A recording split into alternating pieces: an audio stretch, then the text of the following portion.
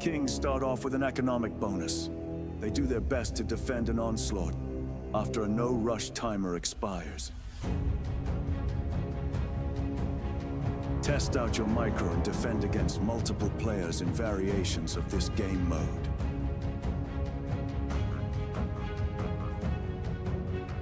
We'll be part of the masses.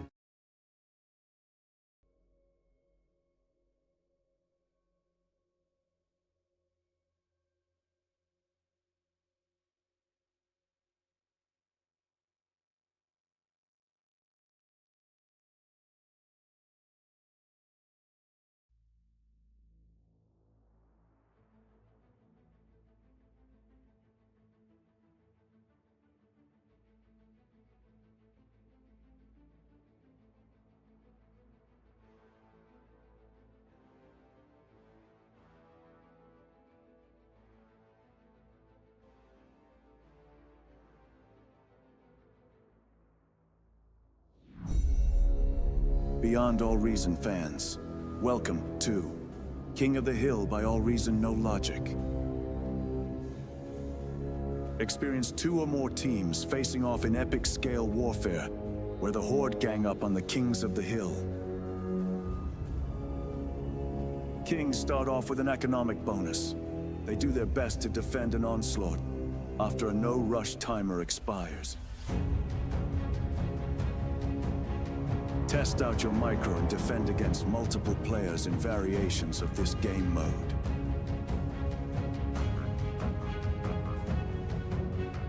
We'll be part of the masses.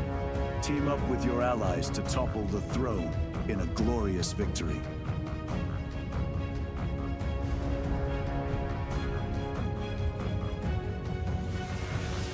AllReasonNoLogic, hosting King of the Hill lobbies, most Sundays.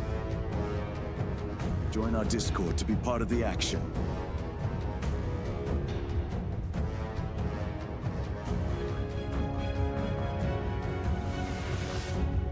See you in game, Commanders.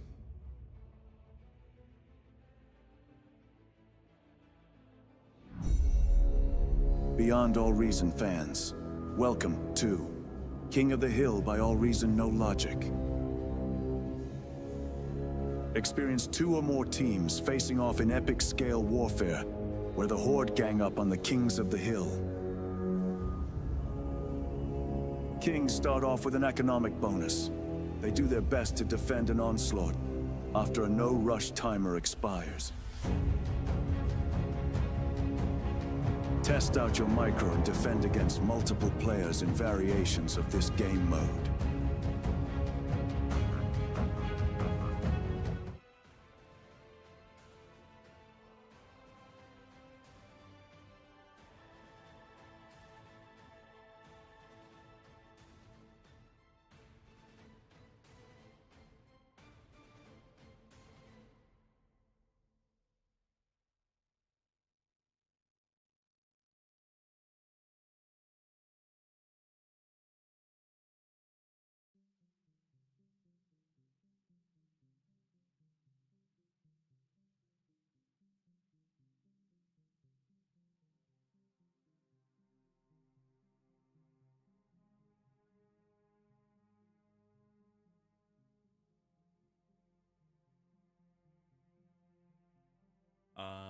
There we go. Microphone audio has returned. Good day, everyone, and welcome to Creed of Champions 1K event. I've been asked to do a special cast for this one, so that is exactly what I'm going to do. Sorry about the mic troubles to start off with. My 48-volt converter was not working for the microphone. Just had to plug and replug. That one does happen. We had a bit of a storm here in Australia, and sometimes when you turn everything back on again, it doesn't always start up in the right order. So a bit of a different stream time for everyone today, so hopefully those that are local and those that are new to it manage to find their way to the stream. But as we set up right now, it is just a little bit of lobby sim, which for those of you that are Beyond All Reason fans will know that as soon as the lobbies get large, there is quite a lot of this going on. Now, the theme of this first match, not the first match of the event, just the first one that I can cast, time zones do what time zones do. It is going to be a 14 versus 14 5 times round the map, with Team 2 being all from Creed. So this is Creed versus the world. Hope that gives a good match. For those of you who are wondering who Creed of Champions are, Creed of Champions are a Discord server. Their main goal and ideology is that victory is born of integrity. They're excellent in teamwork, strategy, and excellent to each other. If you're interested, I'll post a link to Creed of Champions in the chat. I do believe that these matches are free for the public to join, though they are limited in number.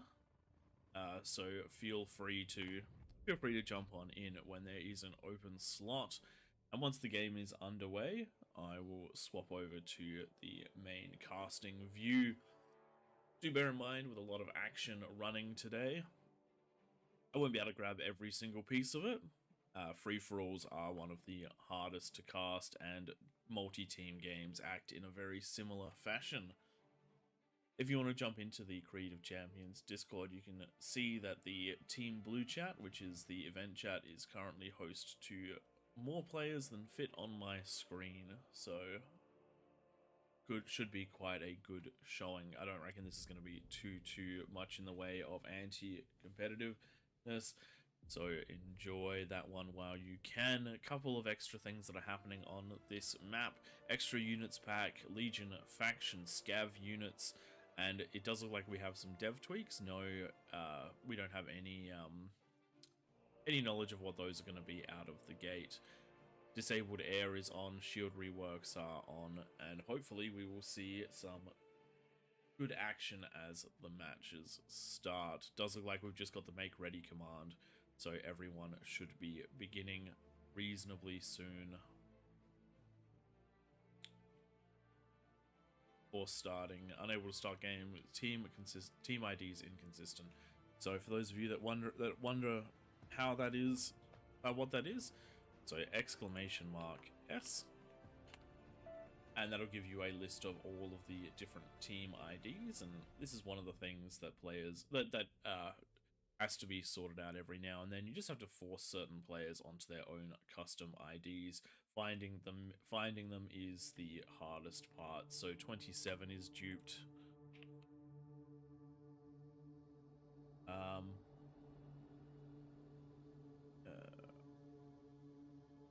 Unfortunately, the way these have gone, they're very spread out.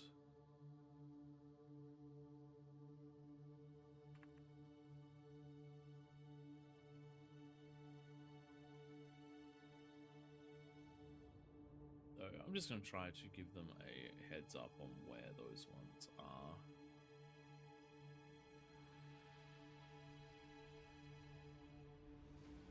So in theory,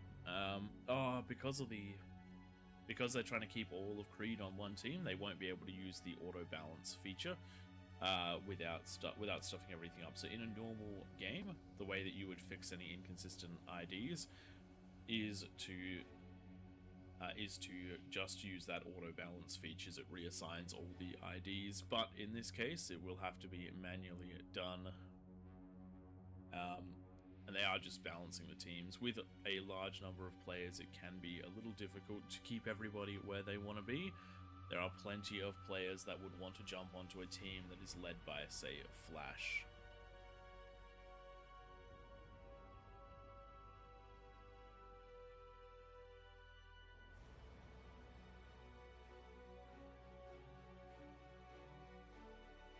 Hopefully we'll see you when you manage to make your way home. Turned cannon.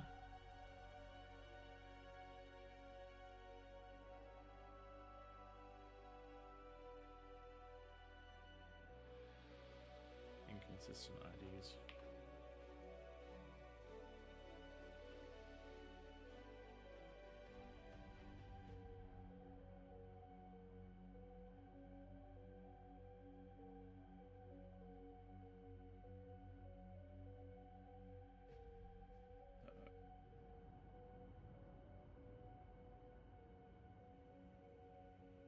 Any others in there? If you can see any others, 18. 27. So you basically, and when it's with this many teams, it's even harder to deal with because you have to try and find all of the different IDs that match across multiple teams, because there's no guarantee they'll all be next to each other. But it does look like the big contenders. Have we forced the game? Yes, we have forced the game. Very good. All right. So we're going to have those with the inconsistent IDs in the match, but that should be all good.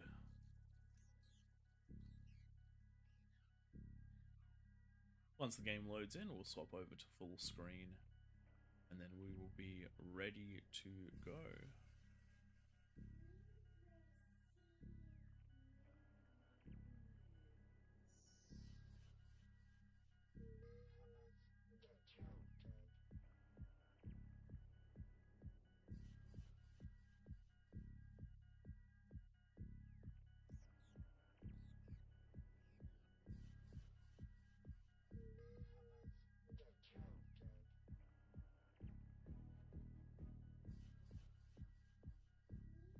Ooh, it does look like the teams are being split in Discord, so everyone's going to have their own channel to chat in.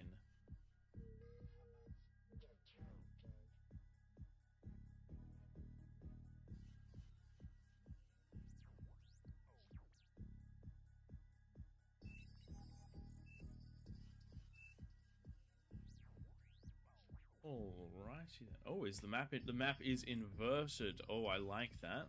So it is only going to be one lane of ingress between each of the two bases, plus a separate high ground combat with air disabled. This one's going to be an interesting one.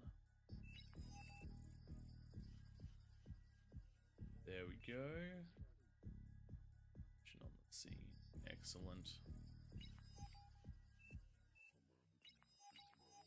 So, looking around at the map, it does look like we will be seeing mostly... Have a look.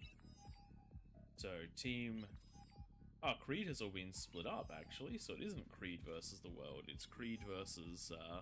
It's Creed mixed in with everyone, so it does look like the OSs did end up getting balanced through those balance commands to try and fix the inconsistent IDs.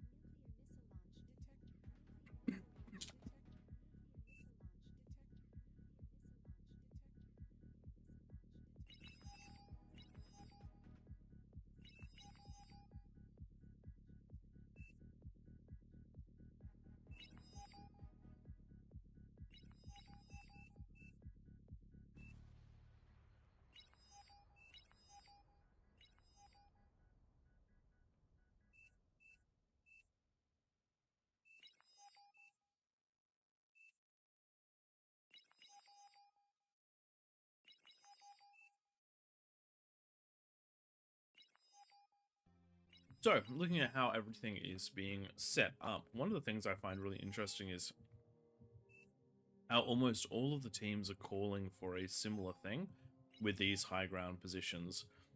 A lot of players want to try and get three players onto the high ground, even if it means there isn't a middle spot for each person. For those of you familiar with AllReasonNoLogic, we do a lot of co-op eco in King of the Hill. And the more players you can cram into a situation like this working together, the better it will go. Down the bottom, there will be a level of diminishing returns with 4 comms on the high ground and the ability to pump 1000 metal from each of them into a single lab and units out of it. Should allow green to have quite a dominant position up here, though it does look like blue is now matching them number for number. We'll see how this one turns out, but I would feel very worried for Beanbro, who is going to be trying to fight this all on his own.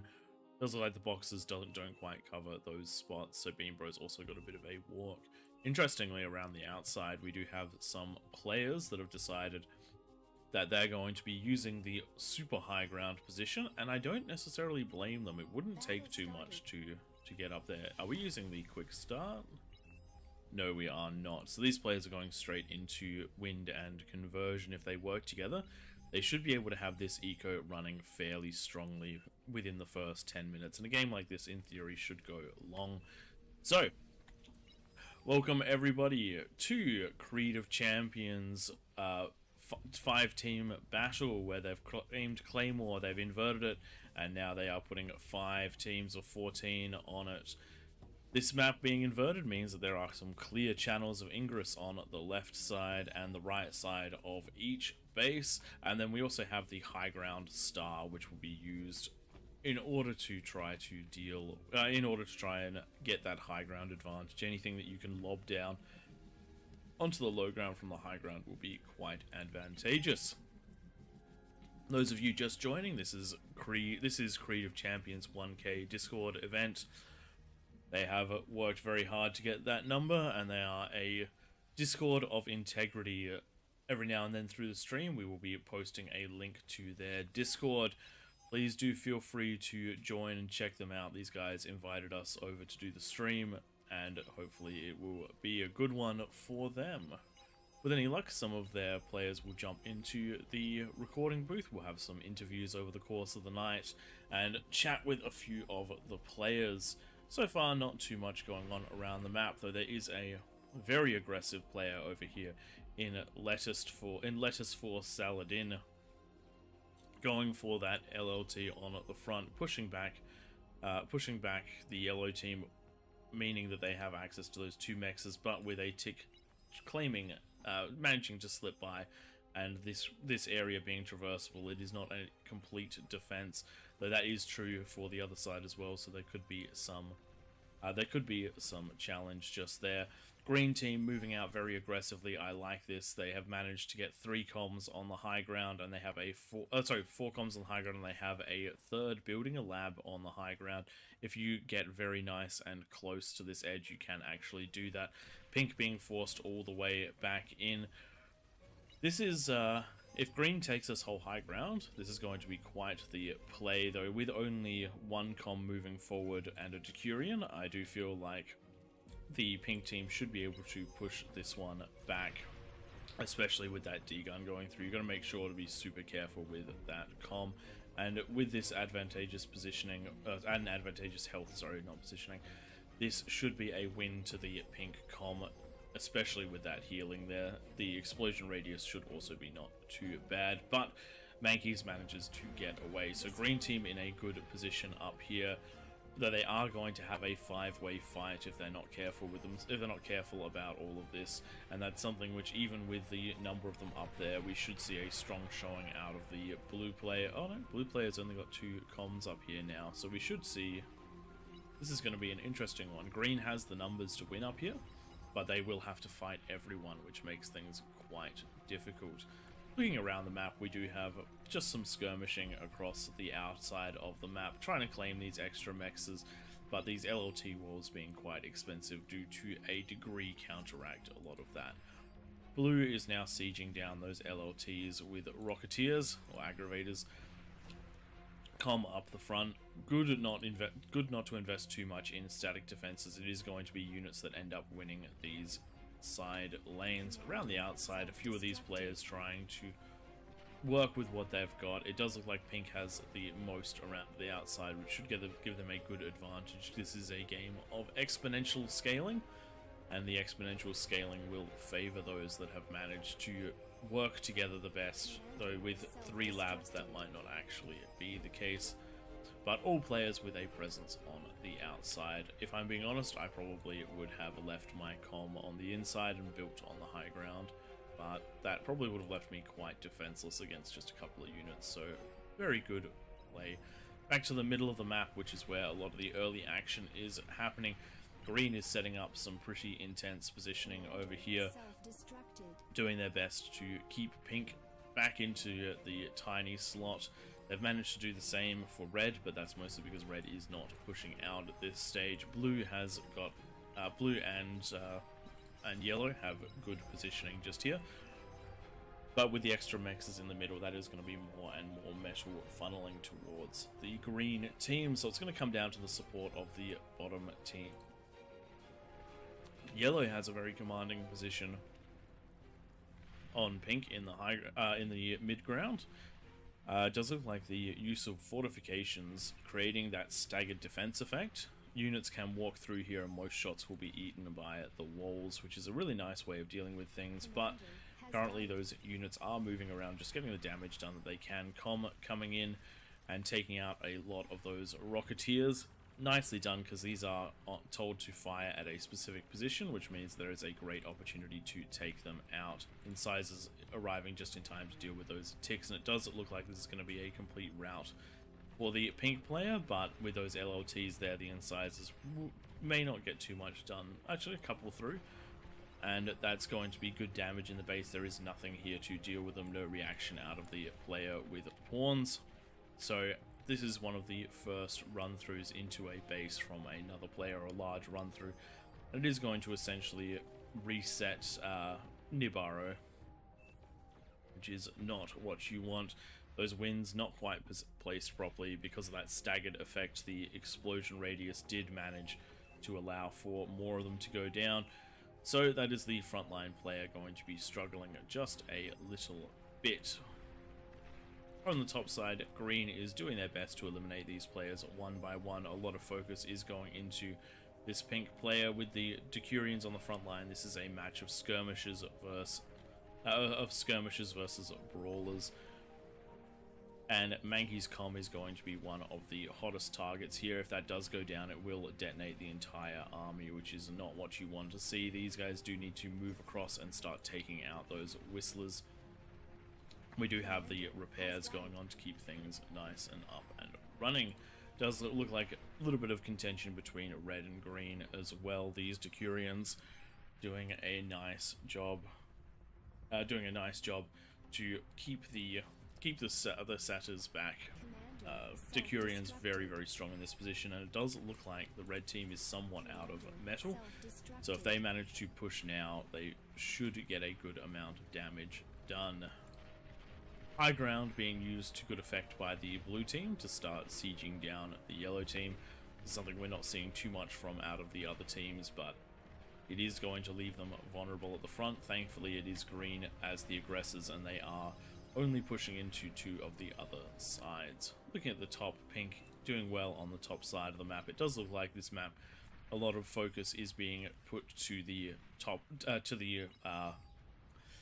I guess you could say the right side of each of the players. That doesn't make sense because it is a clock face, so I probably should say a lot of focus is being put on each side to their clockwise face. Does look like these LLTs are now getting the opportunity to shine. Mass firing on the Decurions. Decurions incredibly strong, but when you have this many LLTs, even the Decurion cannot punch through. Reasonably stalemated around the map, though blue doing a great job of moving around. Same with red all the way inside. It does look like green did not have enough on the high ground and is going to cede this position very soon to red. The comm going down isn't ideal, but it also has done a lot of damage to the remaining forces of green, and it is going to be up to the green team to keep pumping these forces out. Middle of the map, the Decurion charge continues. Metal should be available in spades for the green player as they do make their way through, but they're now fighting against stouts and a backup of shell shockers. Because of the distance traveled, the Decurions have to, quite a slow unit, they have to move all the way around the map. This is where something called the defensive advantage comes in, and it is the time it takes for units to reach the battle, also the distance required for them to retreat if they want to try to get some healing. If that comm gets pushed back, then these Decurions are going to be mostly without support, which means that they are going to have a rough time. So for every unit that does make it across here from Dulac, the red player is able to build and move a unit into place considerably faster. but with only one Decurion lost and a lot of good healing by the comm, just a little bit of support could go a long way. Just catching the comm explosion in at the top left. I think this is going to be a big problem for the pink players, as they are being pushed back bit by bit by bit with the combination of maces, ballistas and Decurions. Once they're pushed all the way back, this is going to be a big problem for the pink team, because it will allow the green team to stop worrying about what pink is doing up here and start focusing on everybody else. Winning the full high ground will give green a really nice advantage, which is why I like their plan of holding it and doing their best, but their front line is suffering for it. Red has completely crippled them on this side, and they're slowly being sieged down by a couple of the Legion fire bots. Comm on the low ground helping, yellow comm on the low ground, building an LLT up here, trying to help deal with with blue that has just been shelling them from the high ground, but that shouldn't be too hard to clean up, especially with yellow managing to gain good positioning on blue, and is now starting to push in. That big investment into siege on the high ground has not done wonders for them, but that comm explosion will even out the army quite nicely. Though with only comms to fight on this position, it is very likely that more comms will go down. And before this game ends, I do like the attempt at getting the reclaim, in fact getting the rezzing on. Particularly units like these Centurions will do a great job. Comms going down at a very scary rate for blue. Blue spread too thin, with good power on the high ground, good power on the middle ground, but then not enough on the main bases. This is one of the risks of this game. You have to try to balance out exactly what you're going to do. It does also look like red has completely taken green's high ground, so green in a lot of trouble over here. And we do see that we do see green though managing to take out one of these high ground positions. They should now move on and try to take out Beanbro. As they haven't seen much out of them, they need some scouting information to try to win this one. Even if pink does manage to put a lab on the high ground, it is going to be a while before it can be overly effective. So moving on and trying to do the damage where the damage needs to be is an important step for claiming this high ground. We do now have siege units coming at the red players. Large amount of Decurion fire, large amount of regular fire, napalm fire. That is going to do so much damage to those satyrs. They've been fighting and skirmishing this entire time, but they've just been mostly taken out just there, and the stouts are going down one by one to the combined power of the Decurion and the constant DPS of those barrages. Red's in a bad position right here, and one of the things that I would attempt to do in this situation is to invis a comm and get it up to that Decurion line. One thing that will absolutely destroy Decurions is D-guns. But as things stand, the firepower is just very, very high for the green player. They are managing to push everything back. The shell shockers are getting a nice amount of damage done. You can see no kills individually, but those chevs means that they've put a lot of damage down. It is time for green to retreat slightly, heal up, and then move back in before they lose too many units. Each one of the Decurions lost will be a very big deal for them. LLTs going down, but with the napalm here, those should be cleaned up quickly, and we do see some of those shell shockers taking fire finally. One of them has been destroyed, and two managed to retreat. Green getting ready to position further forward. Nice defensive bastion in at the middle. Very nicely done there. Combats around the map have equalized again. Yellow is attempting to push into pink. Oh, pink going for a high ground lab inside of yellow's high ground. Couple of Decurions here getting the surround on the comm, so lots of damage done there. Some hounds trying to deal with the Decurions. One thing you have to do is not split the fire here. You need to take out that Decurion. You need to micro those hounds to take out that Decurion. The Decurion does not have support. The comm can keep sniping the Decurions that come out of the map. You should put down a couple of LLTs. Now send those hounds to kill the lab. The lab can only survive so long. the handful of LLTs that are there doing a decent amount of damage, but that comm does need to back out. Now, the Hounds have to make a decision here. What are they going to do? Are they going to keep losing bits and pieces of health to those Decurions? Or are they going to take out the lab? And it does look like, oh, if the comm had been focused there, I think it could have been all she wrote for the Decurions. If you position the Hounds right, they will be doing damage to both the lab and the Decurion coming out, but more LLTs are definitely needed. Beambro needs to keep that comm safe though. And it does look like there is healing going on the lab, so it is going to take a while to punch down. That Decurion has managed to make it past the LLTs and is now going for the Geo. That is going to be a dead Geo. That's going to be the end of Beambro up here. Really good play from the pink team, trying to re-establish themselves on the high ground and managing it with just a handful of Decurions. Such a strong, powerful unit. Siege continues on the red side. It does look like the Shell Shockers have started reaping their toll on the Decurions, and now the front line has been eliminated. Green needs to assist on this side. They're doing a good job of controlling, but they're not, and assisting down the bottom, but they are not helping the other players. One of the advantages they have up here is just how much stuff they have spent to try and make this happen. They are assaulting the red team, but a better use of that would be grabbing this high ground and assaulting from multiple positions, really restricting the amount of space and taking on the low-hanging fruit, I guess you could say. There's only one comm here to heal. These Shell Shockers are going to do a very good job. Looking around the map, we continue to have a decent level of control for the red team above Green's base. There are some spiders, infestors that may be able to make a good showing. Oh dear, that's front line of Green starting to collapse right here. Comm going down, taking out some of the defenses, and now it is only a handful of T2 units and a comm to try and stop this entire horde of T1.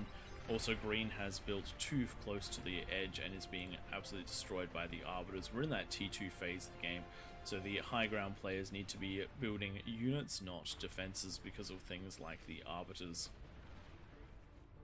Green in a bit of trouble even with that good positioning, so we'll see exactly what happens. We also have low ground assistants trying to come in for the red team. They are sending the cloakers as well as sharpshooters and some welders, though they're not going to be able to get to the high ground or get those shots off.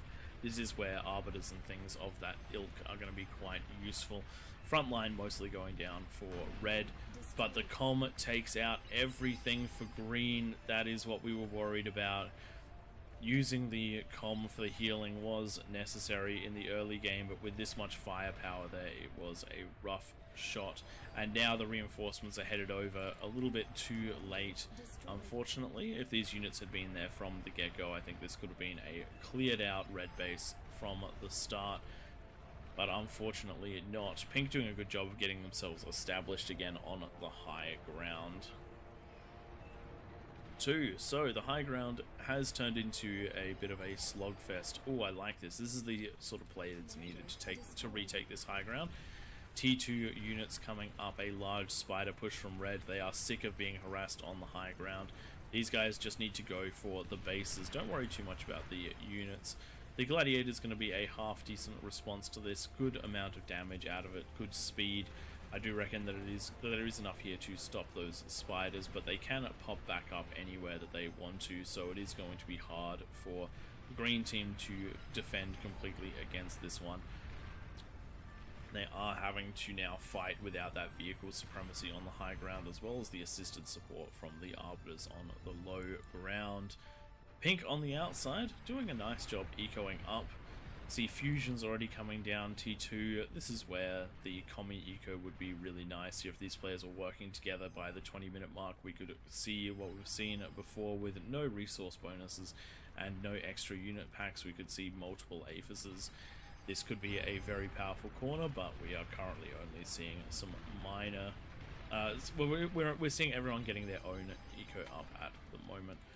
Good defensive setup on the left. Not so much on the right, but a little bit here.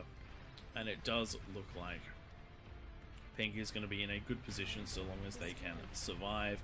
But with their front line completely collapsed, and Zars pushing in numbers. This is going to be quite a rough one. Comms coming in to try to deal with those Zars, but without being invisible, they have been well spotted, and the Zars are doing what Zars do best, which is laying down at the hurt. Attempting to push this back with hoplites, but hoplites do fall to 2 shots from the Zars. Good fire from the high ground though with the Arbiters, with the Thanatos. These guys should be able to keep chipping away, but while they are chipping away, the Hounds of Doom are entering more and more bases and doing more and more eco damage.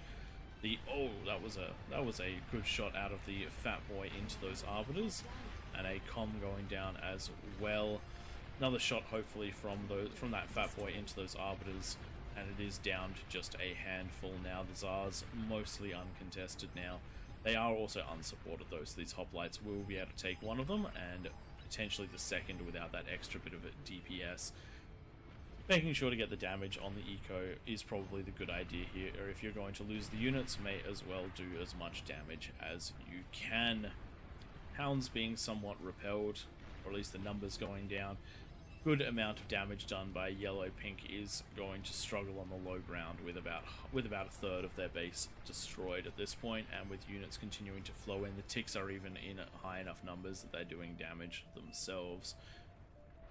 It does look like a similar sort of story is about to happen on the red side. Blue is doing their best to defend with skirmishing, with brawler units, but the skirmishing units have built up with enough defenses and enough numbers to just be taking those ones out reasonably efficiently. High ground battle does continue. Red has been mostly pushed back. The shell shockers coming in to reinforce. They've been trying to push back and forth to deal with the units on the low ground versus the units on the high ground.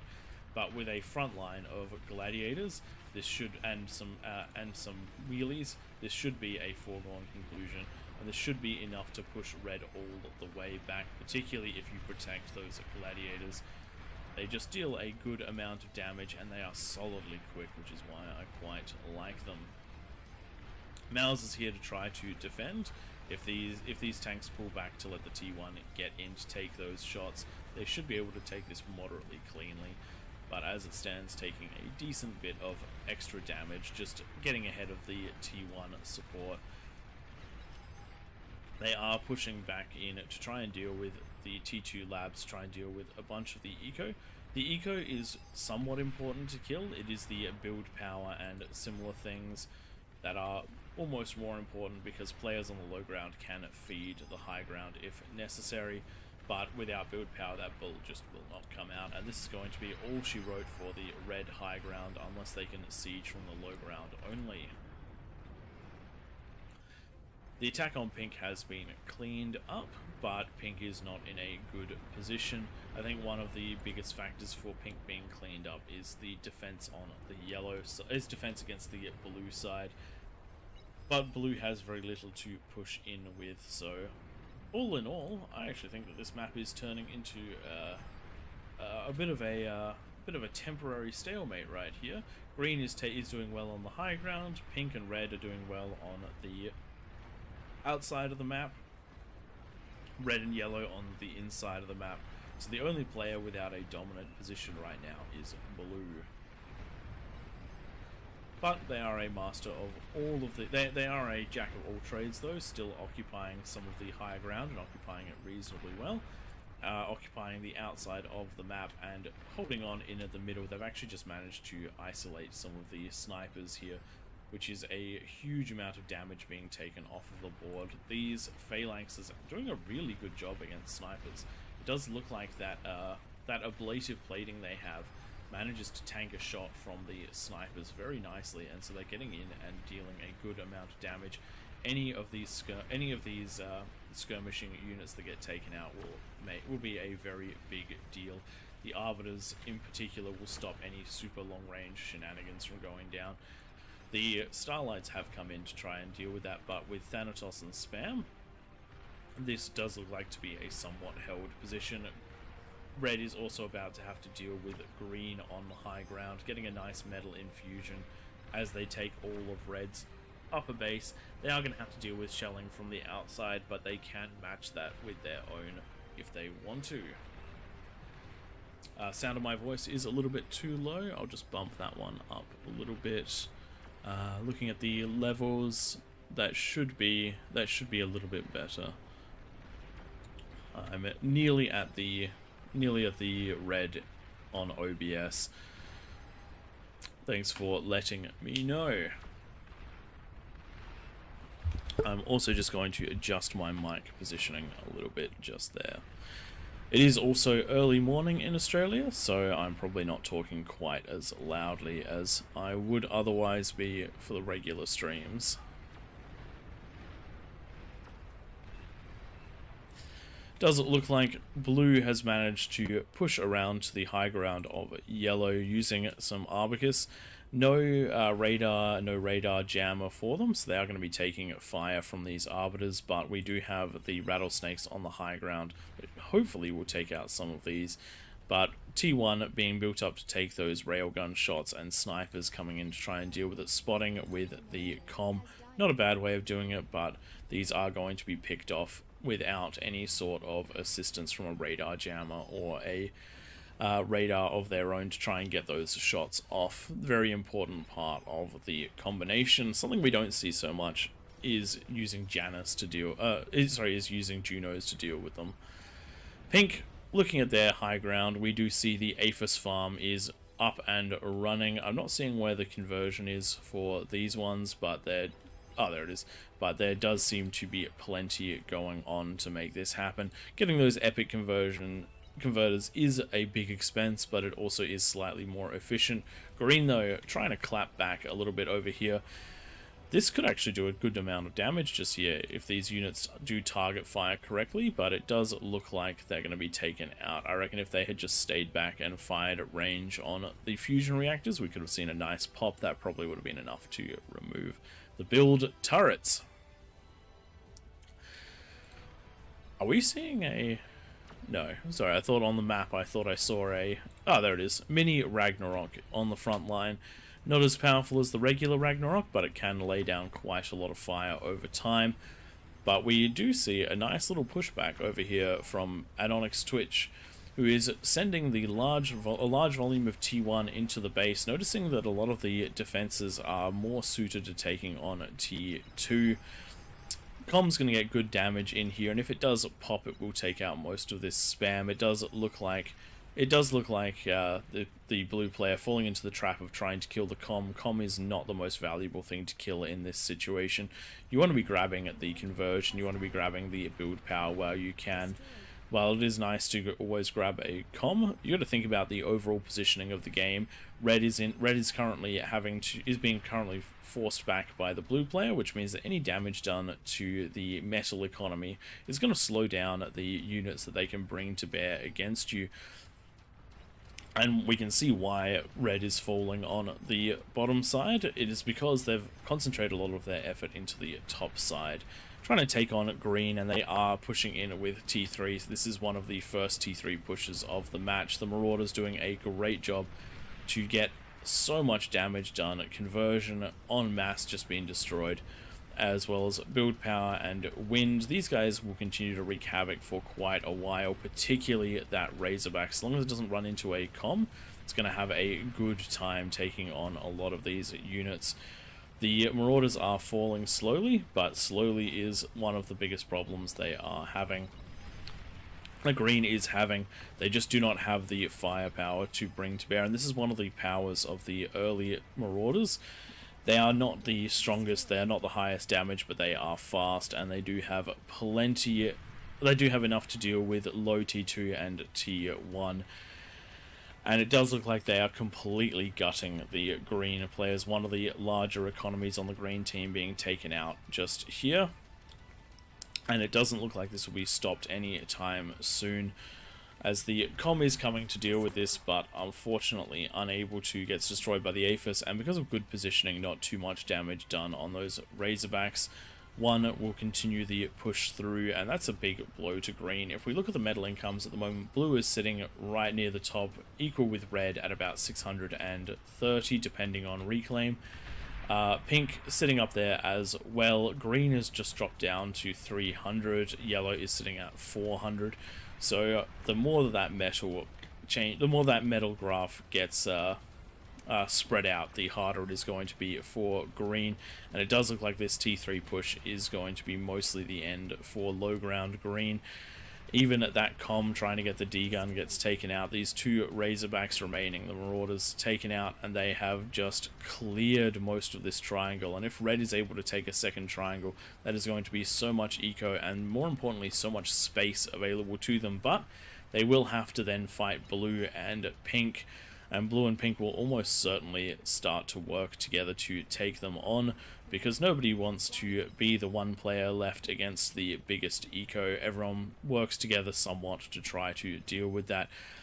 The Razorbacks are in the defensive zones right now for the green player, but unfortunately just not enough energy to be firing at those. Ticks coming in now. Something to bear in mind about Ticks.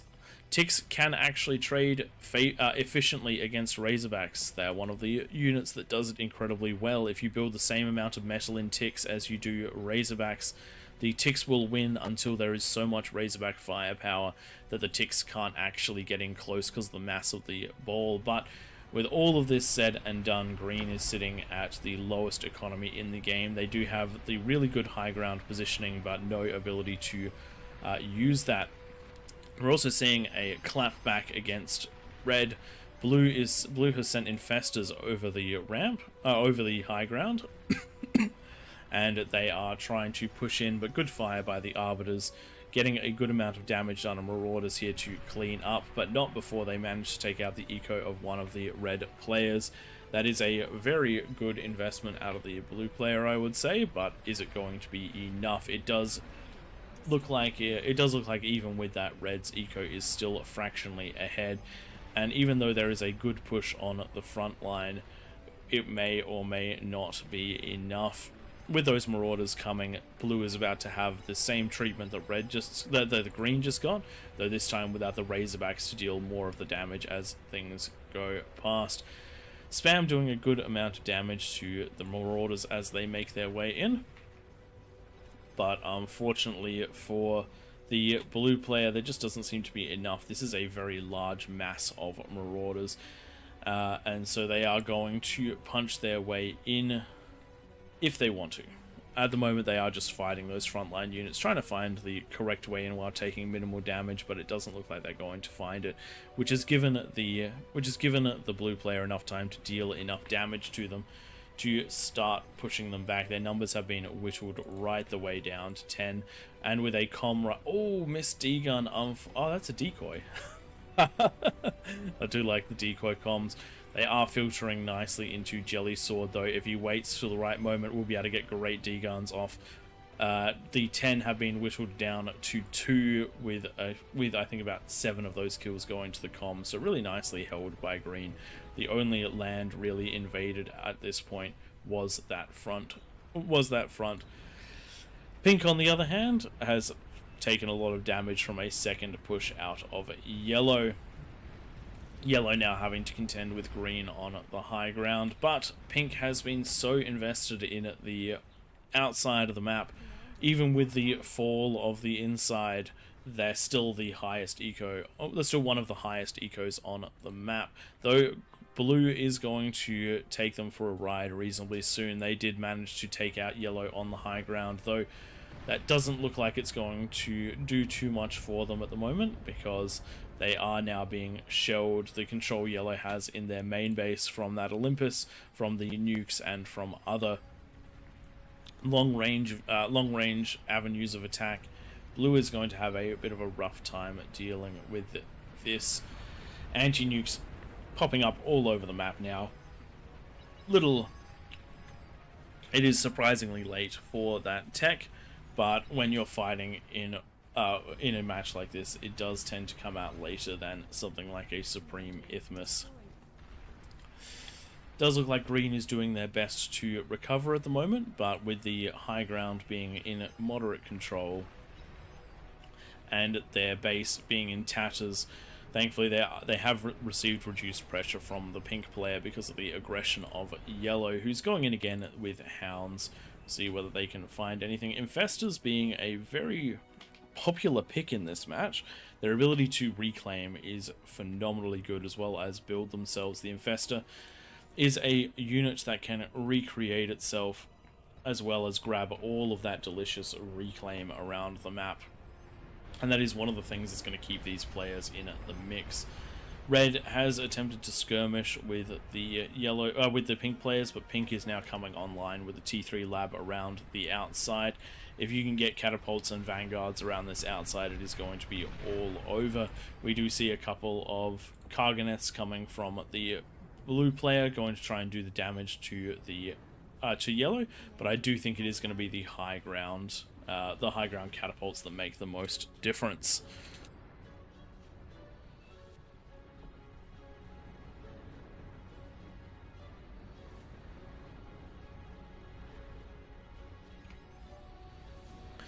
So let's look at what the win conditions are for each of these players. Pink has done the right thing. They are continuing to let some players eco up whilst they're getting units with others. That high level of economy is going to be quite strong for pushing back. But something which is also quite important is to build some defenses in the base. Don't waste money on a boatload of epic pulsars. Couple of pulsars scattered throughout the base should be able to do nicely, maybe with some pop-ups against any sort of attack that you might face. Just make sure that you're nuke protected and you're in a good spot in one of these corners. When you send out the attacks, make sure that you send out the right sort of units. Marauders are absolutely great for for doing damage once the front line has been broken, but as a frontline unit, they are definitely not ideal. A couple of Razorbacks with this, or Shivas, or anything along those lines would definitely help to punch this front line, and once you're through, you'll be able to do a lot of damage. Once you show that T3, once you show the force popping up, you actually want to use it so the other player can't react to it.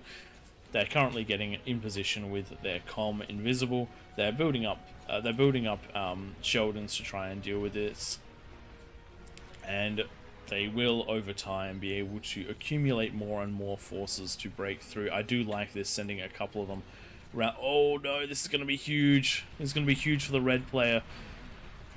Almost all of those Marauders taken out, just a handful left, and now there is definitely nothing to punch that Scorpion line. Really well defended by the red player, and this is what I was talking about. Got to back up those units, and if there had been spam with that, or if the Razorbacks had been there before you showed, would have been able to punch this line before those defenses came up. But waiting for that line, waiting with the Marauders is never a good plan. Still, economy lead for pink. Economy continuing to come down.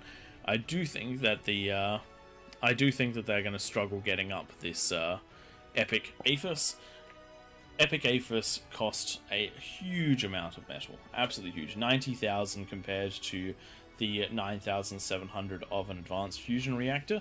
With an income of 200, you're looking at a build time of somewhere in the realms of a really long time. Just a really long time. Somewhere around 450 seconds, which is about 7.5 minutes, which is just too long to be building an epic Aphis. You could just scale that economy up by building regular Aphis. You'll get a similar result, and then once you have significantly more, you would be able to do it. If these two players work together with 600, then it would only be 150 seconds to build it, and then it would pay itself off much more quickly. But if you do co-op it, it is possible at this stage. Would take 90 seconds with the combined income of 1,000, but co-oping at that sort of level is just a little bit too slow. You want to be sitting at around about 10 Aphis or more, 10 to 14 Aphis before you try and go into the epic Aphis. Red taking a lot of damage at the moment. Green has been sending infestors through that line. They've been attacking from the high ground using their Inferno. So even though red was in a very dominant position against green, that high ground advantage has just done so much, as well as the pressure from blue. The punch in with the infestors was one of the starts to the fight. But but then the combined pressure of all of the players has done wonders. This is turning into a, economy-wise, blue versus pink, so diagonally opposed. That's going to be quite a long one between the two of them, unless they can find a way to break in. Blue is doing slightly better in the positioning war, though I think that the handful of sprinters is not going to be the big thing it needs to be. Green manages to finally control the rest of the actually no, they still have blues to take, but green has now managed to take the entire high ground between yellow and pink, and is now going to be able to get some shelling down. Missile units are going to be the best for shelling because of shielding already existing around the yellow base. Does look like yellow is trying to get some shots on to the high ground with the Olympus, but that firing arc just isn't going to be what it needs to be. Green is doing its best to re-establish itself, but does look like we're going to be getting some high ground Ragnaroks out of the pink player. Trying to build this and eco at the same time is going to be rough for both sides of things, as well as those epic pulsars. We talked about those quite a while ago, and as you can see, the investment required into these is absolutely phenomenal. An epic pulsar is 13,500 metal, and I do not see this as being an investment that will pay itself off anytime soon. So let's snap back down over to red versus blue in the blood gulch. Oh, sorry, this is Claymore. How could I possibly have slipped there? I do like the meatballs as a defensive unit here. Think of the meatball like a T3 Sheldon, much higher rate of fire and able to deal with a lot of things because of that minor AoE. But with oh, those have been destroyed. Never mind. I thought I saw missiles coming from that side. Does look like they will be holding out for a while. And what is blue doing to try to take on this area? Not much, honestly. They've got some carries here to defend. They've got some Thanatos hiding it behind for a little bit of range damage, but what they're doing is they're concentrating their efforts on the yellow player. They've acknowledged that red has taken significant damage from what they've done, and they are now doing their best to start making their way towards yellow that they haven't had too much engagement with. They also might be looking to, oh, I didn't see that. What got that? I don't actually know what got that.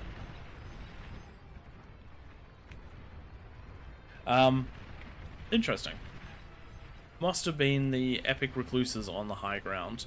Epic Recluses doing a good job of keeping green pushed back, but with these railgun turrets, they will slowly be taken out. And with the amount of healing here, the Epic Recluse is having trouble killing off the units, so good target fire just there taking out the units that are doing the repairs. Pink does look like they might be getting ready to finish green off with these high ground Epic Recluses pushing through. I do like the use of epic units, but you have to bear in mind the sheer cost of them versus what they're going to achieve. The economies in the match just aren't high enough to mass produce them, so you have to be aware of what your unit choices are going to be. Does look like this might end up with green in the middle, red occupying the top right, pink the top left, yellow the bottom left, and blue the bottom right for this match. Red going for an assault into blue. Not too much here to deal with it, but plenty of spam can be redirected across. And we do have the high ground. Actually, those units are not going to be able to siege from the high ground, so not the ones I would have picked, but good defensively. These meatballs are going to be able to get a good amount of damage done over here as they slowly make their way in. And with this amount of firepower, they're actually killing the spam before it really gets too much vision. You can see every time vision is gained because the Thanatos will fire a volley off. Does it look like that's going to be exactly what happens with this side push in with the Hoplites? Hoplites, though, are going to struggle to get the damage done against the against the Razorbacks. Something a little bit heavier is probably needed here, though each one of these meatballs that gets taken down will slightly reduce its efficacy versus the spam, which will gain vision, which will let the Thanatos do their job. But we do have a Soul Invictus incoming, and that is going to pump out a huge amount of damage. Look how quickly it kills the Razorback. Lots of fire coming into it from the meatballs. They're actually managing to take it down quite quickly. Not enough support for the Soul Invictus, but even still, the combination of the meatballs and the snipers is being picked apart. And whilst the Soul Invictus goes down, that is going to leave the red team with very limited pushing power, because now it's going to be much more. The spam will be more successful in getting in, and every little bit of damage is going to help to push this one back.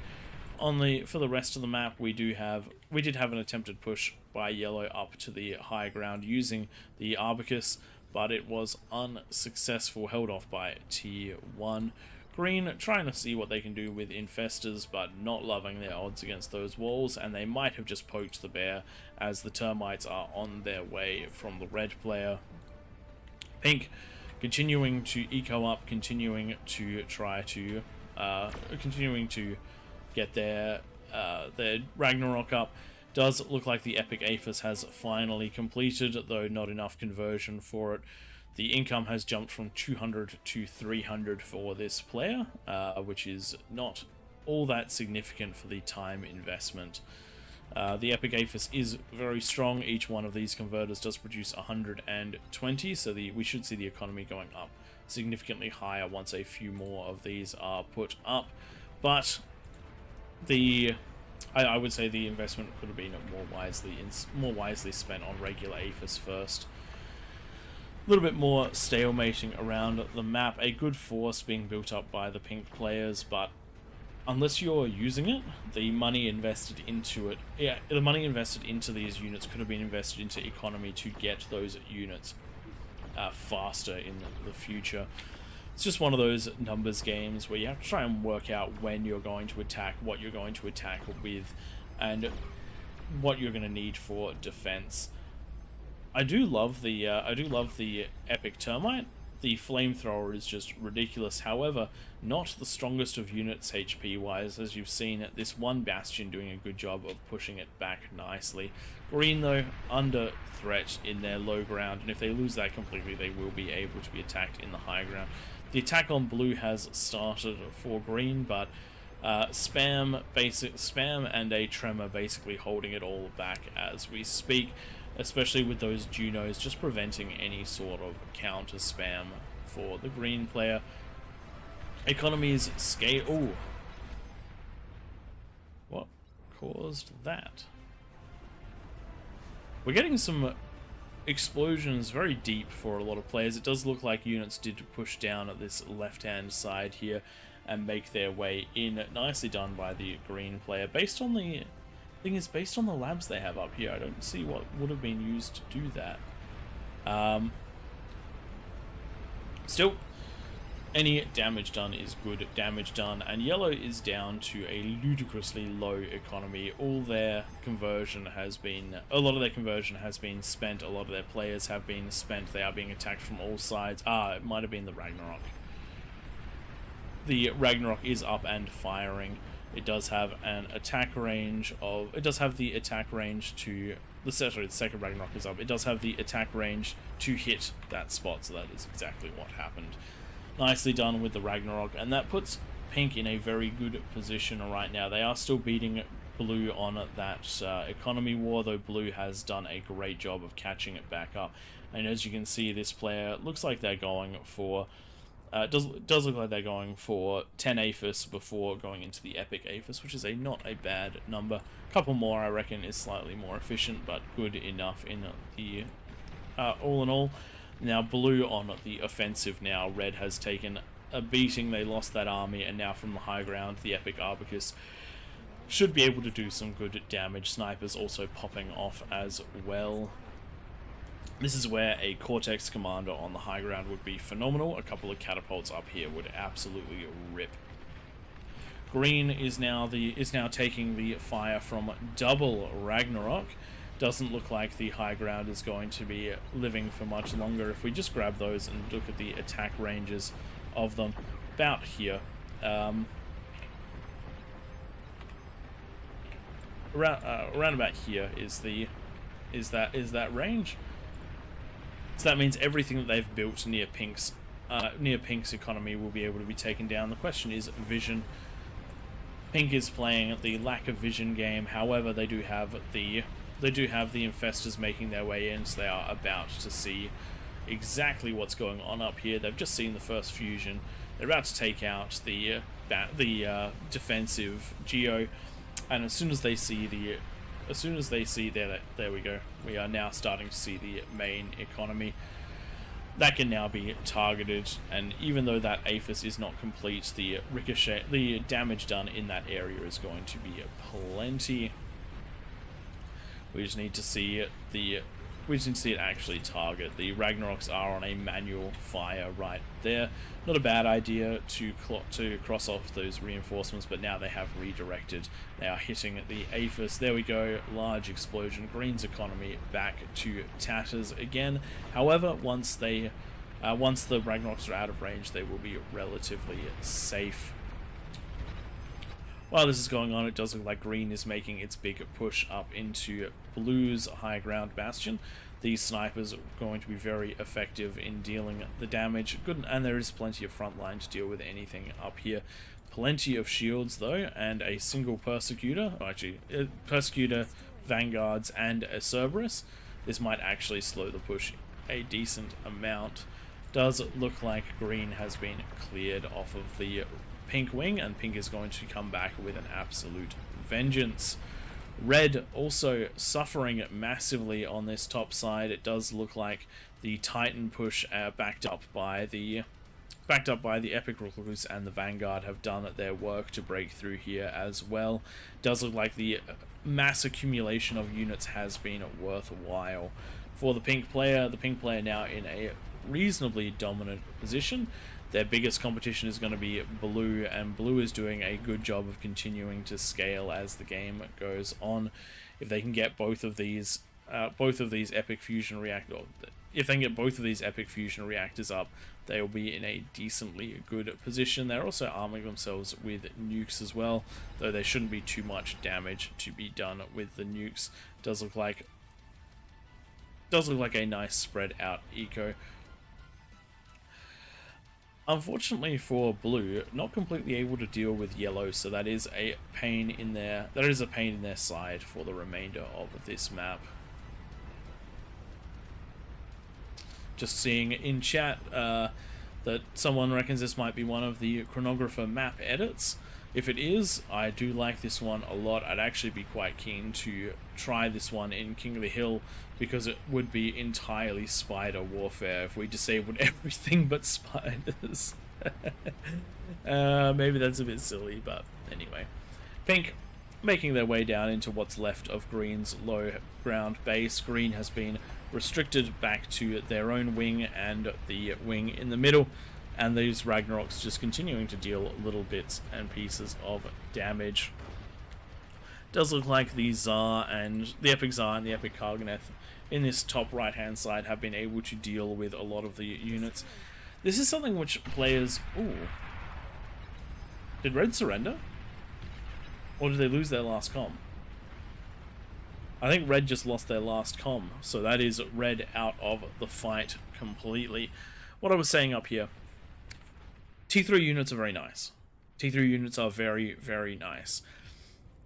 When you're fighting T3 with T3, you're pushing into heavily fortified position. Any shot that you can negate onto the T3 is incredibly valuable. That's why we see so much spam in these longer games. I think that this position might have been more assailable if there had been a level of spam to assist the T3. And hopefully we'll see decisions like that coming out of Pink as the game goes on, because they are going to have a rough opponent in the form of the Blue player, who is expanding out and getting ready to walk their way around the map. It does also look like they're about to put a lot of snipers on the front lines against the Yellow player. And this could do a good amount of damage to the yellow base. If they walk right up to that edge, they should be able to pop off of the edge. They should be able to shoot off of the edge if they walk right up to it. Though, as it stands, not quite getting there. Hopefully we'll see that one soon. But the next big combat is on the mid-ground. Actually, I don't think this one will be too crazy. The Vanguards are not going to be able to pop through those shields anytime soon. We do have the big boy, as well as 5 of the smaller shields. Vanguards will have to get inside of them to actually get that damage off. So, whilst Vanguards are the premier walker unit available to Armada, they are going to have a supremely tough time pushing through over here. You're going to need something else, and that's where that army of infestors might be well worthwhile. If they can make their way through, if they can build themselves enough of them, they should be able to punch in.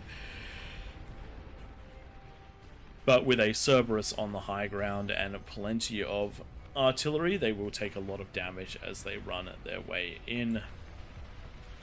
Does look like blue is still throwing units up against this wall of railgun defensive turrets, trying to get rid of these Olympus. The Olympus doing what they can to try and take blue out, but nothing too bad is happening at the moment. Big rolling bomb coming from the pink player. These things do have a ludicrous amount of health, but if they do blow up in your army, it is a big problem. Does look like pink is going to have enough firepower to push this one back. The ablative plating doing a good job on the phalanxes, but there is just a lot of T3 here, and you can see just how little damage those shots are doing. A couple of units will go down, but as long as the vanguards spread nicely and the epic recluses don't kill themselves, should be just fine defending against blue over here. The sniper's getting a little bit of damage in. Does look like we have a rocketeer, or ballista, sorry, assault coming towards the pink base. Pink doing a good job getting those defenses up nice and quick. I still think those epic pulsars are going to be a little bit overkill in this situation. However, they are coming up at least later into the match when the economy is significantly higher, so they are able to be built quickly and they're not slowing down the production too much. Second epic Aphis is up here already. In fact, pink with quite the number of epic Aphises. Blue has their first 2 down. They are converting nice and efficiently, and it does look like the economies are just going to ramp and ramp and ramp until somebody is completely destroyed. I am surprised that all players are still in this match, especially green, who is now restricted to just this high ground in the middle, being assaulted on all sides. This is going to be a rough one for them. These epic Cargonists doing a good amount of damage, but they're being annihilated by these significantly. Well, they're taking significantly more damage than I would have expected from the handful of units over here. But now that they've been taken out, they basically have a free march into green's main base. Green doing everything they can to get up some sort of defense going into the pylon, but the pylon is a shadow of what it used to be. We were using these to great effect on King of the Hill a few months ago, but they were deemed to be so ludicrously overpowered for their cost at the time that they did find themselves falling. Does look like Vanguards did finally manage to march their way in. Numbers do conquer all. Green pushed back to a single corner, and with Aphis right on the front line, this is going to be a rough defense for them. Pink now getting ready to siege the blue player. Blue player getting ready to counter that siege. The Myrmidon is one of my favorite units out of the Legion. However, with air disabled, it is missing its drones. So one of the things that is its largest strength, which is the fact that it spots for itself and creates air spam, whilst being a long-range unit, is going to struggle against those Vanguards. Does look like the blue is just pumping money into this offense over here. I do not see this as making a difference in any meaningful way. I don't even see a single pip of damage on these walls over here. Spam is good, but only if it achieves something, I guess you could say. If there were units like Vanguards behind it or catapults behind it, then yes. But even then, instead of building the expensive Ballistica, these are 160 metal each, which means that in this army of 62, you're looking at almost 20,000. God, I shouldn't do maths on the map. You're looking at a lot of metal. It's definitely not 20,000.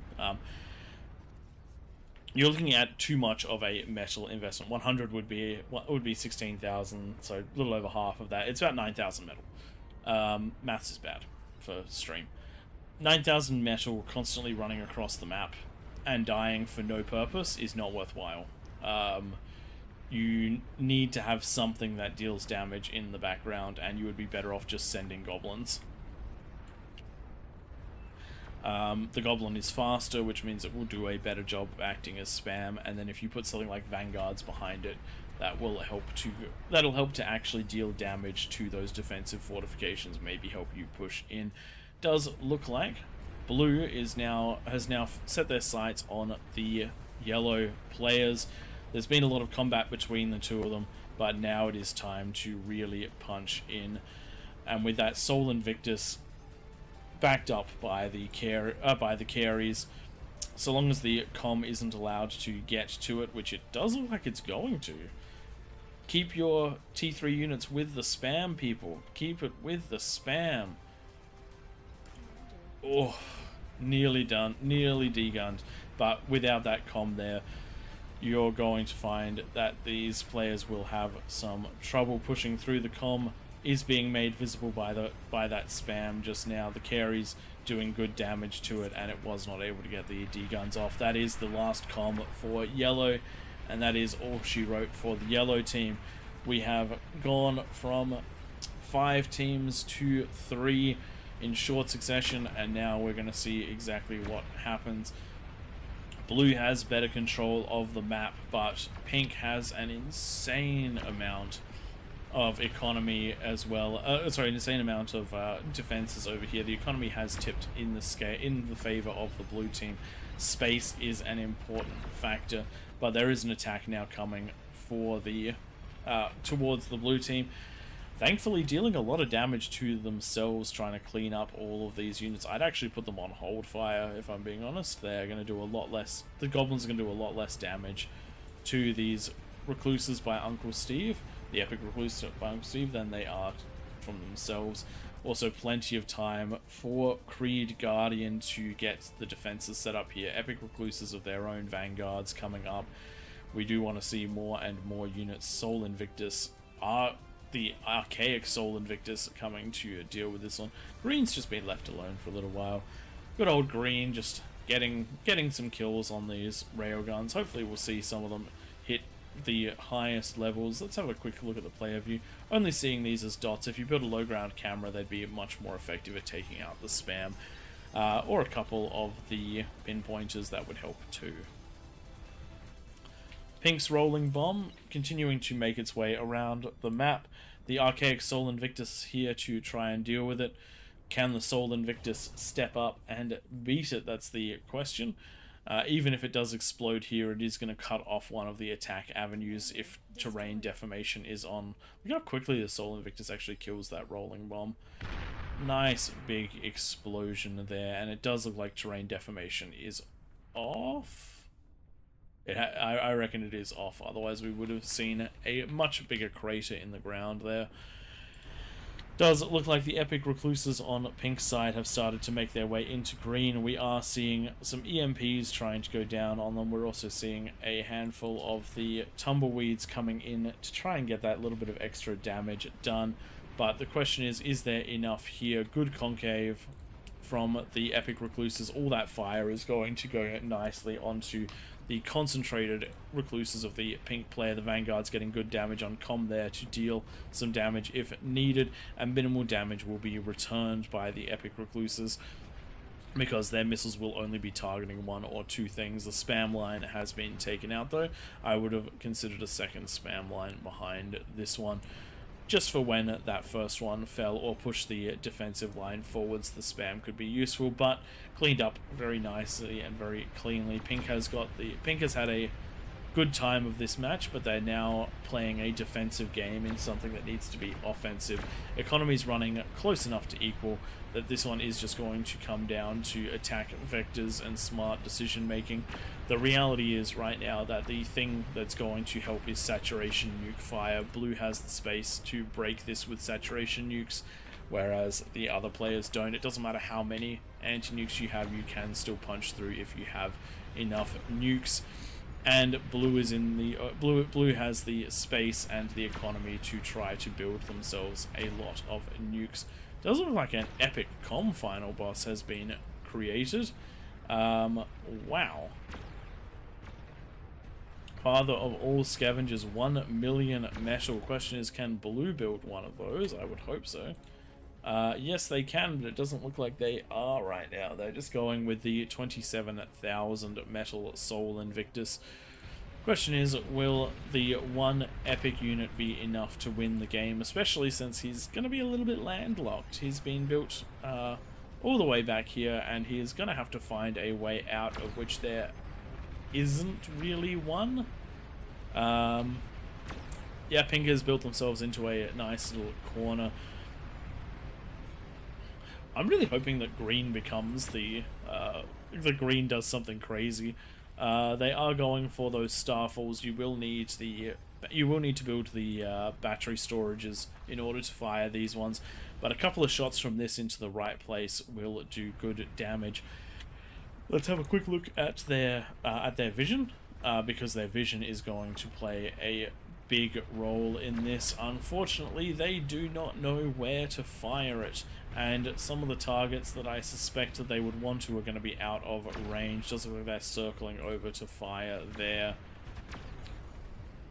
We will see how this one goes, but I don't think that, even though I would love it, I do not see green as being the player to overwhelm the other two with an economy of 325 versus the 5,000 and 6,000 of pink and blue.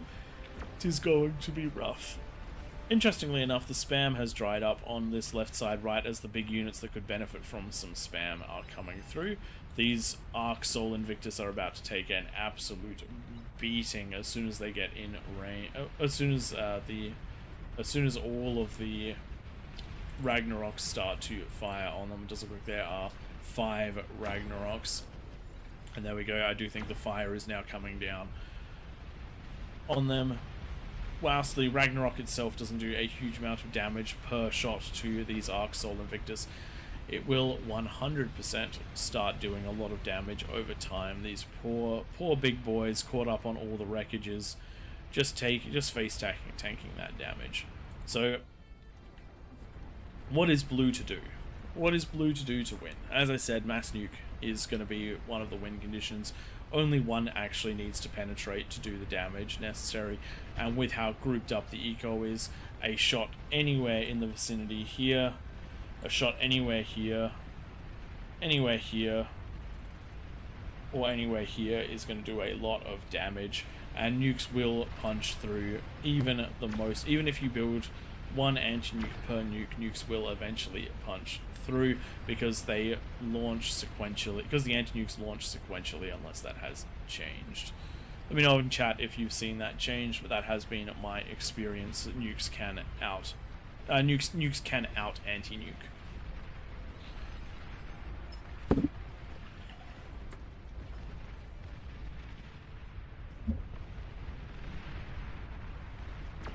Green does look like they might be running out of time right here, as we do have some spam backed up by some heavy Arbicus. They're going to start punching their way in, and those massive railgun shots, so much damage done. I would love to see a Cloaker to assist the epic Arbicus, but these shields, do railguns punch shields? It does look like shields do stop railgun shots, so these pylons are going to be okay for a little while. And this shield will hold up for actually quite a long time. Where is that napalm coming from? Where is that napalm coming from? Does look like it might have been napalm from the low ground. and pink is trying to make its way up with these infestors, doing a good job of healing themselves and making their way up the cliff. Plenty of these railguns coming in, but it's only going to take a couple of shots. The conversion is right there, just needs to be fired upon. There we go. That is the conversion taken out, the build power taken out. A little bit more conversion, but green is down to half its eco from that one little attack. And with the eco being taken out, that ability to build Starfalls, to build more Aphis, is going to take a long time. Going to get that one back up. Does look like the Elysium is in no danger of coming down anytime soon. It's going to take a lot more of massed firepower to deal with that. Speaking of massed firepower, we were talking about what it's going to take for blue to win. What is it going to take for pink to win? Pink has a very large amount of forces, and all they have to do is make their way across into a good firing position. Blue is still heavily on the low ground, though these two the top right and the top left do seem to be a large portion of their eco. But somewhat undefended version of their eco. We do see those Sol Invictus have been taken out.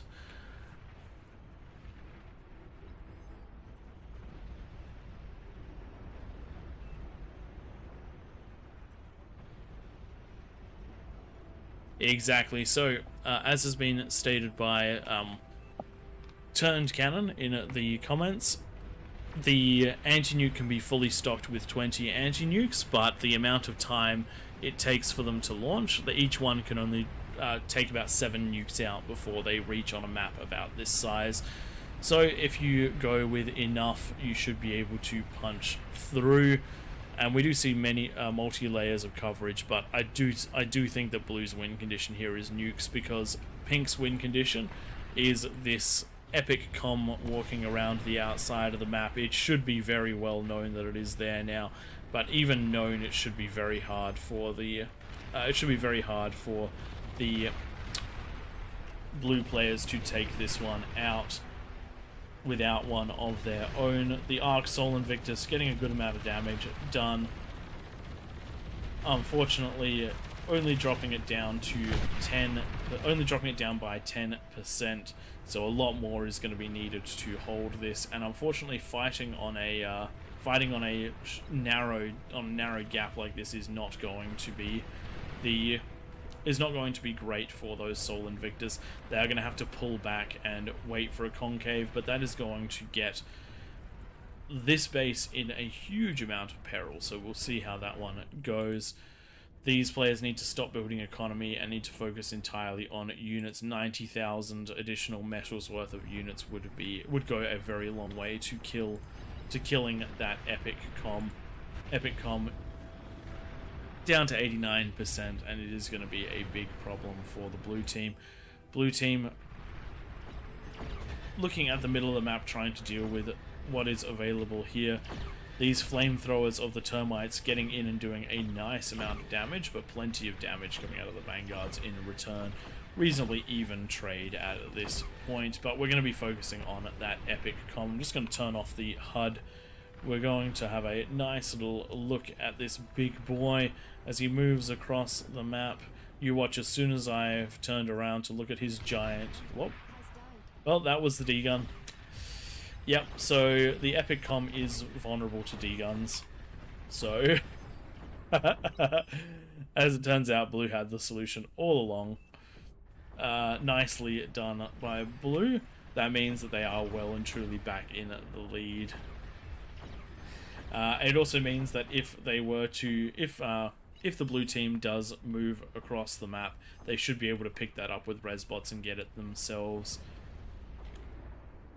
Question is, will the pink team make another one? They do have the ability. It only costs 1 million metal.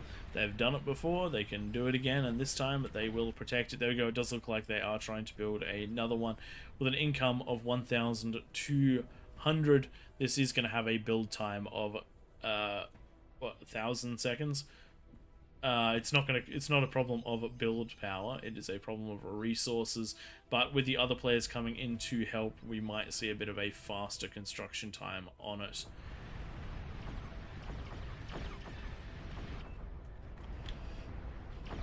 Alrighty then, does look like the Starfall has managed to get shots on, but they are... where are they headed? Doesn't look like they're going to be the most effective. Maybe taking out an anti-nuke. Nope. Nice and defended.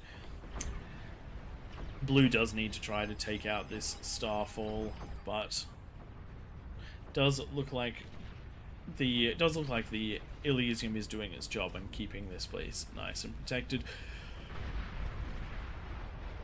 Oof.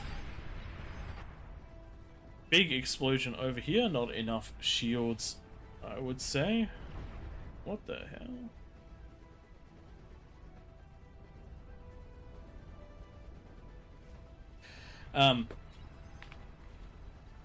Blue team losing some of its economy right there, in particular some of its build power, which is going to slow them down a little bit, but there isn't enough pressure on them right now for that to be a problem. We do have the March of the Epic Soul Invictus moving their way across.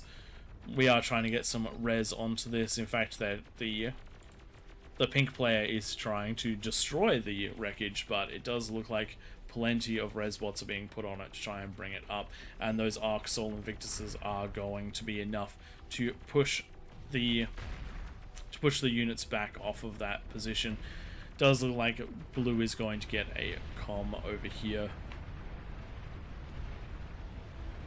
Alright, well, while the action is sort of in a bit of a stalemate at the moment, I'm just going to reach out to the chat and ask, what do you think of these big matches?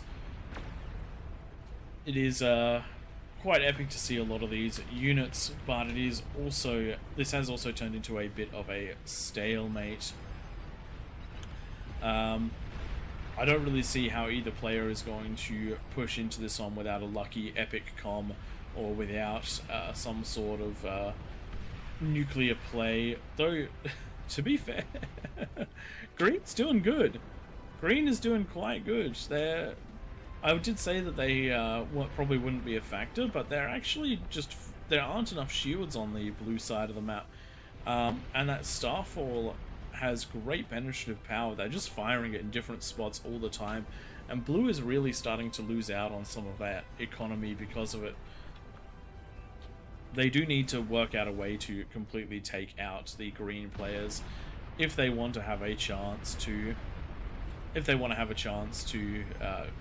I guess just stop worrying about the middle of the map for their half to be safe, because if they can take out blue, then the last threat to their bases is essentially eliminated, and that's kind of what we're seeing here. Though again, spam is super necessary. We just watched an entire volley of shots going into it, and they are just taking damage from so many different sources. I actually don't think this is going to break green. The way that these units are being used is not the way that they are supposed to be used. They are tanking on the front line when they are siege units. If they can get inside and get the shots off, that'll be a different matter, but if they stay on the outside, if they keep firing at defenses instead of firing at the units they need to fire at, the vanguards are basically taken out. And yep, that attack did a grand total of almost nothing to the green player. Spam is necessary in this situation, as well as considering unit choices need to be able to punch those shields.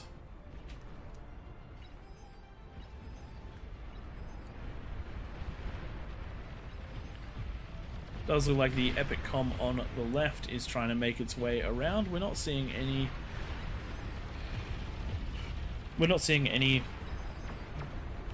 massive damage done. We're not seeing any comms here to clean it up. It is just going to keep pushing through, but it will take damage as it goes. Spam is... oh my god, pawn cannons. I did not think of pawn cannons. Pawn cannons could actually be a thing that breaks this game. The problem is, do they penetrate shields? That's what I want to know. So if we click on those, its attack range is high enough. Does look like it is trying to attack inside the shields, but they are bouncing off the shields, so unfortunately not going to be able to get into the base like that. That is unfortunate, but they will do damage as they... there will be damage done, hopefully, by friendly fire. I do like the creativeness here, but again, we do just need to see some nukes. This is going to take a very long time unless we can. Oh, there we go. There's some chain reaction of conversion through those pawn cannons, and that does mean that the shielding on the front line is down. So I take that back. The pawn cannon might actually do more than I thought it would just there.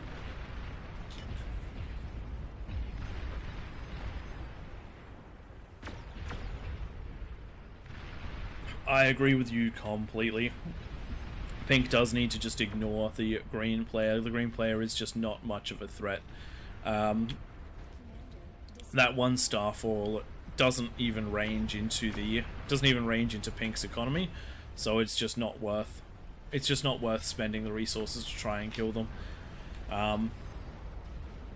Blue does look like they've got some pretty strong pushes coming up over here, though. They've got the Arc Sol Invictus ahead of the resurrected Epic Commander. On the left side, the Epic Com is starting to make its way into the base, taking a lot of damage from those Epic Pulsars. They are doing the job that they were built for, putting a huge amount of damage onto a single target. But all this guy has to do is continue walking forward. If it does get stuck, just degun your way through the wreckages and you'll be fine. Just has to get into the base and control D. Should do a nice big explosion. There we go. Chain reaction across the pink player, and the Epic Com has broken the siege. Very nicely done. Epic Coms can be dealt with a single commander, but what a nice chain reaction through the base. Pink has been dropped from an equal economy with blue to now almost nothing. Can they rebuild from this? Probably not. I'm just going to be honest. The blue side does have a lot of what it needs to win. Question is, how long is it going to take them to break through the other players? Epic Com trying to make its way around the other side. It is going to be Epic Com versus Epic Com over here.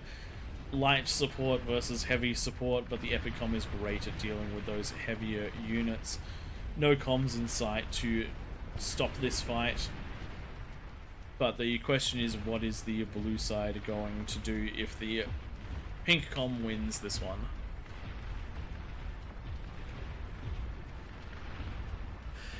Stone Paladin. Big games like this can be overwhelming, but if you pick something to do, then you treat the team sort of like a single player and you just being one of the arms of the player.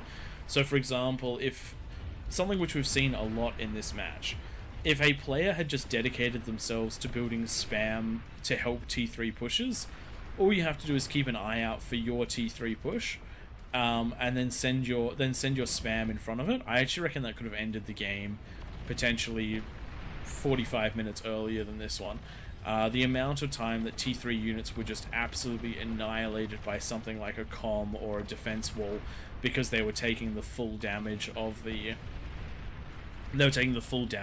rest of the defensive player was absolutely insane. Similarly, you can be someone who just ecos in the background and gives out extra economy to players.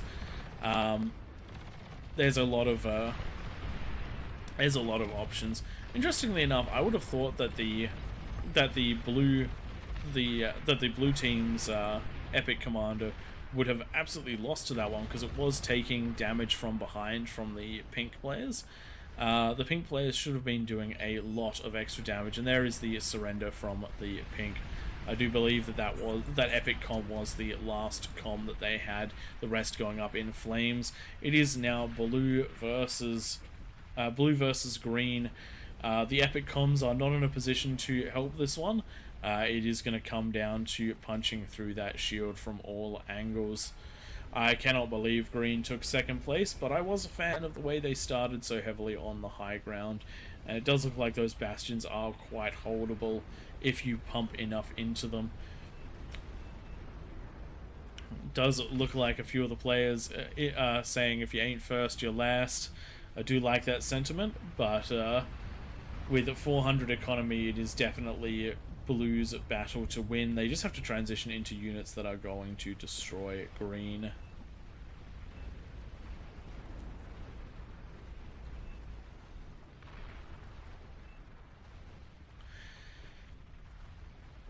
It does look like an epic comm is being built on the high ground to break this siege. And that should be a should be the end for the green just as soon as it walks its way across.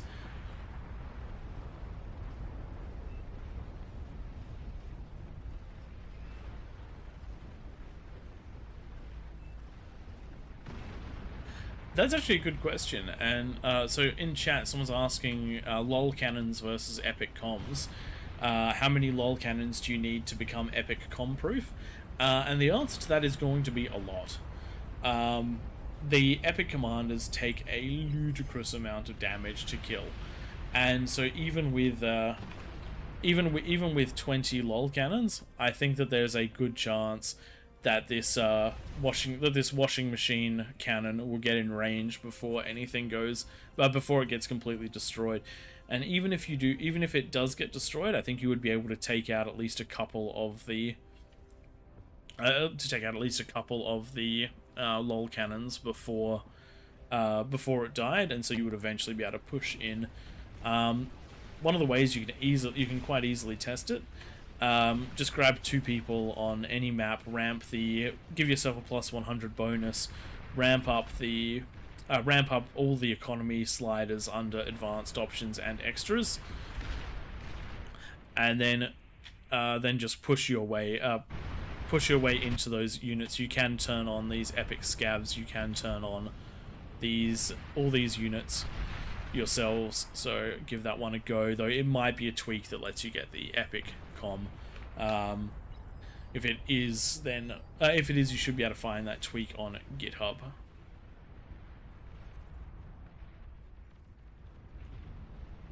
And it does look like the march of the epic comm has started, immediately taking down the defenses, immediately taking down all of the APHIS.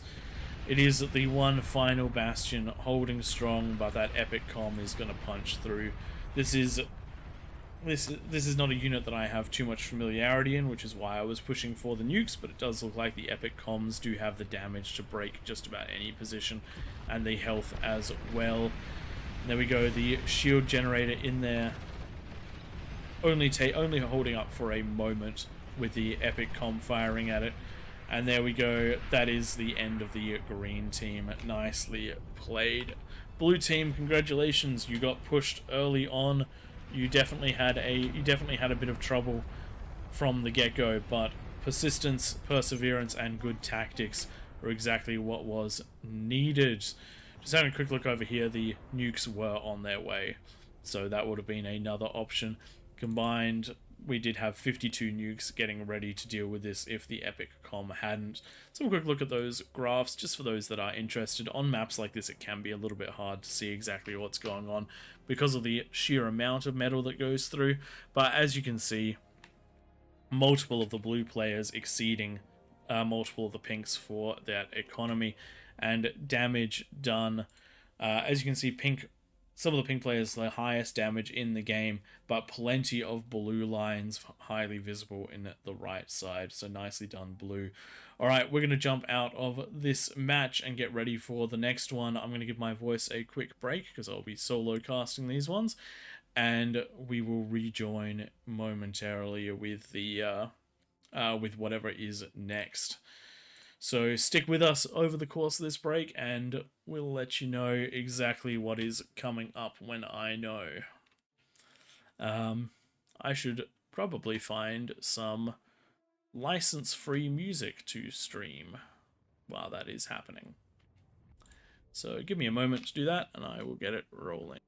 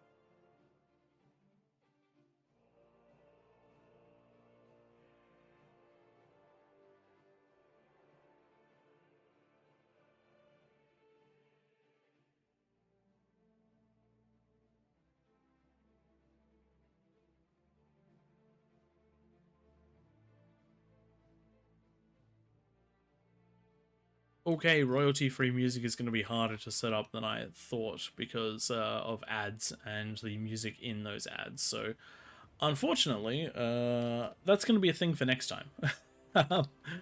So I'll just do my best to keep you nice and occupied for the time being. Does look like King Benji in chat has worked out that it would take approximately 450 seconds, so 7.5 minutes from one lol cannon to kill it. So the question is how far.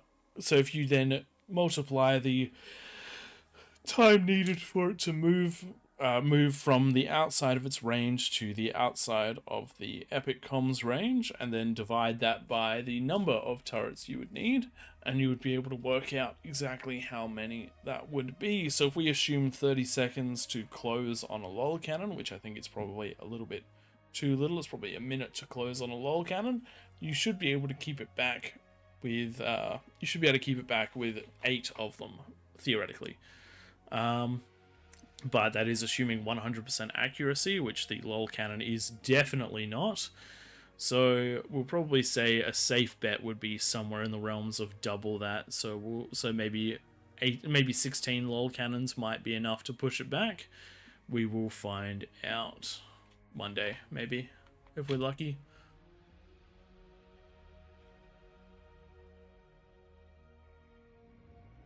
Good day, T Jalix, thanks for the follow. Do appreciate that one. Sorry if I missed it during the game.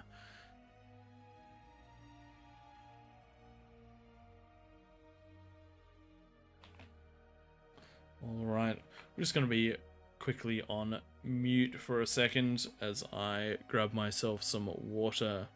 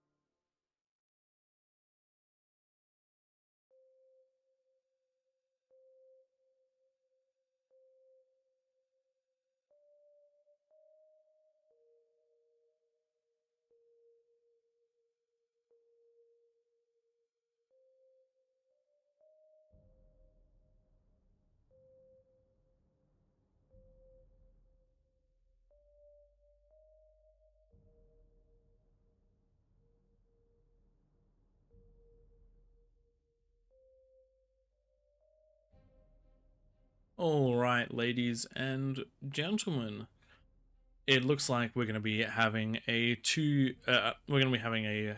battle. Looks like 30v30 is the goal, or 14v14. In fact, does say 30v30, but 14 does seem to be the limit. Nope, maybe more teams being added. Let's see. Player limit has been set to 48, so it should be 24 a side, and the teams should filter back into those two different teams. Oh, lobby has crashed. A little bit of technical difficulty. This does happen when players join en masse. We will just wait for that lobby to come back online.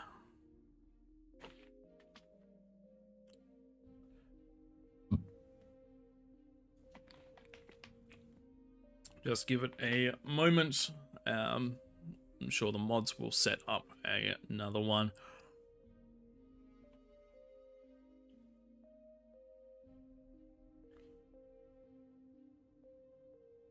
While we're doing that, I'll just post the link for Creed of Champions in the YouTube and the Twitch. If you do want to jump in and join them, if you do want to be part of their Discord for the event, that is the link right there.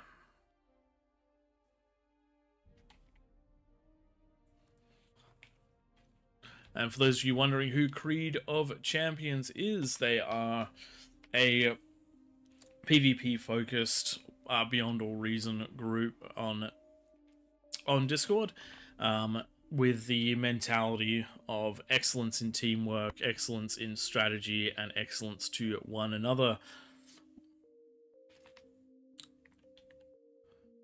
All right. Doesn't look like the lobby's come back yet.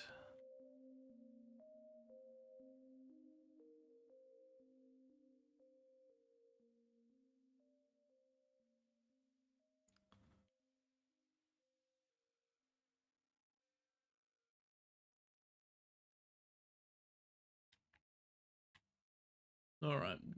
I'm just going to go on mute for a sec and jump into the main lobby, see if I can hear what is going to happen. We'll be back shortly.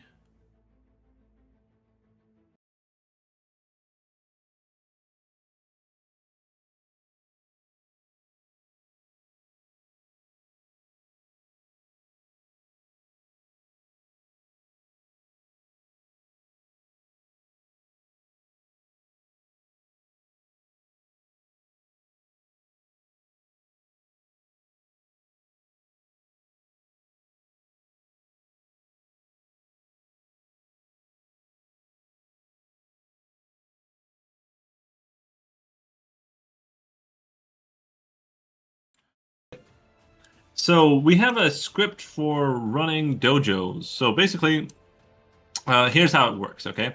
So the step-by-step guide is you need an agenda, first and foremost, for each dojo. Each squad is required to run one dojo per week. One of the members, anyone can run one of these dojos. It's not really a big deal. You don't have to overthink it. If you miss one of these steps, nobody's going to follow up on you and beat you up. So take it with a grain of salt.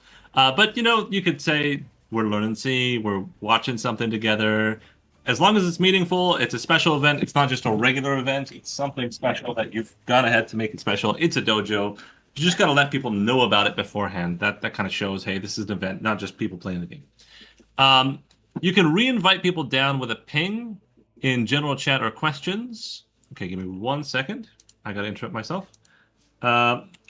Pull in King. He is the new host. Okay. So, I should say King of All.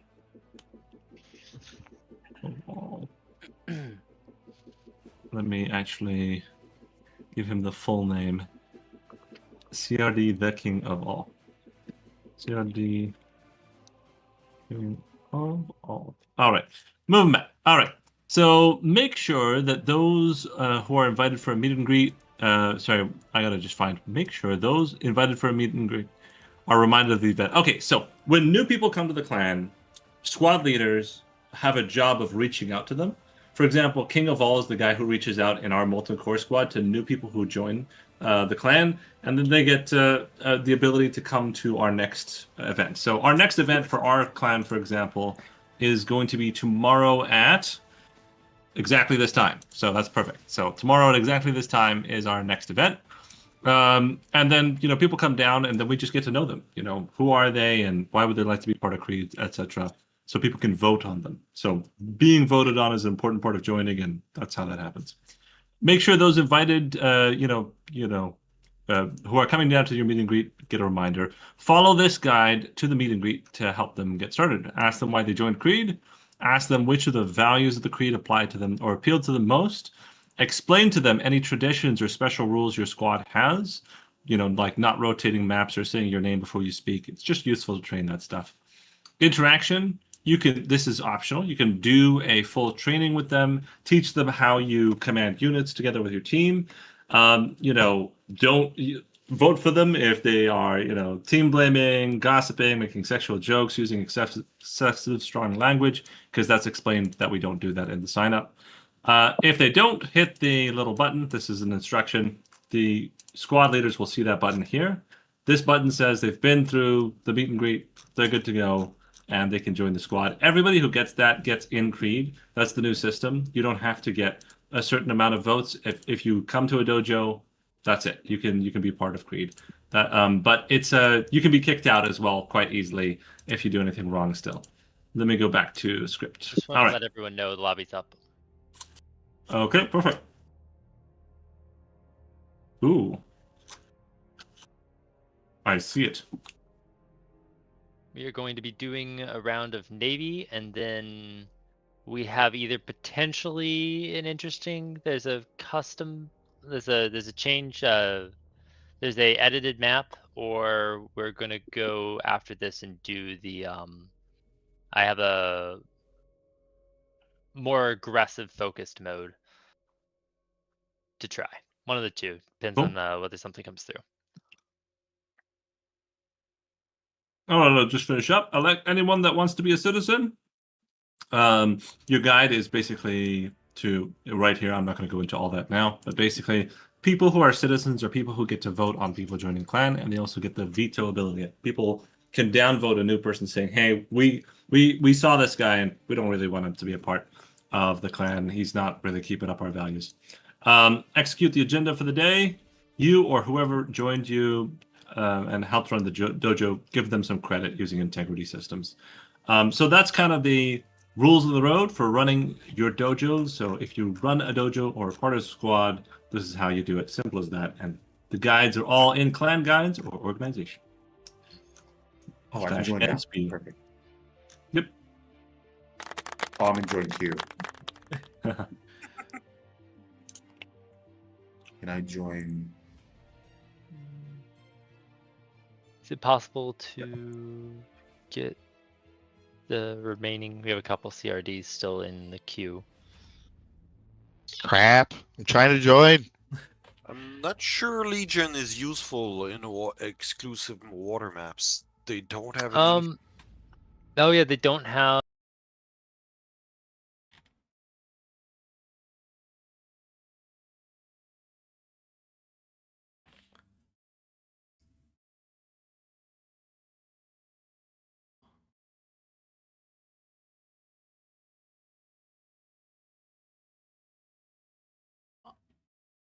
I'm going to jump back into the recording booth. If anyone from Creed wants to come in and chat a little bit about your clan, more than happy for them to jump in.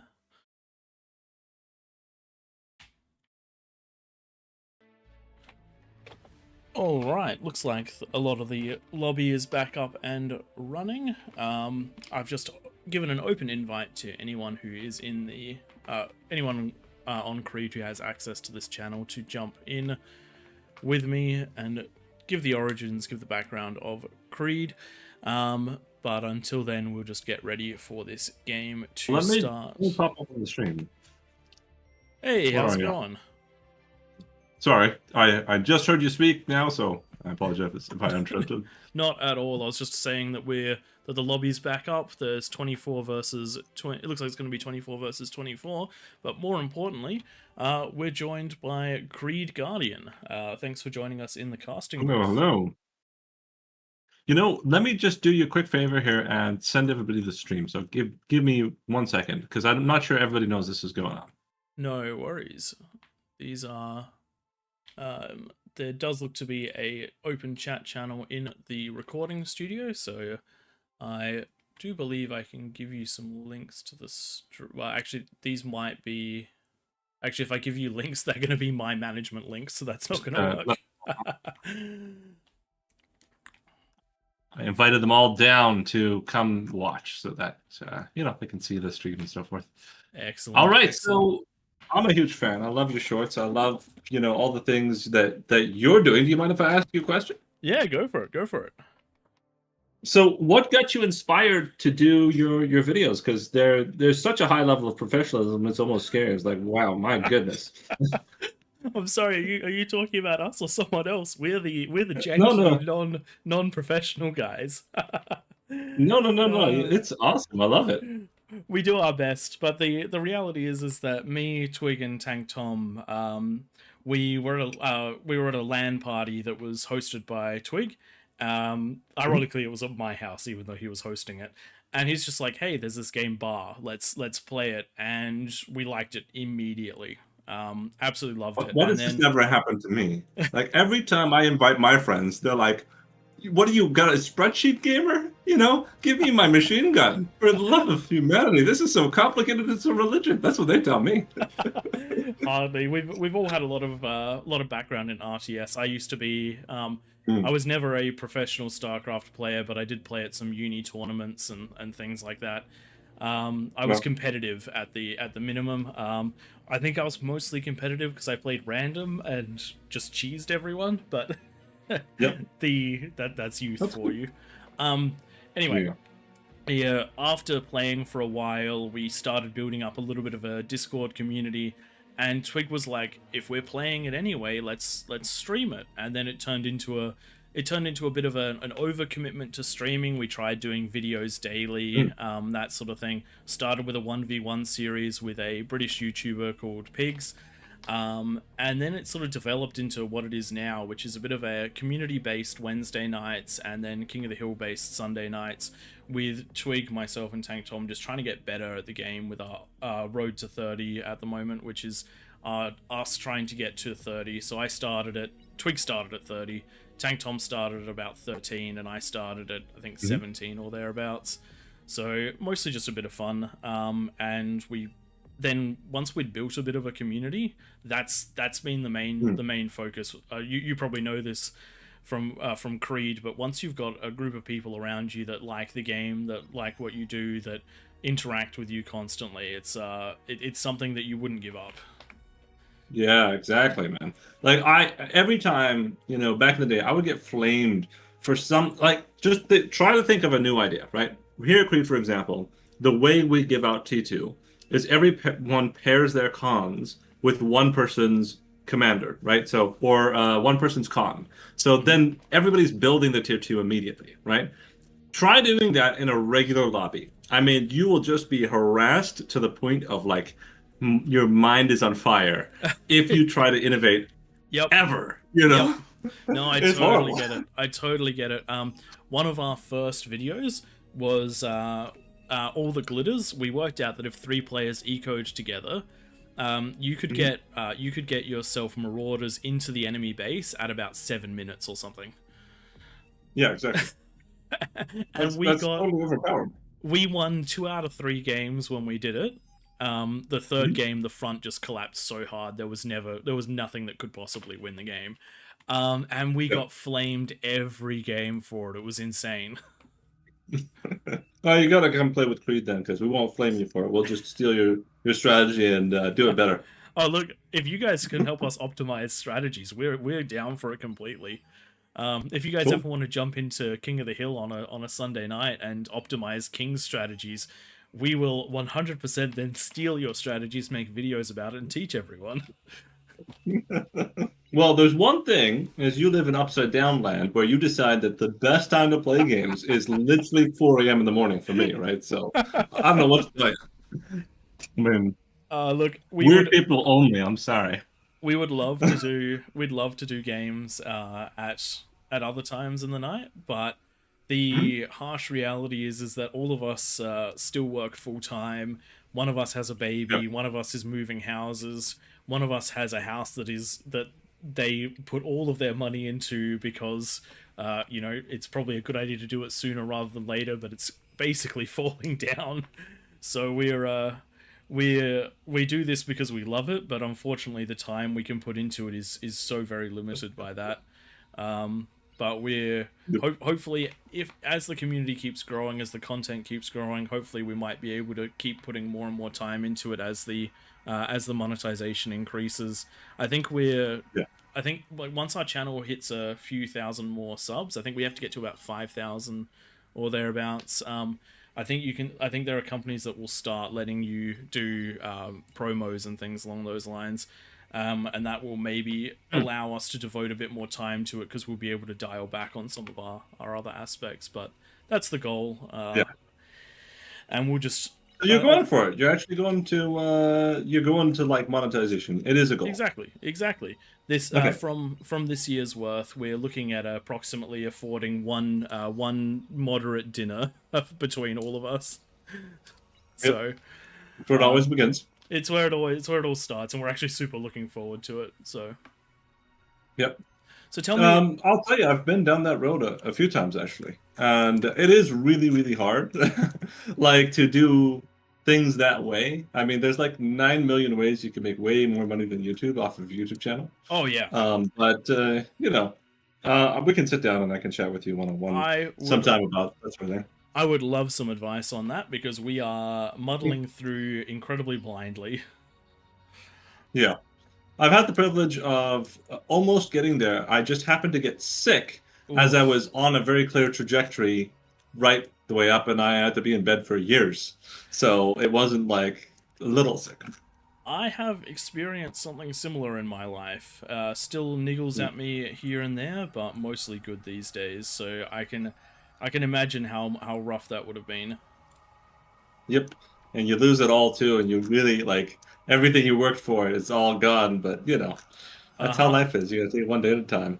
And the rebuilding phase, it's rough because after having something like that happen for so long, everything is tiring. Everything is tiring. Yeah.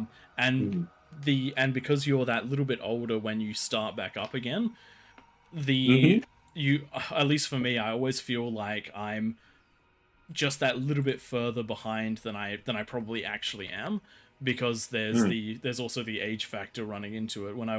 Before I got sick, I could just sort of get up and do anything, and now everything just takes effort. Yep, I've been there. I feel you. And you know what? That's where games come in. You can enjoy some rest and relaxation and recharge, right? Exactly, absolutely, exactly. And I reckon that's a big part of like my bar journey as well. The community aspect of it was amazing for me because so many of my hobbies are insular, and so much of my time was taken up by that during that time in my life. So now this is just an absolutely phenomenal community, because even though your random public gamers will flame you for trying something new, there are so many good communities in bar, like a ridiculous number of good communities in bar. Like the thing which you just have to find them. One of the things that blows me away, when we try something new in King of the Hill, or a game goes ludicrously unbalanced, because sometimes it just happens. We get the bonus wrong, or the players are just way too strong on one team versus the other. I'm always worried that there's going to be this massive backlash, but everyone just wants to jump into the next game. Yeah, no, it's awesome, and there's one of the things is that because this game comes from TA, you get way more mature gamers. On average, than your average game. You just don't. It doesn't work in a public lobby. You just have to find those discords in places like Creed and places like your server, where you're going to get real people that are genuine, that are going to do something together. And just have fun, you know. One of the things that I can definitely say, and this is a bit of a secret we're going to give away for the road to 30, Ooh. playing with people helps your chances significantly. Yes. I'm having so much more fun doing the road to 30 than the road to 25 because I'm playing with Twig and Tank Tom, and when something goes wrong, all I have to do is say something in chat and I've got my buddies there to back me up. If something goes right and they're like, even if they're in the middle of something else and I'm like, nah, push, there's no hesitation. It's just trusted calls and everyone goes in. So that's absolutely huge. If you are looking to make those climbs, the two biggest things I recommend is watching your own replays, because that helps hugely, and also playing with finding a community of people where you can build yourselves up.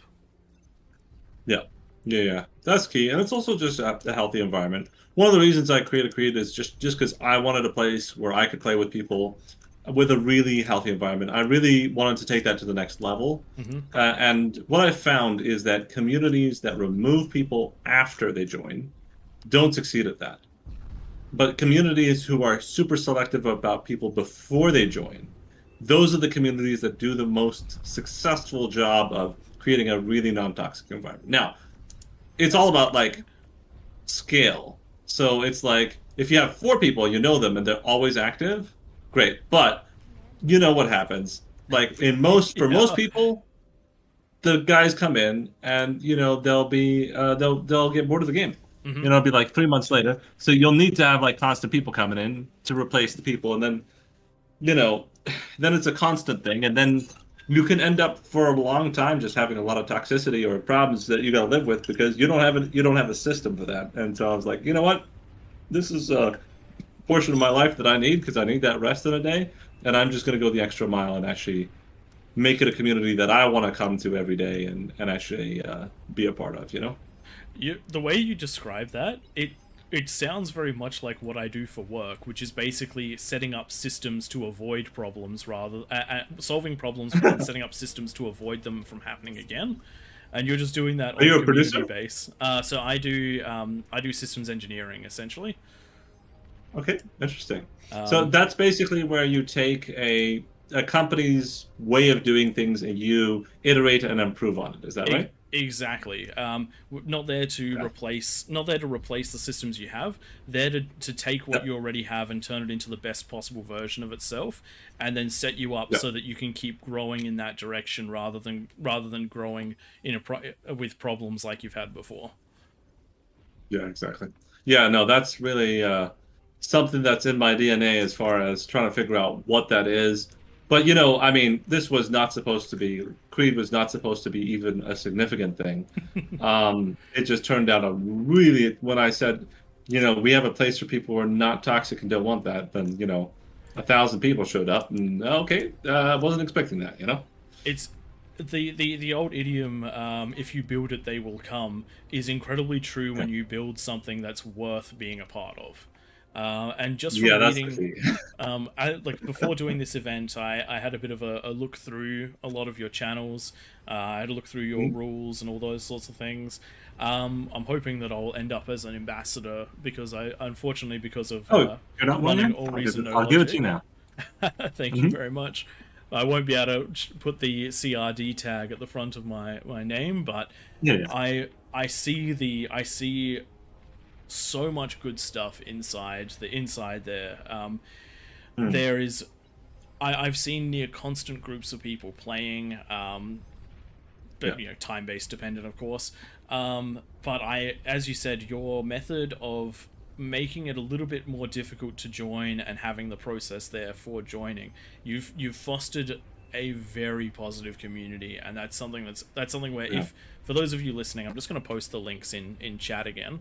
If you're not already part of Creed and this sounds like something that you want to be a part of, finding people that will actually play games with you in a positive manner, this is potentially even better than what we've got going on at AllReasonNoLogic. We're definitely more niche. and you'll find that the core members are all there on Wednesdays when they can be to chat with us and whatnot. But for that larger gaming community to try and find someone among a group among the 1,000 odd consistent players, that's definitely an incredible place to look for it. Thank you. One thing is that we have a lot of what we call sub squads. So we are not one Discord; we're like 7. Mm-hmm. And so what you want to do is join one that's relative to your time zone, right? And then, so for example, GMT is a group dedicated to being in the GMT time zone, and so you'll want to join them if like it's a sub squad within Creed. You don't have to learn it all, but once you apply, you'll be directed to that squad essentially, and that's where all the activity is for that particular group of people. That's a really clever way of breaking it down, because it means it'll also be easier to find the people that you'll play with most often quickly. Yeah. And we have battles and rivalries between the squads. So, for example, we have the Chaos Admirals Division, who are basically dedicated to only sea, and the pure rivals of my division, which is dedicated to anything that's lava. So, those two don't get along by nature. I'm not gonna lie, I'm super tempted to see if I can't join your C dedicated players, because if I'm ever going to break OS 30, I desperately need help in the C, because I am atrocious in the C. I can get myself a huge advantage and lose it somehow. My big problem is that I'm gonna be bad like no matter what, because I play like 2 games a day maximum, and it's like it's really hard, on that level of not being able to do it consistently. That's hard. So I think 60% of the games that I manage to play end up on YouTube or streamed. So my ability to play bar outside of the times that I dedicate to content is very, very small, unfortunately. I wish it was more, but it is as large as I can make it at the moment. Yeah. So we're in the same boat then. Yep. It's tough. Life is if life could just be video games, I think I would enjoy that for quite a while, though. Being a hands-on person, I also think that after a few months of it, I would end up finding a balance anyway. Yeah, I feel that. You need to do what you do, and that's part of our thing here is winning at life and winning in games. We talk about that, right? Don't go not sleep through the night and play games with us. Go to bed, take care of yourself, take care of your family.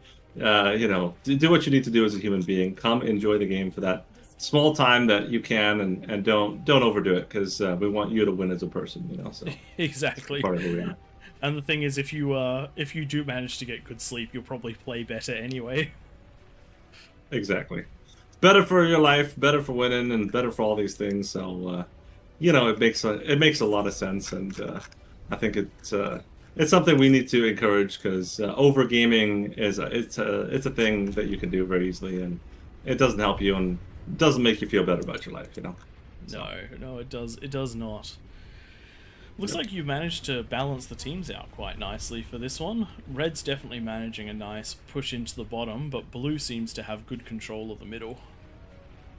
I'm laughing because this is the one game I'm sitting out there going C, so I'm happy, I get to avoid the C for a game. I'm not a C man, I can't.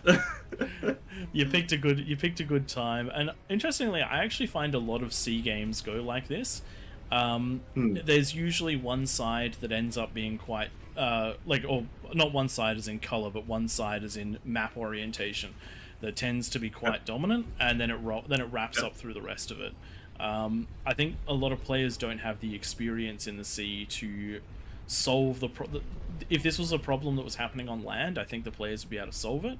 But games like this are great because they're not something that most people deal with, so they have to learn how to try and fix a problem like this, because C is so metal intensive that swings in the game are quite need to be very well planned. Yeah, it's the difference with C is it's really about reclaiming momentum, right? Where an ordinary game, there's a lot of eco. You're pretty limited in what you can do on the C4 eco. So, you need to think about, hey, every unit I'm moving on the front, you got to move that thing, and you got to make sure you win the reclaim. Because you lose the reclaim, you lose the entire system. It's over. So. Yep. Yeah. And when you're on the defensive, you can look at what the opponent has and get units to counter it. So if you're not trying to predict what your opponent's going to have, your navy can suddenly turn into a giant problem. If you end up with assault frigates and the opponent has subs, you're going to be run down. But if you invest too heavily in destroyers or subs of your own, then you'll also have the same problem. Yeah. There's one tactic, maybe I should share it live on a stream or something, but and to somebody that is going to tell the world, because it is kind of the secret, but here's basically the way, if you want to win games more consistently, ask your air player for a scout and micro it intensively. You can decide when and what you're attacking and what engagement you're going to face every time. It doesn't work so well on sea because there's a lot of AA that's long range on sea, but on land, it is an absolutely dominating way to win every interaction you have, because of the fact that you get to choose which interactions and what units you go against every single time. Because the scout can actually it has greater vision range than the herring has missile range, doesn't it? Right. Both the air scout, like the regular air and the seaplane scout, you can stay out of AA, comparative AA. However, the herring, it does have such long range that it's very, very close, and so that's why it doesn't work as well on sea. But when on land, you're seeing everything, and you can stay out of fighter range too. You can really avoid it significantly if you micro it right. And you're going to win your engagements outright, because this game is basically glorified rock, paper, scissors. But if you can see which they're choosing, you can win each game or win each encounter, So that's actually, like, as someone who grew up on StarCraft, scouting was the name of the game. Like, if you're playing Protoss, an early like, you just send out a probe. Like, you sacrifice income in order to get early scouting information. That's how critical it is. And I've always, to an extent, considered that in Beyond All Reason, but for some absolutely insane reason, I've never actually considered adding a scout into my force to try to give myself that advantage. I've always thought about it more so in terms of trying to know what the enemy is going to do. But one of the interesting things about Bar is that you can very easily transition from one strategy to another, because you get all the metal back for a lab. That sort of scouting information to me never seemed as critical. No, I'm not saying it's not critical, but it never seemed as critical. But then the idea of using it to gain advantage on the enemy force, one of the things we talk about in our replays constantly is seeking those opportunities. It's looking for those gaps, because when you're watching a game with hindsight and with full vision, you're just like, oh my god, I could have run my entire army down and killed their backline 3 minutes in. And if you watch that in the replay and you're like mad at yourself, like, why didn't I do that? And then the solution is get some intel, right? So I reckon coming up very soon on our road to 30, you might see Twig being allowed to play air and give Tom and I scouts. It's nice, even if you don't play air, it's such a small request, because the scouts are so cheap that just ask it of your air player, even if you don't play air. Just ping them and be like, have that on hand. Can I have this or that for air? And it's just game changing, in every game you play, being able to see the engagement. But the key is, it's a lot to micro, because I don't know if you want to really land it. You probably want to keep it in the air, and then you don't want it to get shot down. And so there's a lot of thought that has to go into, okay, how do I move normal units along with this this army, I think, like, and this is something where playing with a group can actually be super advantageous, because let's just say that it's Tank Tom and I on the front line. Yep. I don't necessarily have to control my own units. I can temporarily send them to him in order to get really good scout microing going, and then he can give them back during an engagement. We do things like giving one player all of the long range units and one player all the short range units in order to allow for much easier microing on the front, because we're fine, but we're genuinely not the best players out there. And so we take advantage of any trick that we can in order to gain any real advantage we can. A great example, our first match for the Road to 30, Tank Tom and I switch positions partway through the game. We just give each other everything that we currently have and swap, because the front line turns into a total mess. Because we have a player leave and other things like that, and Tank Tom knows the Geo build better than I do, so we just swapped. Yep, makes sense. Yep. And yeah, we do that in Creed all the time. It's just like it's much more efficient if one person is building the eco and looking at the base, and the other person is attacking. So we do this all the time in Molten Core. I'll do that with King of All, for example. I'll just give him every unit I produce, and I will be making sure that all of his tech and stuff gets upgraded, you know? One of my favorite things that you can do is set your build towers to roam and give the lab to another player. Then all the units automatically come out. They can pick their composition, and then you can just whenever they call for units, you can pause whatever you're building, and you can pause the eco you're building, and it will just spam units out really quickly. It means the other player doesn't need a lab, so your early game you have 800 more medals worth of unit on the front line. Really, really interesting stuff you can do when you play together. Yeah. No, I mean, especially, complex strategies. There's so many things. I like to take credit for this, but I don't know if it's true or not. It's me. It's going to be either me or Mr. Thomas. Do you know Mr. Thomas in this game? Not. If I've come up against him, I've probably lost to him. But I don't know him. No. All right, both me and Mr. Thomas, every single game we played for like 600 games in a row, we comm dropped. But that was back when the comm could be dropped with the regular air transport, right? And they had to get rid of that. I feel like we've left our mark, me and him, on this game, because that's all we did every game until they removed it. You should have a chat with Twig one time. He got a huge amount of his 1v1 OS from comm dropping. In 1v1? In 1v1s. What? You drop your That's comm stupid. and you degun the lab. And then you exit, but like Pretty if there's much. one AA, Yeah. you lose the whole game. But the thing is, in a 1v1, is there going to be one AA? I guess, but really? Yep. That's just weird, man. Yep. You would be absolutely shocked. If you ever want to see this game played in a completely different light, high-end 1v1s and mid-end 1v1s it's like it's a different game entirely, because as you said, the game was like rock paper scissors. Scouting is so critical because every possible strategy is open to you when you 1v1. A centurion outranges a comm, so you can win the game with a single centurion. It also outspeeds the comm too. So all you have to do is get out one centurion and then fight with the centurion in your comm in the enemy's base, and you'll probably win because it out DPSs and LLT as well. Yeah, that makes a lot of sense. And it's strategies like that I need to master, because I'm really bad at 1v1s, like, oh my god, abysmal. Every time I win a 1v1, I take like a couple months break from 1v1ing, because I'm like, no, I need this win. Yeah.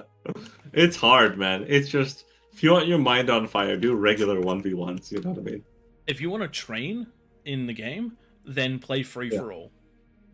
Like if you want your macro and your micro to move up a level, you have to be concentrating on everything at once. You will lose so hard when you start free for alls, but after a while, your ability to make decisions very quickly and to command units very efficiently will increase like crazy. Yep. here's the fun fact: new players have a substantial advantage in 1v1. Not in 1v1, in free for all. The reason is because the more experienced you are, the more boring ecoing is. But in free for all, ecoing is the best strategy. If you can out eco everybody, you will win 10 out of 10 games. I was able to go straight to level 40 in free for all because people totally underestimated me because I'm a new player. And then I was just able every game to dominate by just being quiet, ecoing, and then suddenly popping up on them with 10 jugs. Yep, it's crazy how if you are aggressive, multiple players will try and deal with you because they see you as a threat. Yep. Whereas if you just sort of turtle yourself up a little bit, people are like, I can't waste my units on dealing with this because other people. Yeah. But if too many people turtle up, then you just become a random coin flip as to whether you lose, because an aggressive player will probably beat a turtling player, but they have to dedicate themselves to doing it. So it's an interesting way of doing it. But if you're just looking for the statistical wins, the most likely chance, then yeah, if you're the person that manages to eco up better while the others are losing units to one another, then you'll do very well in free for alls. Yeah. And they can be a lot of fun. They are tough, though. I personally like team free-for-all. We do a lot of team free-for-all. And in fact, that's one of the things that motivated me to make a lot of the custom maps, is there's not a lot of good team free-for-all maps in this game. And we have in our Discord, under replays and guides, a whole itinerary of maps that you can use, day to day, that are like free-for-all maps that are, like we saw today with Claymore. Were you there for that? I was there for the Claymore. The epic comms were a really good way of closing that one out. Yeah, it was a long game, but boy, I've never seen something destroy a Soul Invictus in 3 seconds. That really put the panic in me. It's like, oh, it's okay. We'll take care of it with Soul Invictuses. And then I was like, oh, they're gone. I am always a bit of a loss when the Soul Invictus doesn't solve my problems, because that unit is not balanced. Well, yeah, it's not balanced. It's just wrong. The fact that it comes with radar too means it's not going to get degunned almost ever. And you're just going to end up having a problem where that thing walks all over you, and you're not even going to know what happened and why. Yep, it's something which I find really interesting about Legion units is their efficiency in dealing damage. So you look at something like a Pounder, which is phenomenal at taking on spam because each one of its shots gets a huge amount of damage in a large AoE. That's it operating under its perfect conditions. Whereas something like the Decurion, it will take longer to kill that amount of spam, but every single shot will deal its damage and it will change targets immediately, so no DPS is wasted. When you look at something like a Juggernaut, its beam weapon will overkill just about anything that it hits. So even though it has impressive damage, it's units that have the sustained and instantaneous damage that seem to be really dominant in Bar. And that's one of the reasons I think the Soul Invictus is incredibly powerful. It's because its DPS will be focused on exactly what it needs to be for every moment that it's firing, so you never lose out on any extra damage, and a lot of Legion units are like that, which is why I think that I've not thought about it. I've not thought about it that way. That's actually a really interesting thesis about why those succeed. The overkilling damage is something that they're going to have to overcome if they want to make Legion competitive and add it as a third faction into competitive play. Okay, I gotta grab something. I'll be right back. No worries. And while it's just us, let's have a quick look at what's going on the map. So this is the larger version of All That Glitters, and we have got ourselves a very nice and solid, I do believe this is a 24 versus 24, which is a really nice layout for this map. It basically fills all of the positions across. When you try and do this with too few players, it ends up being a little messy, but basically it is just 2 glitters stapled together. Something I like about this map is just how much metal there is available, And the fact that it's not concentrated on singular mexes, you have to control large swaths of space in order to get that metal, 1.8 from each of these mexes. So moving up and getting pole position is very important, especially because of the 3.2 metal mexes in the middle of the map. If you can deny your opponents, you're essentially denying them 2 metal points, plus any of the ones nearby. So you can quite properly give yourself a 6 mex advantage just by controlling the middle, because you will have 3 more than they do equivalent, and it ends up being a bit of a doubling up. So good use of spam and good use of the available attacking lanes here is very important. Running through those canyons, it's very hard to defend every single spot once you make it through, so finding the eco is going to be quite important. And we are seeing a lot of players moving up to the front. Blue is doing a very good job of getting units up to the front on the right hand side. Red is doing an incredibly good job of getting comms up to the front on the left. Problem is going to come into whether or not there's enough to defend those comms. Thugs, not too much of a threat at this stage, but once we start seeing bowls of Janus or something along those lines, it can be very simple to snipe them if they are undefended, but with the LLTs going down, it looks like they'll be quite safe for the time being. And it does look like the midline is going to be the skirmish zone, with red setting up just behind it and blue setting up with units just in front of it. I do always prefer the unit based defenses, but one of the things that cannot be understated is how efficient things like LRTs can be. They have very good damage, decent health, and they are quite cheap, but they don't move, so that's important. It does look like one of the comms on the front line is about to go down. Oof, just manages to get out of the way in time. I reckon a little bit more power on those LRTs would have done the ticket, but it did manage to creep away. It was just on the edge of the range there and took all the damage while trying to put an LRT up. Just got to be careful of positioning in these sorts of situations. Right hand side, a good engagement with these incisors up against the blitzers. Coming from the side, managing to take 2 of them out without losing any. You can see that seems to be the theme. The red team doing a very good job with the incisors. The blitzers do have a bit of a speed advantage, but the incisors just very good at getting the damage on targets. And with the thugs backing them up now, these are not units. The blitzers are not units that are great for holding the line. Unfortunately, though, a little bit of terrain problems right there for the incisors. Having a bit of trouble moving over those, moving over the terrain, so losing a few there. Got to make sure you pick your engagements wisely. Middle of the map, Dulac is keeping his lane held just with the LLTs and a bit of comm damage. A little ahead of the line, could be swamped by units, but doesn't look like that's going to happen. The line is moving up to engulf him, so good to go there. Looking in the back line, we are seeing T2 economy coming down for quite a few of these players. Back here we do see that has been shared out, it looks like. So very nicely done for the blue team, getting that T2 metal up nice and early. With the front line being so far away, it does take quite a while for it to break, so you can afford to do those slightly greedier strategies.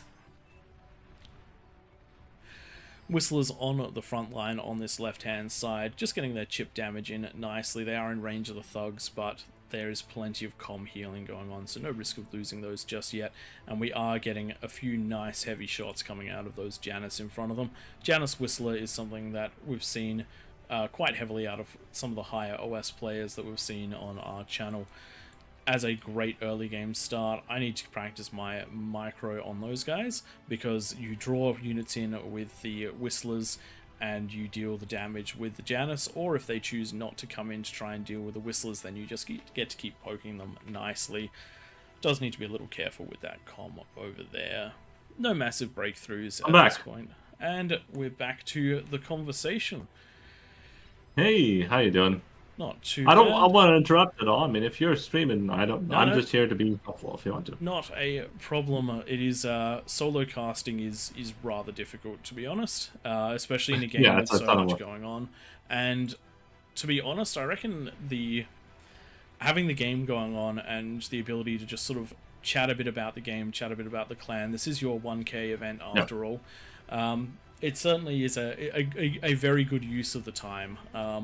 because any players that find themselves in Creed or find themselves enjoying our content is a bonus.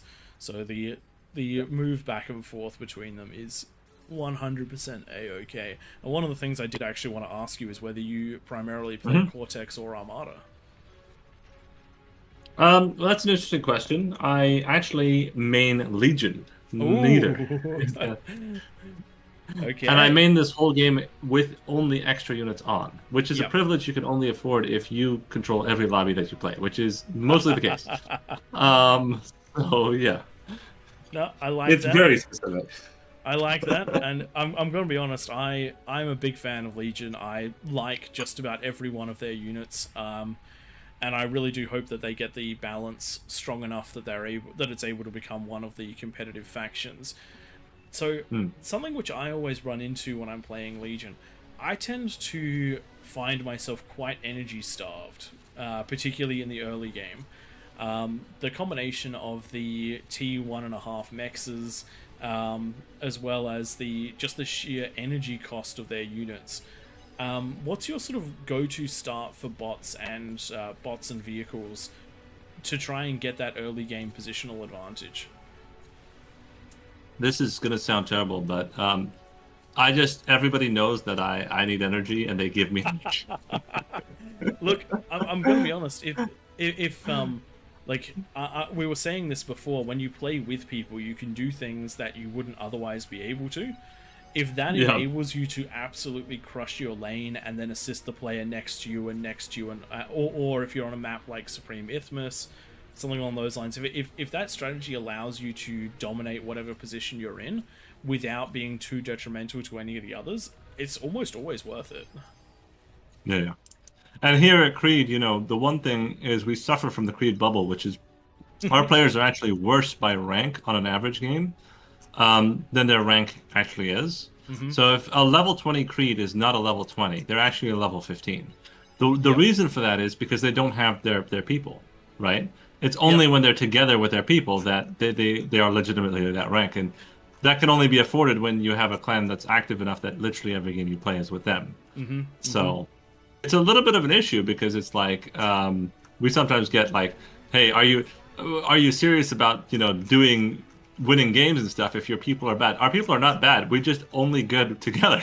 So and look, at the end of the day, I would assume you guys have a hell of a lot of fun playing the game, which is something that I know that I get frustrated if I end up on a team where I just don't feel like I can change the outcome of the match. So when you play together, I think that there's actually a lot to be said about that. Yeah, I played a Glitters map the other day. I hate Glitters. Everybody knows that about me. But it was actually kind of fun, and I was like, well, you still haven't convinced me anything about Glitters. I know that if I play, and if I miss or I blink and I have a problem, if I'm not with you guys, nobody's coming to save me. I'm not playing Glitters because, without teamwork, it's just a non-thing. Like, you just blink once and you're gone in that map.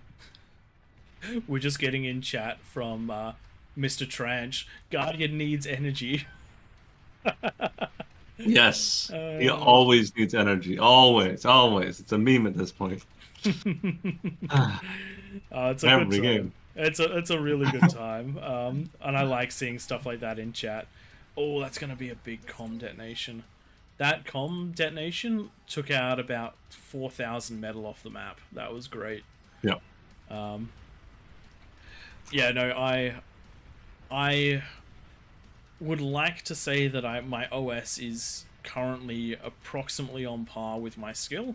There's definitely some areas where if I was put in an air position or a C position, I'm definitely well under my OS. But front line or mid line or back line, I'd say I'm about right with my OS. But I reckon once we hit 30, that'll be right at the top end of where I should be, and anything beyond that's gonna be the teamwork of myself and anyone else in AllReasonNoLogic.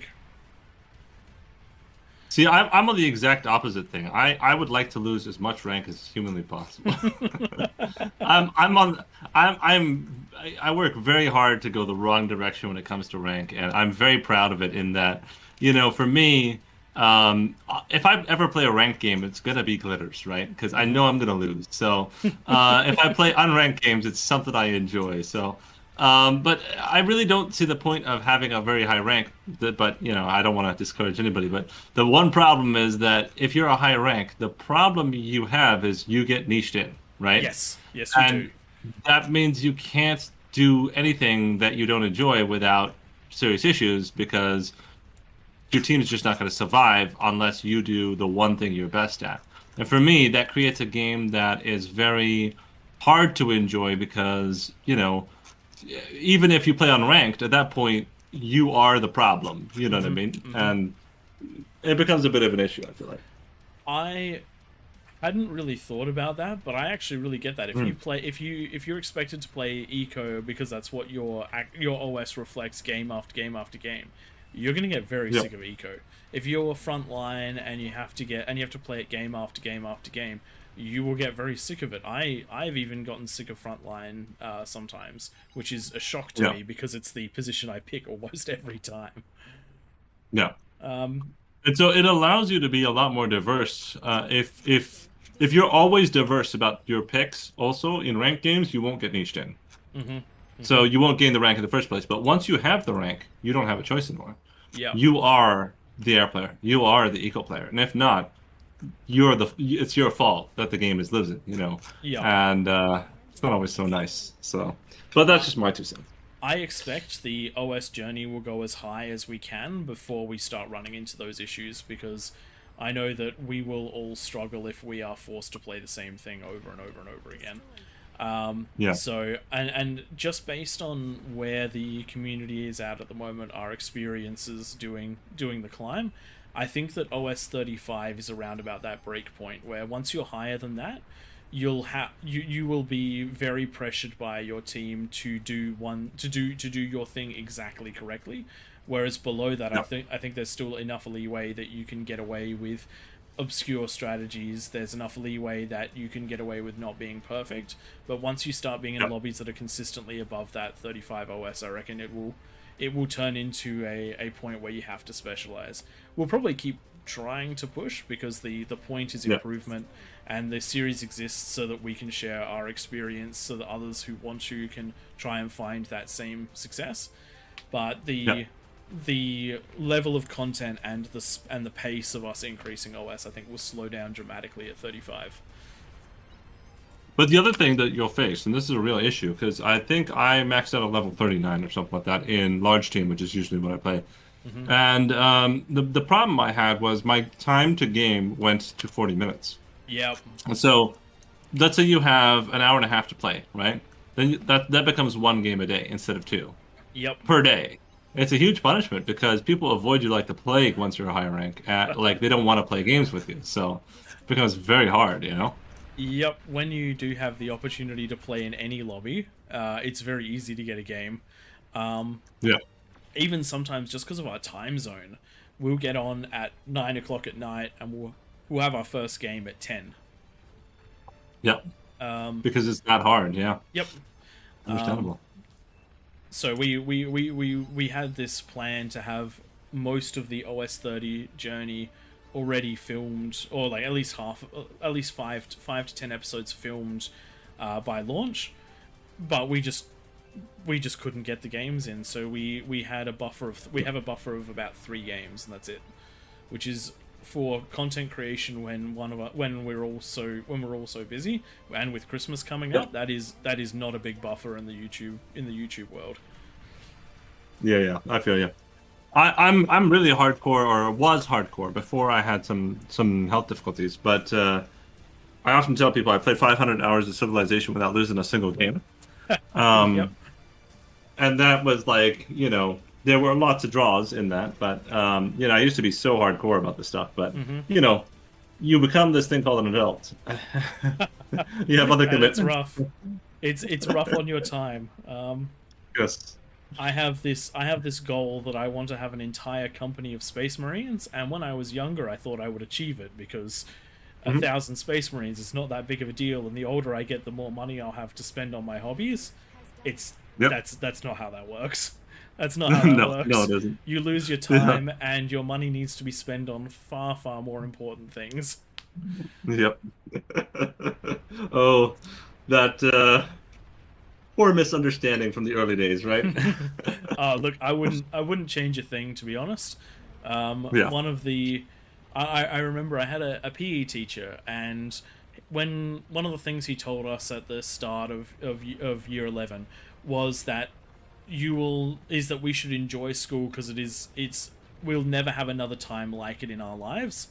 And I used to think, oh no, that I don't like school. I can't wait to be an adult and to be out of school and all that sort of stuff. I think that his view on it was a little bit too pessimistic, because he certainly framed it in a way like nothing will ever be as good again. I don't reckon that's true, but I think that you should try your best to enjoy whichever phase of life you're in, because your opportunities to do things, your abilities to do things will change over the course of your life. So if you're going to do something, do it properly. If you're gonna play video games, then really play video games. If you're gonna play sport, really play sport. Dedicate yourself to the thing that you have the time and the capability to do while you can, because as your responsibilities change, your interests may not, but but everything around them will. A lot of other things will become just as important. Yeah, exactly. The one thing about teachers, though, they are biased because they went back to school, right? Look, anyone who's watched School of Rock knows if you can't do teach, which is coming from a family with many teachers in them, the reality is that that's just these are some of the most important people that exist, because without them, the knowledge isn't passed on, the life lessons isn't passed on. So I would much rather see the best of every field be teachers. I'd love to see incentives for the people that have had to struggle to learn, who have had to find every trick in the book, be the ones that teach, because that'd be something else entirely. And that's bringing it back to Creed, bringing it back to AllReasonNoLogic. These sort of communities where you have players that have you have players that are very experienced or have played a long time. There is a lot to be gained by joining these communities from both the fun and the learning side of things, because you can avoid a lot of the things that might make the game frustrating just with a conversation. Yeah. Yep. Talking to people, super important, and you'll get so much better so quickly. We do this thing where we do replay reviews in Creed, where we like go with you through your replay, and getting that advice from somebody else is super helpful in context. So. It's one of the best things you can do. The only reason that I reckon that I have made it to as far as I have OS wise is because of the YouTube content and having to watch my VODs. Yeah, that'll do it.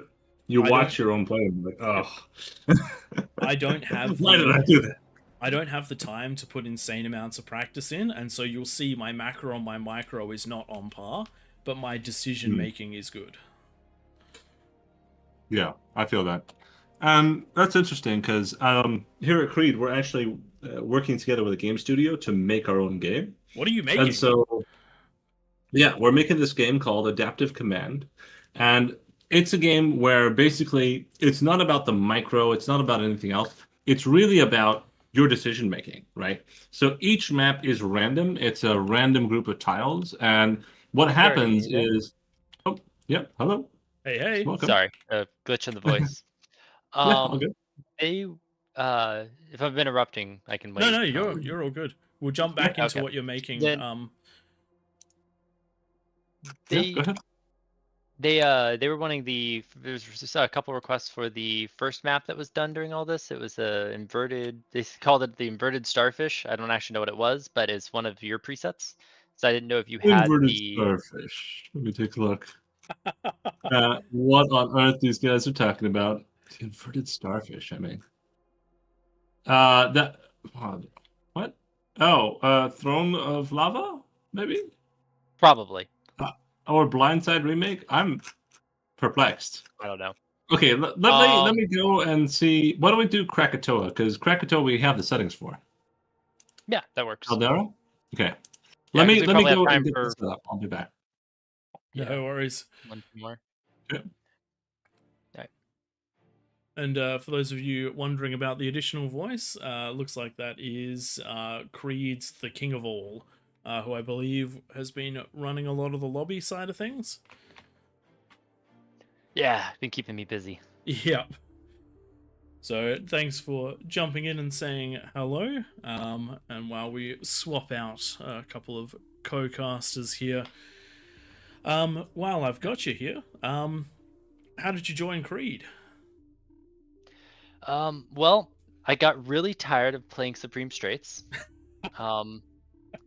I went all the way to like 43 OS and playing C on Supreme Straights exclusively, sweating super hard every single match, and grew to hate Bar in its entirety. Took about a year off, then came back and just said I'm only going to play casually and play Rotato. Okay. And because I kept trying to play Supreme Straights again, and it just I hated every match. It was never fun, and I just kind of ran into Creed, running some crazy maps, and I'm like, realized just how great of a group it was. It's just it works really. They do so much work to really keep it a positive, great place to just hang out and have fun and have some good team play. And it's just, I don't know, I liked it. No, very nice. I reckon that if we hadn't made AllReasonNoLogic, I probably would have stumbled onto Creed in a very similar way and joined it and been very happy. I've only been part of the server for a couple of days, but I did a bit of exploring around before committing to the live stream because I wanted to find out a bit more about who you guys were. And after reading some of the chats, seeing some of the community, I was like, yeah, I'll happily support these guys. Happily jump in and do the casting for them. I love the way that you've set this out, where you've got where essentially the creed of champions is to be a good player to the people that you're with and against, which is just phenomenal. Yeah. And I like that a lot of Bar is actually like this. Your pub lobbies, mixed bag, but everyone who joins the community seems to be really solid. So, really cool thing that's been created over at Creed of Champions. Yeah. I appreciate having you cast it. It's having streamers is what publicizes the game and helps it grow, and you get it out there for people to see, which causes the community to grow, and so awesome all around. doing our best. We keep people in the game long term, give a place to stay, and you get new people here. Yep. And at the end of the day, we're sort of just doing it for fun as well. Building our own community has been I genuinely don't think I would still be playing Bar if it wasn't for the community that we built. I love the game, but I'm also someone who jumps from game to game. I used to dedicate myself to one, but with limited time, I tend to just play whatever I feel like. But it's been building AllReasonNoLogic, the interactions with the developers and other players that has made a massive difference for Bar, and it's why we've settled here. Yeah, this is one of those rare. I feel like this game is just pure in a way that you just don't see in a lot of places as well, and I feel like that's just because mainly it's made of the community driven or whatever, that it's not for any kind of profit, and it's just being made for the love of the game, and that's, I don't know, there's just something a little different about Bar that just causes a group to just have, it's just, I don't know, there's a lot of potential with this that you just don't see in a lot of other places to make a community. I think a big part of it, the game is both complicated and simple at the same time, and unlike other RTSs, the opportunity to play together is extreme. If you take something like StarCraft, yes, you can have one player that's sort of micro-focused or one player that's macro-focused, but at the end of the day, you both need to control your armies, you both need to control your bases. With Bar, you really can just throw all of that normal sort of balance out the window. if you play with two people, you can have one person controlling both bases and the other person controlling the units. On the front line, you can have someone control the front line units and someone control the ranged units. You can just if you know what the other players are doing, you can focus all the eco into one player so they explode and the others just hold on barely. Then you sweep through with T2. That's just not something that you see in a lot of other games.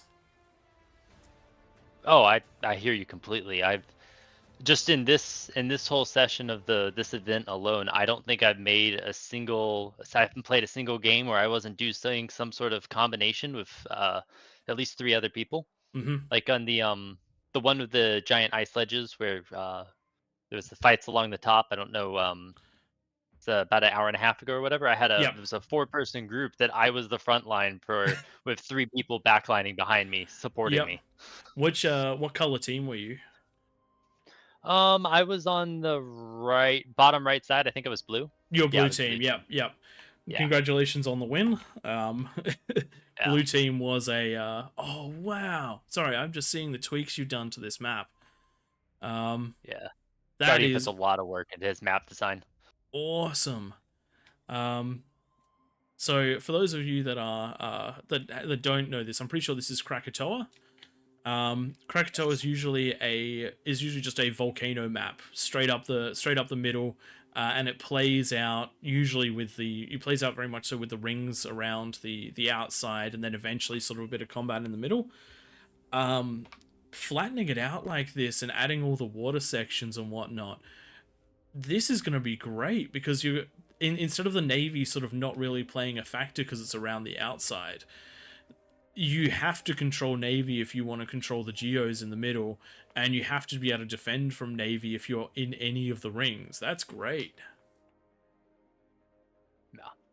This is yeah, it's a lot of the little map tweaks create some really, really interesting options. The naval in the middle, like if you look here, it's the entire navy in the middle that's 3, 6, 9. I'm not even gonna try and count it because I'm tired, but it's a lot of mexes. Mm-hmm. And all of those geos are all in range. So if one side ends up controlling the navy in the actual middle of the thing, and they get Mm-hmm. full control over it, the entirety of the inner ring land becomes theirs as well, or at Yep. least becomes contested. That's fantastic. We do a bit of flattening in a few of our maps for King of the Hill, particularly to make the lava barriers to enforce the 10-minute no rush. I love that you guys do things like this as well. I heard that you guys have communities that function in different time zones. I might need to very much so look at playing a few games with you guys to see, to experience some of the wackiness that you guys have managed to bring out here. Oh yeah, we do. Yeah, we a lot of it. I think it's every Sunday as we're doing the Molten Core Dojo, and so it'd probably be a great time to show up because that's where we a lot of times test a lot of the new stuff. Yeah, we do a lot of crazy stuff. Like you're probably gonna see in this I work with Darth Mandalore a lot, and Tossimer, and Rubber Ducky has a lot recently, and so you're probably gonna see the 4 of us doing some combination stuff down here on the bottom right as well. And like this match is just I don't know, that's where bar's the funnest, is when you're all working together. Mm-hmm. We've seen some very interesting builds in King of the Hill where you have kings with a plus 75 bonus getting out ecoed by a group of peasants in one of the sides, which is crazy. Yeah, once you hit scaling, you just man, it gets crazy. It gets absolutely crazy. It's like if you're a king with plus 75. The time it takes to go from your first Aphis to your second Aphis is like 10% of what it took to go from none to the first. It's absolutely insane. And then when you're doing the massive scaling with groups of people, it's just getting attacked at 10 minutes with large quantities of T3 is terrifying. Oh yeah. No, I'm a frontline player, so I'm always on the front, generally speaking, unless I realize that I'm a little out OSing for the lobby, and so then I step back to the back line a little bit. But it's very much a thing that when I do scale, when you hit that, eventually you have to start building 2 Aphises at once. And that's always a very interesting feeling when you're like, oh, I need to build an entire new Aphis printer because one just isn't consuming my metal fast enough anymore. One of my favorite things is when you get so much reclaim on the front line, you're suddenly like, Aphis viability? Okay. And then as soon as you get the first one up as a frontline player, your frontline can just explode. Yeah. All right, ladies and gentlemen, it's like this one has kicked off, and it also looks like King of All is actually in the game, so we'll be getting an interesting perspective from inside of this one. But it looks like the mid-combat... I get very distracted, that's why. That is all good. It looks like the mid-combat's already started. It does look like Blue being stacked with Creed players is showing their metal already. The experience on this map is taking control. We see Steven's wall is building a wall in the middle of the map, knowing that there's a huge amount of reclaim to grab on the island with the 4 geos, taking pole position while the rest of the Creed players start to take on the sea. I reckon Creed's going to have a pretty big advantage in this one just because of map knowledge, and you can already see that Raphael and Oslo are managing to push their counterpart back at some of these tight and narrow checkpoints. Any experience on games like Supreme Isthmus will give you really good ideas of what you should be doing at these tight checkpoints. Very interesting map design with this water, and I do like the way the Navy has turned itself out here. I also like the dry sea around the outside, which I do believe is actually a high ground because of the inversion of the map. Only a handful of mechs is out here, but plenty of space, and control of it's going to be very, very important because you will be able to rain down fire from these high ground positions onto the grasslands below. Question is, looking at the range of skill on the enemy team, we do see a decent spread of OS for both teams, though I do think that, as we've heard from earlier tonight, when Creed players play together, they tend to outperform their own OS just because of their ability to work as a single unit. You can already see up in the top side you have one player that's focused on your herrings, another player that's focused on your destroyers, and they're using that mix of units and microing them separately in order to get a very good showing of damage in, and they're already pushing into the naval yard of the red team, which feels very, very unfair for the red team right here, or at least it would be if I was that player. Manages to get their jellyfish up in time for a single torpedo before being taken out, and with one sea player being removed from the map for the red team, it's going to be very, very hard for the other 2 remaining to do the damage on the bottom of the map. As was spoken about before, these geo positions, the geo guns should be in range of the players around the outside of the map, so controlling this will completely control a lot of the mechs on the map, so the early gameplay is going to be quite important. However, the Team Creed is facing a little bit of trouble in the top half of the map. We do have Chronographer up here managing to push back Red Bull and take pole position in the fight over here with Nibaro by his side using the really strong Legion Decurions. A good amount of harass and fire support is coming down here. Chronographer, well known in the AllReasonNoLogic community for doing a lot of the map tweaks that we rely on for King of the Hill, and being a very, very solid player. One of my all-time favorite plays from him comes from some very great spider plays, as well as some really good EMPs. If you're ever up against Chronographer and you're not being attacked, start looking out for everything under the sun, because his tactics can be very creative and very, very strong. Does look like Navy is continuing to clean up in at the middle of the map. The blue Navy just taking out one of the red comms and moving in for the next attack on the next naval base. Herring's doing a good job of taking out the urchins offshore, and it does look like another red player has been somewhat pushed back. Navy coming to respond, but that takes the pressure off of Chope, who was pushed all the way back to his bottom. Oh, wow, yeah, okay. Bottom side of the map. It does look like there was actually... We were fighting in a combination here. Me and Darth Mandalore pushed up, held attention, and allowed Tosimer to completely slip in and hit their entire army from the rear. Very nicely done. The surround bonus comes in crazy when you have an attack like this, but also just stripping out the economy behind to stop any sort of support units makes a big difference. And considering that the secondary frontline player on the red team has gone air, it certainly does help when you have multiple players working in conjunction to break through. Any metal lost getting these early units out is easily covered by the reclaim and the additional mexes made if you make an early play game like this. With 7 minutes in, taking an additional base means that it's going to be pumping metal for you for a very long time, so nicely done there. And it also means with a little bit more pushing, you'll be able to assist the middle of the map. You can choose between helping the middle of the map win, considering they're all going to be on Navy, or defending their choke points. Any attack from behind is going to be devastating, or just continuing to push around to some of the places that thought they'd be more defended. Does look like a similar story is happening on the top half of the map, though, as Creed has been pushed all the way back off of their first position, and now those Decurions are fighting units that are trickling in, getting some absolute crazy value just here.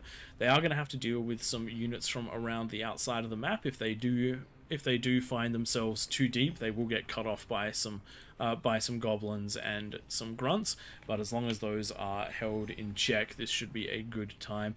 Something to note, the Decurion is actually pretty decent at destroying air, as we see the air wing flying over trying to let some bombers in, but no dice, about half of that wave shot down. The push at the bottom half of the map does continue now. The air player has been taken out. They did try to produce themselves the shurikens to slow this force down, but with all the comms here, plenty of ability to deal with that. We see a couple of AAs being dropped, as well as some LLTs just to secure the area.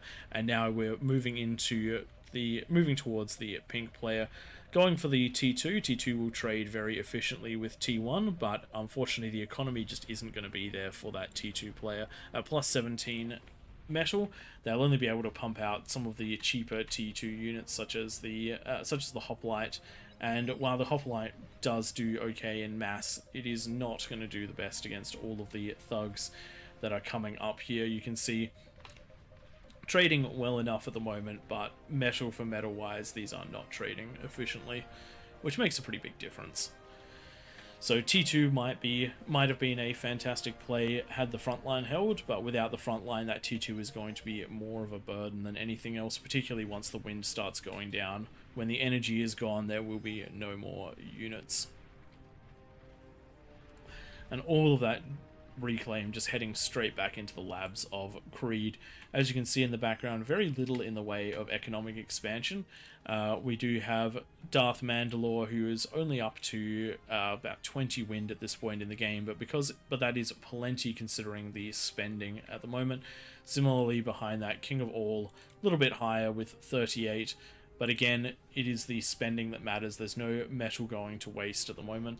And with that T2 getting pumped out off of the reclaim, we're going to be in a great position to push through. Plus 33 metal instead of the plus 17, so much more effective numbers of units coming out. The push may slow a tiny bit because of the T2, but there were plenty of units pre-calculated to take this area on. Looking at the C again, we do see that the red players, even though they're on the back foot, have managed to somewhat hold, but the forces of blue are coming in mass. We do have quite a lot of the assault frigates heading down, and as long as the engagement isn't isn't too detrimental. This should be a nice sweep here. We do have some of the destroyers just warding off the assault frigates up the top, so that you can so that the blue team can try and fight this in one direction, I guess you could say. But the red forces combining to try to push this one back. The question is it worth trying to go around and snipe the bases, or to keep the forces together and just punch through?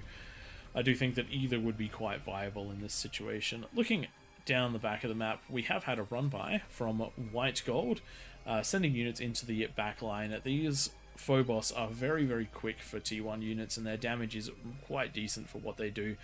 I do quite like these. Don't see them too much in competitive play, just because the Legion isn't enabled in most of our games. But watching them run through like this, very hard to catch up to them. Very good damage done, and wiping a player basically completely, down to just a handful of wind before moving on and heading to a lot of the places that you know are going to be quite vulnerable. Players that are around the back, around the outside, they're probably not going to invest too much into their defenses, so relying on those build turrets to try and eat the units does look like it's going to escape through, but that one Steyr might be just enough to take it out. Wind blocking the shot for now. Tick's going to catch up, but there we go, does get taken out. So really good call by the red player here. Top has rallied a little bit with the T2 units. They've pushed back Chronographer's push. The land has been retaken, and it does look like these T2 units are going to do a really good job against the T1 on the front here. Too much investment by Chrono and Nabarro into the T1 push, and now the T2 is going to do a good amount of damage. Thanatos and the Sheldons will do a nice job of pushing back against the T1 defenses. The Decurions will do good against the spam, but they will fall reasonably quickly to the Sheldons, so long as the Sheldons are kept back. And then from the top side, this is a coordinated strike. We're getting the Krakanos sent in. I love the way that the shields pop off of those guys once they take a bit of damage. They were cleaned up, but it did mean the forces that might have been used to deal with some of the Sheldons were not in position. This is some of the advantages that being in voice lets you do, the easy coordination to push a lot of this through. And the map has, to a degree, stabilized, with new battle lines drawn, though I'm not sure exactly how we're going to see how we're going to see the red team push back this assault. They are just hemorrhaging units at the moment to the classic Sheldon ball inside of a Deceiver. So we'll see how this plays out. Bottom half of the map, similar story. The blue attack has petered out somewhat. The T2 units did make it to the front line, but now it is just a T2 fight, and it's going to come down to positional and unit numbers in order to get those good engagements. And with some of the T2 being caught out here for the blue team, definitely a good start for red. What red needs to do is get some res bots out here. A lot of them are playing bots, and they really could be getting a big advantage if they had just a handful of res bots. Bulls trading reasonably efficiently against the maces. However, if they were able to pull back and get healed when they were on low health, it definitely would have helped them a little bit in that situation. Does look like the cleavers from the top half of the map have stopped the push, have stopped blue's push at the moment. Nice choice there, having the Decurions in the front and the cleavers in at the back. The cleavers are actually a very good solution to the Sheldons. Sheldons do not have much HP, and then it comes down to a bit of a vision war between the two. So nicely done there. Unfortunately, we didn't see exactly how they did it, but good work there. Even if you're in a bad position, doesn't mean that you're in a terrible position. Middle of the map, it does look like the naval battle has mostly finished, with Creed just coming in to clear up that last side of things. It does look like most of that force was just taken out in a back and forth fight, with the reclaim mostly going to Creed, which is which would have helped them significantly in getting that naval force, which means that the entire center of the map has been controlled by Creed. Those 4 Geos going to be pumping a lot of energy out to the team, and will help with the transition into the later phase of the game. Interesting plays coming from the coming from the red players. Hopefully we'll see this one pay off, as they are currently sitting, having lost the middle line of the map. That's approximately, I'd say that's a, well, actually we can see it up the top. It's around about a 20% metal swing in favor of the blue team, and considering that the army is 63% in favor of the blue team, that they've managed to convert their advantage into a cascading one. When you take good engagements, you tend to come out of it with more units intact, which means you can take an even better engagement next time. If you're fighting 6 pawns versus 5 and you win with 2 pawns left, then the next time you'll be fighting with 7 pawns versus 5, and then your advantage will just keep growing, provided you take good advantages, and eventually you'll end up with such an overwhelming force that more than just an even trade will happen, and you will start to build up quite significant numbers. This is part of where the defender's advantage does come in. You can technically have more units in a fight at the same time if everything else is equal, because you didn't have to move them as far. But the offensive advantage is usually the reclaim as well as the territory, which gives you the additional metal. And speaking of additional metal, it does look like all of the reclaim I was saying red should try to get has gone to rub her ducky. So well done for Creed at the moment. They've managed to create the line of scrimmage well onto the opponent's side. And now we've got some of the bigger units coming in to force the advantage. Incinerators have huge range, and their DPS is incredibly efficient. Unfortunately, not enough energy to power it. These things are very energy hungry. So we do need to see a little bit more energy out of Darth Mandalore. The 22 wind that he's got, just not quite enough for that unit just yet. Is getting some decent fire when the wind goes up, but is cutting out quite a lot. This is one of those problems with Legion that you have to learn how to overcome, and that is the massive energy intensity that comes from Legion. Their units are expensive, their T1.5 mexes are expensive, and a lot of their units do consume energy to fire. Any of those beam weapons are energy intensive.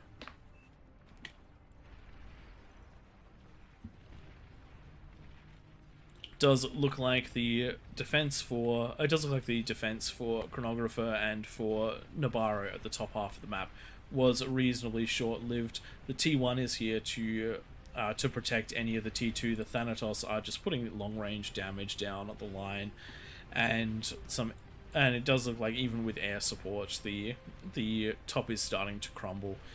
This is some of the power of of playing together.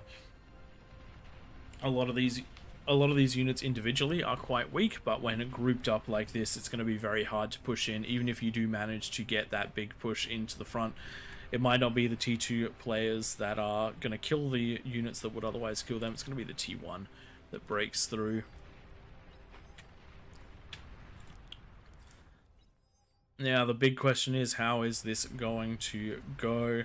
We do have a very nice little thing. I've been waiting on this one to pop up. Just a couple more seconds and we'll see a very nice potential swing out of the red players.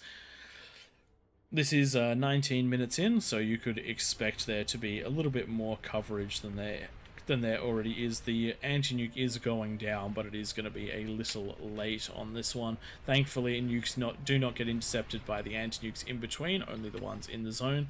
So we're going to see a really nice shot come down on Joslo. A little late on that anti-nuke. The question is, will the red team get another shot in before the rest of the map is nuke covered? I can see multiple places that are still well and truly available to be nuked, but they're all popping down those anti-nukes now. I do remember a very fun game with Twig and Tag Tom where we heard the nuke incoming, it didn't hit one of us, and then we got distracted and didn't build anti-nuke. 4 nukes came down on our team before we remembered to build anti-nuke, and none of them managed to hit, which was quite lucky for us. It does look like top is now on a very hard to stop trajectory. Could be that took a lot longer than I thought. Coming back, I'm sorry. You're all that good. was not like no peace that game. Go on against Joy's killing them. You're all good. This has been quite the exciting one, though Creed definitely looks like they've got the advantage here. With all lanes pushing and C in control, it is just going to be a matter of moments to clean up. But a really nice nuke out of the pink player, managing to... I disagree. That was a mean nuke. It was a mean nuke, an unnecessary nuke. What do you I mean? don't want one of them. It was perfect nuke. It landed in one of the very few spots that was It not nuke lacked covered. tact and kindness. Yeah, it lacked tact and kindness. All right, you Funny gotta be nice in that. One of the funny things we do in All Reason No Logic on our Wednesday nights, we almost always have nukes turned off because we want people to frontline. We want people to build the units. Yeah, it's kind of smart. We actually turn off energy converters when we want to train new people. Yeah, I love that. I love that. That's Yep. great. T1 only is one of my favorite game types. The problem with it is the AI just isn't able to win even at plus 100. Yeah, that's true. By the way, so I was talking about the game. I never got a chance to share with you. Should I share? Yeah. I'm definitely Okay. interested. For those of you watching, we've been rejoined by Creed Guardian, who was the founder of Creed of Champions, and they're making a game at the moment. So this is a great opportunity while this game gets cleaned up to discuss that. Okay, so to be clear, this is not like the next Bar or something. Bar is like an 18-year project. All right, it's a very tough deal. However, we're working on a game called Adaptive Command, just with people here in the community, and we have lots of development talent. So, basically, we're going to be working on this game together. The key thing is that it's kind of for people who are a little bit older in that you don't have to do all the super micro to be good at the game. It's about your decision ability. I feel like as adults we get better at our decisions, and we might get a little worse with our micro. No, that couldn't possibly no, be true. not at all. I'm fast as I was true. when I was 13. It's definitely true. But, like, I want to play a game where if I can outthink my enemy, I can win. Yeah. And when it comes to Adaptive Command, it's all about think on your feet strategy. There's no memorization. There's no, I've learned the map glitters. I've played it 9 million times and memorized every strategy. What you actually have to do is you actually have to figure out what are the factors on the ground and say, okay, based on this, what am I going to do? So that's why it's adaptive, right? You're saying, okay, I'm changing my strategy based on what's actually available to me, because all maps are random. You don't know what you're going to get before you start. Oh gosh, I just blew up my own base. Okay. All maps are random. You don't know what you're going to get. And so, yeah, so you really have to stand up and think on your feet. Now, it's a turn-based strategy that makes it a little bit calmer in its approach, but if you think of Civilization in its early game, but it's all about big battles instead of just peace and a good time, and it's a game like Bar in the War, that's kind of what this is like. It is very much like, hey, this game is about, hey, if I'm good at something, like, figuring out the strategy, I can win every game. And if I'm new, as long as I've studied the basic principles, such as that certain tanks are much better, like, for example, if you have treads, you're going to fall through the ice, right? Mm-hmm. Common understanding, you're running a heavy tank through the ice, you're going to fall through.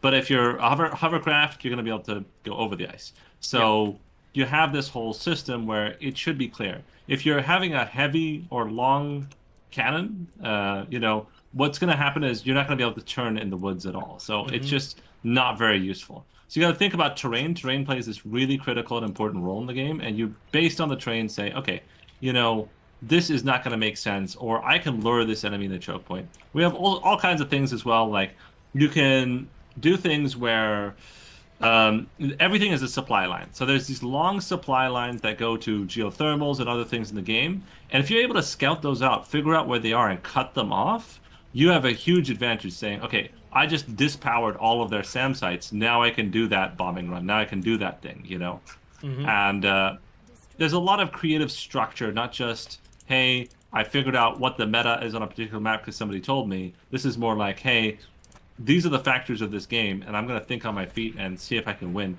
And that'll give new players a chance to be on par with established players, because you've just got to think on your feet each game, and that's the difference, I really like the sound of that. The question that I have is, how do you best convey that information to people? Is it something a bit like a roguelike where you just have to learn as you go, or will it be or will you make it very obvious to people that if you say have that long barrel of a gun, it won't be effective in a forest? What's your idea behind the user interface and the user information to allow people, even when they're new, to get on par with the experienced players? Part of it's going to be just the pitch of the game, right? How we tell people about the game is going to reveal the game itself. Yep. But the other one is basic tooltips. You just hover over the unit and it tells you, hey, this will be great on this type of terrain. But it's made to be obvious. For example, hovercraft, it drives a tremendous amount of rotor wash on sand, making it very hard to see and very slow, right? Makes sense because it's a hovercraft. It's blowing the ground, right? So we're making it in such a way that if you have common sense, you will not need to know everything. You'll just be able to derive from common sense what you should be doing. I actually reckon that's got a lot of potential. Are you looking at a Steam release, or is this going to be released within the Creed of Champions community as a free download? We're working for a prototype in Creed of Champions by December, and we hope to get a Steam release at some point with the game as well. It is a team I mentor. It's not really my game per se. It's a team I mentor. In the game developer perspective, they're going to be working on it, and I'm just super rooting for them to succeed.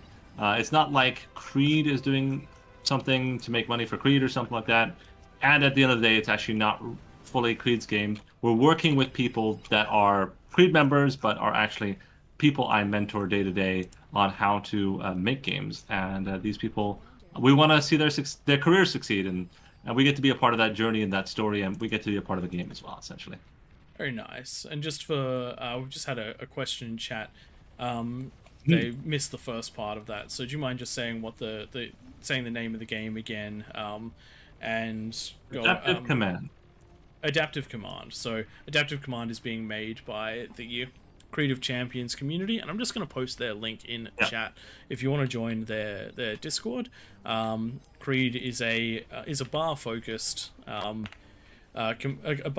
semi-competitive, I guess you could say more of a playing together group of Beyond All Reason players with a big focus on teamwork, strategy, and excellence towards one another. So if you're interested in joining a really solid gaming community that exists both for the joy of the game and for the joy of playing it together, then that's a go-to place in the bar community. Definitely, and that's where you can also learn about the game. If you'd like to be part of its creation, you can learn about what we're making, how we're making it, and you can actually be part of the process of making a game in a very intimate way, because this is not going to be something that's just everybody's going to be able to do. It's really just Creed that's going to be able to be part of this creation of this game, and it's going to be a really unique experience where you get to help direct what that game becomes, and you get to help be like developers of the game from the ground up, which is just really interesting and cool. But one thing I will say, don't come with the gamer's expectations of games. Games are astronomically harder to make than most people think, and this is not going to be the next Bar, okay? Because Bar, it's taken like 14 years to get here. It's much simpler. You can do a lot with simple if you do it right, but we're not going to have 48 players versus 48 players, 10,000 units on a custom engine. That takes a little bit more effort than anyone reasonably do. Come on, you could knock that together in a weekend, right? It's not like Bar's being developed for years upon years upon years to be in the state that it's in now. Yeah, no. Yeah, I mean, I think it's easy, honestly. Why not? Oh dear, yeah. No, it's quite the project, but the fact that you guys are doing something like that is something incredible, that a group of people that like Beyond All Reason have gotten together and they can do something like this. It shows I think more than anything, it probably also shows the age and experience of a lot of the bar community. It's certainly a game that favors people that have done quite a lot of living up to this point. Exactly.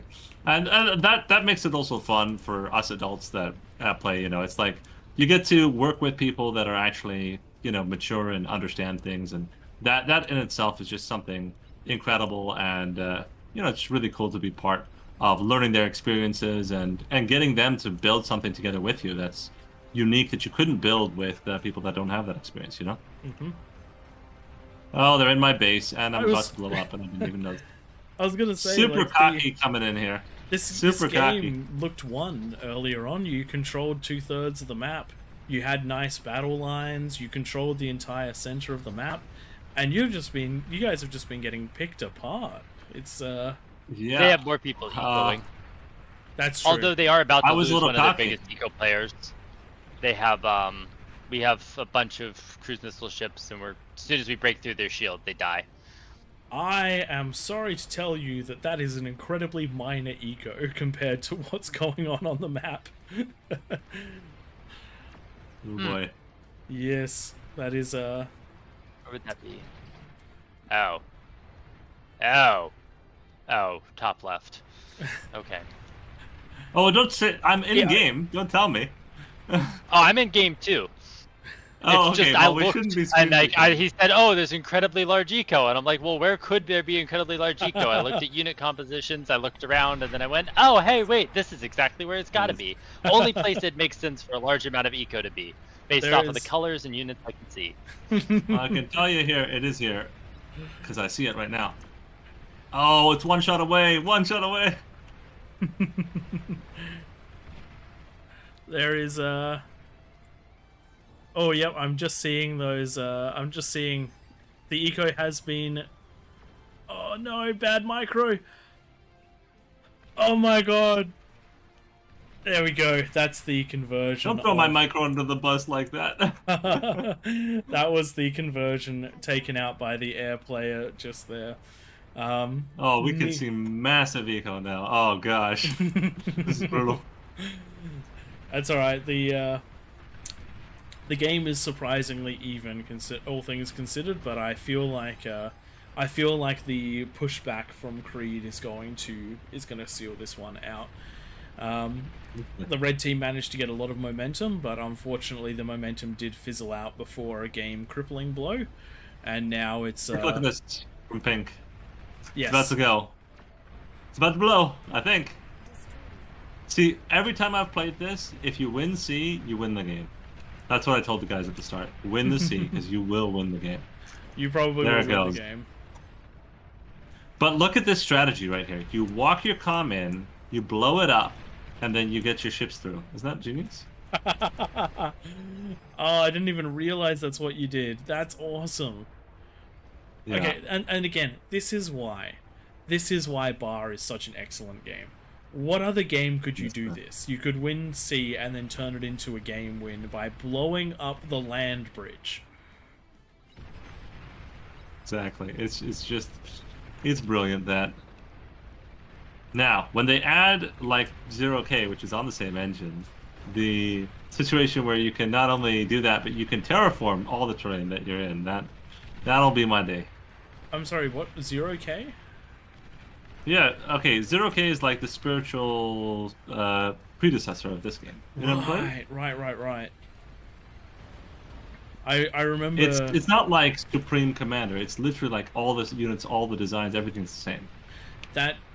When I was chatting with the devs during our 1 year anniversary, they mentioned that there was a lot of back and forth between the 0K, between the developers of 0K and themselves, and basically encouraging the reuse of assets and things along those lines. That makes a lot more sense now. Yeah, it's really teamwork. It's open source and it's definitely sensible. Oh gosh, I'm lagging out of the game and my base is being invaded and I didn't even know it. There was definitely a massive lag spike just there. Even I felt it. Oh, okay, so it's everybody. It's not just me then. Interesting. Yep. Fascinating. There I thought I had a You're column yelling at somewhere. Tosmer to send Oh, this medal. for the love of humanity. I swear. I took the risk of saying, okay, well, I can win this. I can afford to chat. I'm Yep. paying the price for my arrogance right now. Look, I man. think this is more or less flip with losing the top left. Yeah, it's over for them, I think. The players, the people watching seem to be appreciative. Our numbers have gone up. They went down a little bit when I stopped doing game commentary, but they've just been climbing since then, since you guys came on. Because I think a lot of people that enjoy Bar enjoy both the game and the community around it. Very nice. I just saw the missile boats just managed to take out the large eco. Oh, You know, beautiful! Yeah, I can see that now. The point you were talking about team play and everything earlier is like, it's one of the things of like knowing some of the people you're playing with and playing with them regularly is I got my entire base wiped out, and Tossimer handed me an army, handed me some res bots because he knows when I fully die, I go out and I go looting. Yep. I kill an enemy army, harvest all the metal, and then I send it back to him, and then he gives me another army, and it's this becomes my new game. Yep. Where I entirely only play micro and then yell at Tossimer for not building enough metal storage for me to feed him. Something I particularly enjoy. Play. I particularly enjoy playing with Twig because we're cousins, and we have an incredibly similar game style. And if you watch us both play, a lanes map, we could almost be the same player sometimes. And if we're playing, if we're holding the front on Supreme Isthmus together, it's usually quite a strong hold because we will look at the state of the game and make very similar or polar opposite decisions because we'll know what the other person is going to do, so we know what we need to act on. And that's something which I think is huge. And watching Creed play as a team this time, every front was combining players to do things. Something which I saw in the sea in particular. The top half of the sea was doing really well, and the bottom half was struggling. The bottom half just fought a retreating battle backwards to allow the top half to come into the point where where red had to react, and then the pressure was taken off, and then all the support went down to bottom side as well. It was interesting to watch because I'm assuming a lot of that would have been happening in the chat, but it was you would think that was Genius coordination, but it was just Red Bull yelling help help help help help help. But that's the thing. By playing together, you get used to that sort of thing. So, alright, let's have a quick look at the stats on this one. So, the metal produced was very dominant. The one player very dominant on the pink team. The thing which is interesting though, their damage dealt, it didn't ramp up till the very end, but their nuke was one of the most significant bits of damage in the mid game to the enemy bases until that big push. So while they weren't super effective in that first part because they were ecoing, they were also in the eco position and did a very good job of that. But the damage dealt that you can see from Creed, there isn't a particularly outstanding DPS. There's just a lot of blue in the middle of those graphs as compared to the red team where there's a couple of there's about 4 or 5 very, very high damage red team players. But if you were to compare the area under the graph, I'd say that blue had a very large advantage over the early game. So nicely done to the Creed guys. And now they've jumped back over to coordinate what is going to be the next match.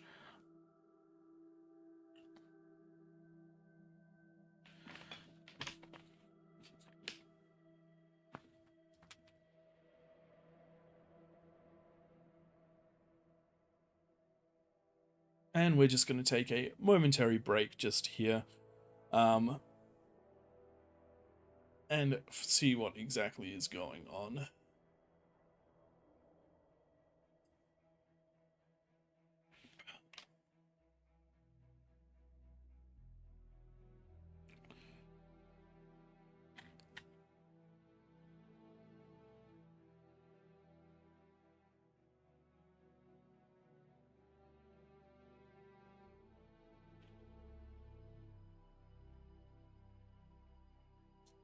I will be back in a moment. I'm just going to take this opportunity to quickly stand up and grab a drink.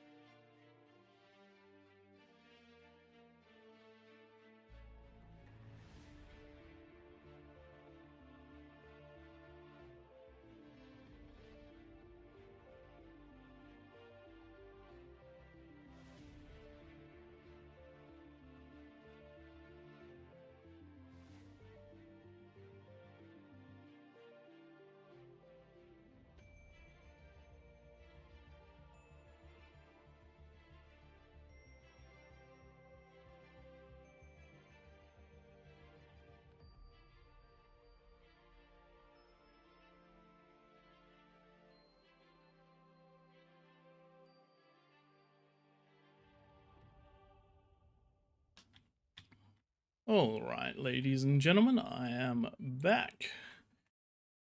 And it looks like we are heading off to Special Creek, which is the larger version of the regular map. It's usually just cut down at the middle.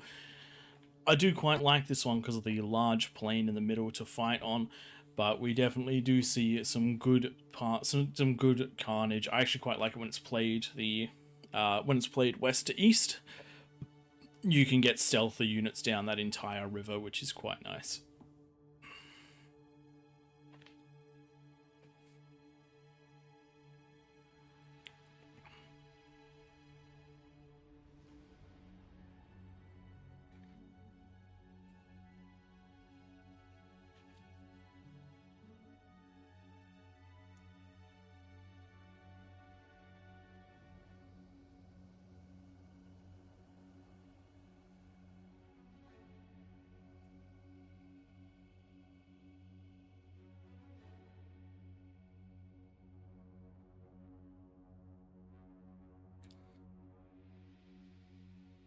does look like Creed is going to be on Team 2 for this one, and it's going to be Creed versus everybody else. And we saw how that went in the previous match.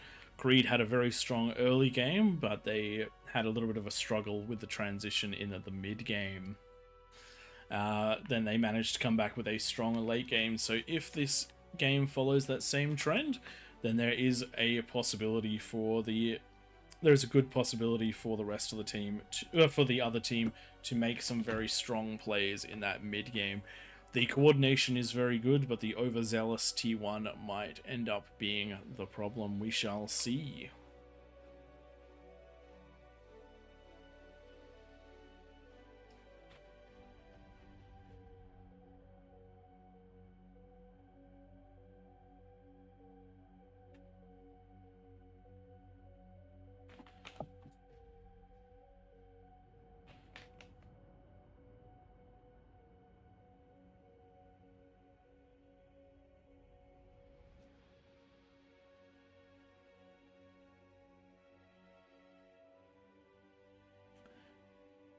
And it looks like we are being joined again by the King of All. Lobby creation duties have been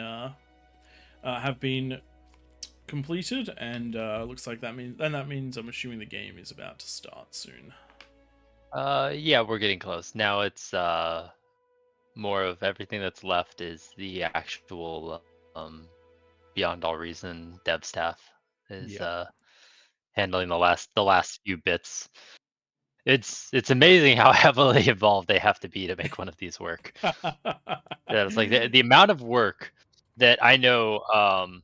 There's been 2 or 3 of them that have been here all day, like Pikak and Steel. Mhm. The amount of work they have done over the course of this event has just been immense. It really is. Nightmare and Nightmare and Flo are some of the guys that take care of our lobbies for King of the Hill, and the fact that they're there week in, week out. Just if you're gonna thank anyone, thank the mods, thank the devs. The work they put in is absolutely insane for this. You might see that I also have a green moderator name. That in no way means that I'm even close to doing what these guys can do. It is I would say that I am more of a honorary mod than anything else. Just some very slight changes, like for starting the game, if the others aren't there. But yeah, no, those guys, the amount of things they do to try and make these bigger lobbies work, unbelievable community effort from those guys. So I noticed a few of the special rules in there. There's a tweak in there, and then there was also the 500 max units per player. What's the goal of this match? So this one is more of it's the big wall in the middle creates a very interesting mechanic of climbing it, building a factory on the other side. How do you get over the wall to actually kill your opponent? Oh my god, But that's awesome! the 500 players, the 500 players on a map that's more for the fact that we just upped it to 30v30, and we're trying not to melt people's computers. Yep. And there's a lot of people that like to say, "Hey, we're in the giant lobbies. Let's make 3,000 ticks. That sounds like a good idea." And then have them start zigzagging across the map. And so we whenever you up the unit count, you have to or up the player count, you tend to start shrinking down that max units per player, just to smooth things over. One of the things we run into with King of the Hill is that there ends up being just naturally a max unit cap of about 320 per person. That becomes very, very difficult for the Kings when it's 9 versus 100. Being restricted to 320 odd units is a problem, especially when you consider that mines and conversion and wind build turrets are all part of that unit cap.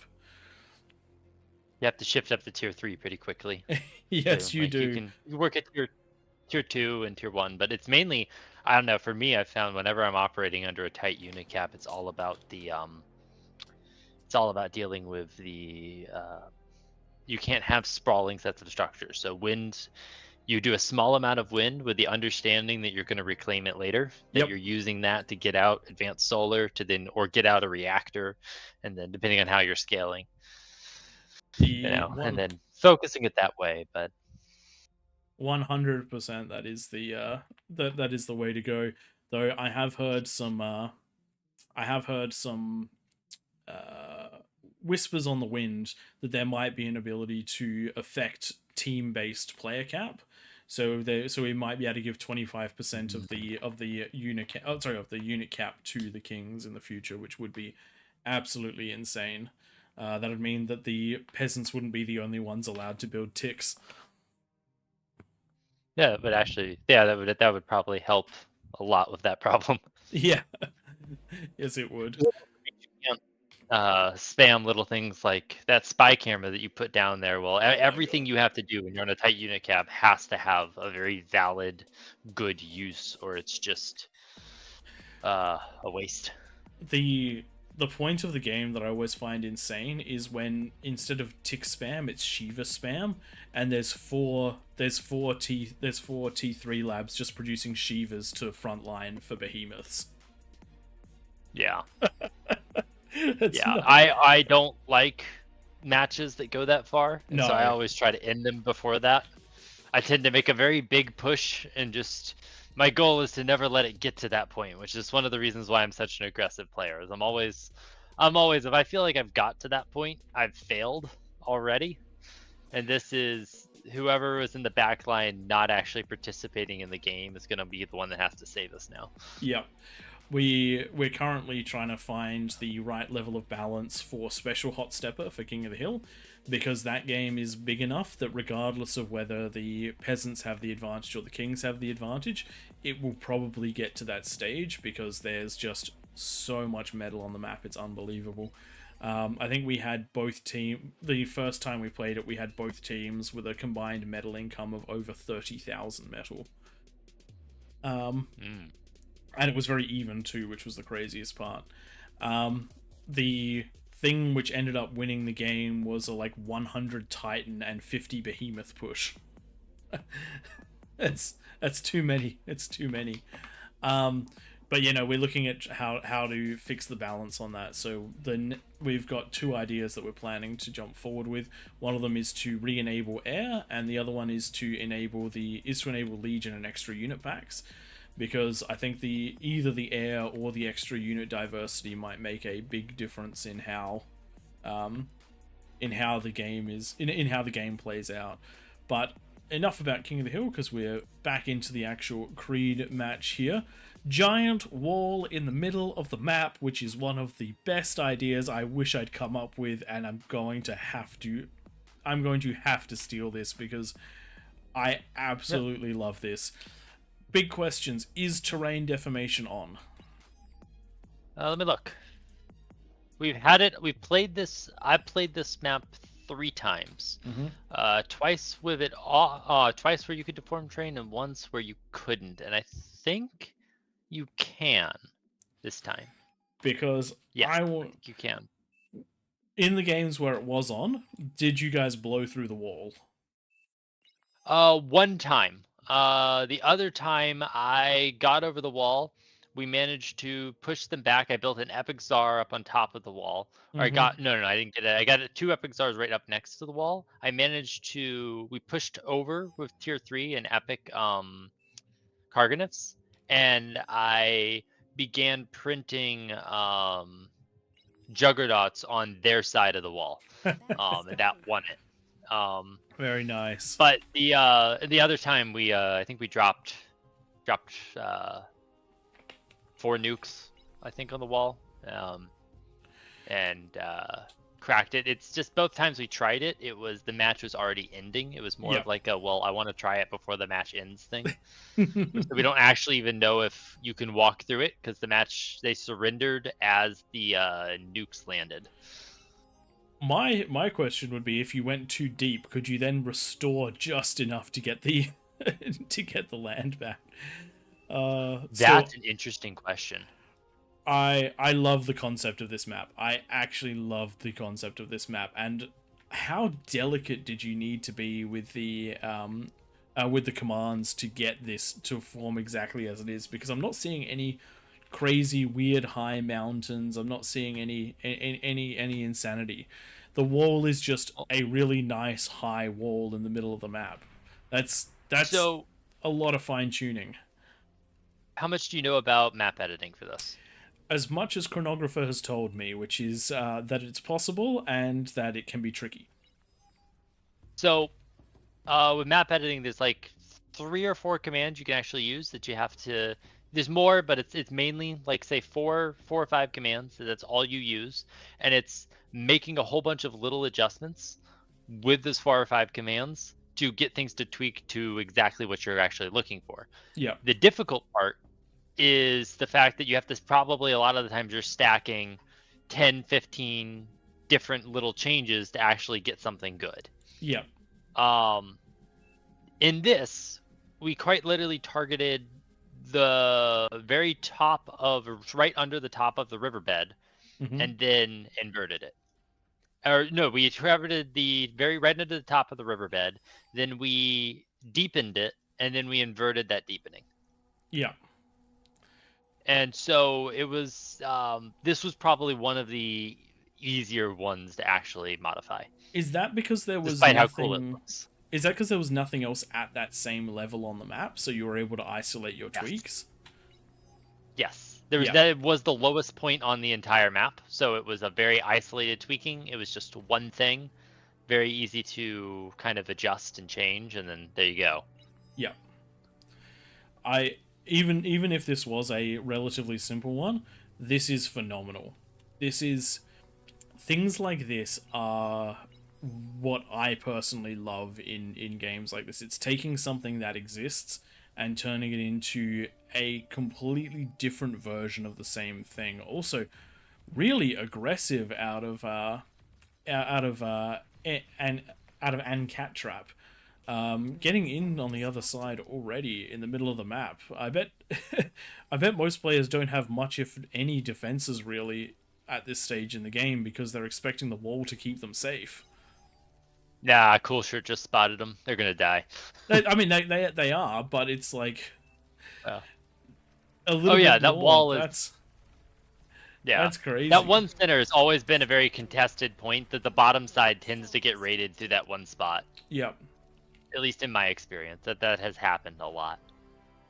And that required 2 lab reclaims to achieve, so very nicely done. But yes, the D-gun is here to take care of it, though. If I'm being honest, I would probably attempt not to D-gun it so that you can get the metal from it. Yep, and as you can see, that's exactly what Cool Shirt's doing. Not enough defenses. More twin guards on the high ground might have been able to save it, but now it is a metal dono for the player in the middle. Nicely done, though. I still, any Cat Trap, I appreciate the effort, but very good defense. Though I suspect, as Red Team being the Creed team, has a fair bit of experience in different ways of breaching the wall. So my question is when you do host this map, do you make sure you host it on a Chinese server? What do you mean? It's a great wall in the middle of the map. It just makes sense. Ah. I didn't actually know that this. I don't think this has Chinese servers. It That's doesn't. what I was thinking there. I'm like, wait a second. I didn't even know. Do they have Chinese servers? They do not. And then I'm like, you get me with a Great Wall. Yeah. Okay. Yeah. No, that was. I couldn't help myself. I think that was well done. The older I'll you give you get, that one. the worse your jokes have to become. It's just a rule or something. I've heard that before. Oh man, you should hear some of the puns that my friends come out with these days. Back when I knew them when they were young, they all complained about puns, and now they're the funniest things ever. Yeah. Oh, I hit that change a while back. Honestly, And it was this moment of horror for me that I'm like, oh no, I'm old. I actually genuinely Like it happened when I was 20, but yeah. like It did it coincide with you getting a full-time job? no, actually, it coincided right when I got really really serious about college, and I stopped kind of just doing it, and I got really serious, and like I started working for an internship like a little bit after, but it did coincide pretty closely. It was just it came before the job. So what you're saying is it coincided with the time where you got serious about something. Yeah. Yeah. I would have to say that is pretty much bang on with everyone, whether it was deciding where they were going with their future, actually knuckling down and studying, or getting their first full-time job. I reckon that's when the puns hit. I think definitively that there is a stage in your life where the puns start to hit. And it comes with responsibility. I could buy that. Alright, having a quick look around the map, super even on economy. It's tipping a couple of percent either way based on who has the reclaim going at the moment. Army values slightly in favor of the blue team, but I would say the effective army is slightly in favor of the red team, just based on positioning. And then everything else is running reasonably evenly. Blue team is definitely ahead in the energy, but that also means that they're not ahead in the metal, which means the conversion just isn't quite there yet. We're seeing a lot of full energy bars on the blue team, so that should try and clear things up. We're also seeing a few people going for their first higher tier economies. These have to have been co-opted, because there's no way that you can pump out an 8-minute APHIS without an additional bit of co-oping going on just there. Actually, with extra units, you might be able to. Kind of, maybe, not really. Yeah. It's one of those. It depends on how many mexes you get, but I doubt that. Yeah, it looks like that's a really tight timing. That's a tight timing, and it does look like they have been given a Geo and a couple of extra mexes, so that's definitely helping them out. So yeah, we'll see how that one goes after the last game's disastrous disastrous nuke. We do see Creed already getting their anti-nukes down. And actually, on a game like this, that makes a lot of sense. When the wall is a massive barrier for normal tactics, going for those nuke rushes, going for those long range alternatives is something that you'll see a lot more of. We can actually see that some of the Creed players going already into the ballisticas to try and get that damage across the map before the shields come up. Then down in the bottom left, I see you've found your little spot. Yep. Couple of LLTs coming down for you just in case of run bys or things. So it does look like with what's in front of you, you're pretty safe for the time being. T2 going into that fusion reactor as well. Nicely done. I completely agree, but trauma. Yep. 100%. A couple of LLTs in the back line is... I can almost never fault someone from doing that, because one tick can ruin your day if you don't. Yeah. Ooh. Does it look like Blues managed to find themselves a couple of strong T2 units in the front of the... to push that wall. The Arbicus is probably going to be one of the strongest T2 units on the wall to start at the start of the game. Effectively a sniper that can traverse up and down the terrain. Does look like the answer to that is coming up right here, though that beamer is going to reap a harsh toll on those infestors, but not harsh enough that Arbicus is definitely going down. Cost effectiveness though, an Arbicus, let's have a quick look. Arbicus costs 800 metal as compared to the Infestor, which is 250, which means that actually traded in favor of the Arbicus because of that beamer, and also with the metal reclaim availability for the blue team definitely favored there, but it has given red team enough time to get their own Arbicus up to the front to try and counter snipe. So a little bit of a metal sacrifice in order to get the pole positioning and to take the win overall. Does look like just next to that, Chronographer is shelling nicely with his high ground agitators. Couple of sumos on the high ground to help defend, but the low ground position has been lost. Hapman's getting some good work over here on the left. Oh yeah, wow, I didn't even see that push by, but with a couple of labs on the low ground, these guys should be able to do a nice bit of damage, but the gaps have been somewhat sealed. Bunch of LLTs, some walls, and a comm in front of one entrance, and then a ball of ticks and pawns in the other. So it has helped clear that front section, but isn't going to push too far in. That's the advantage of having some defenses set a little ways back. Ooh. Speaking of tactics we don't normally see on the front line, I do like this. We'll see how much damage this lovely unit gets done.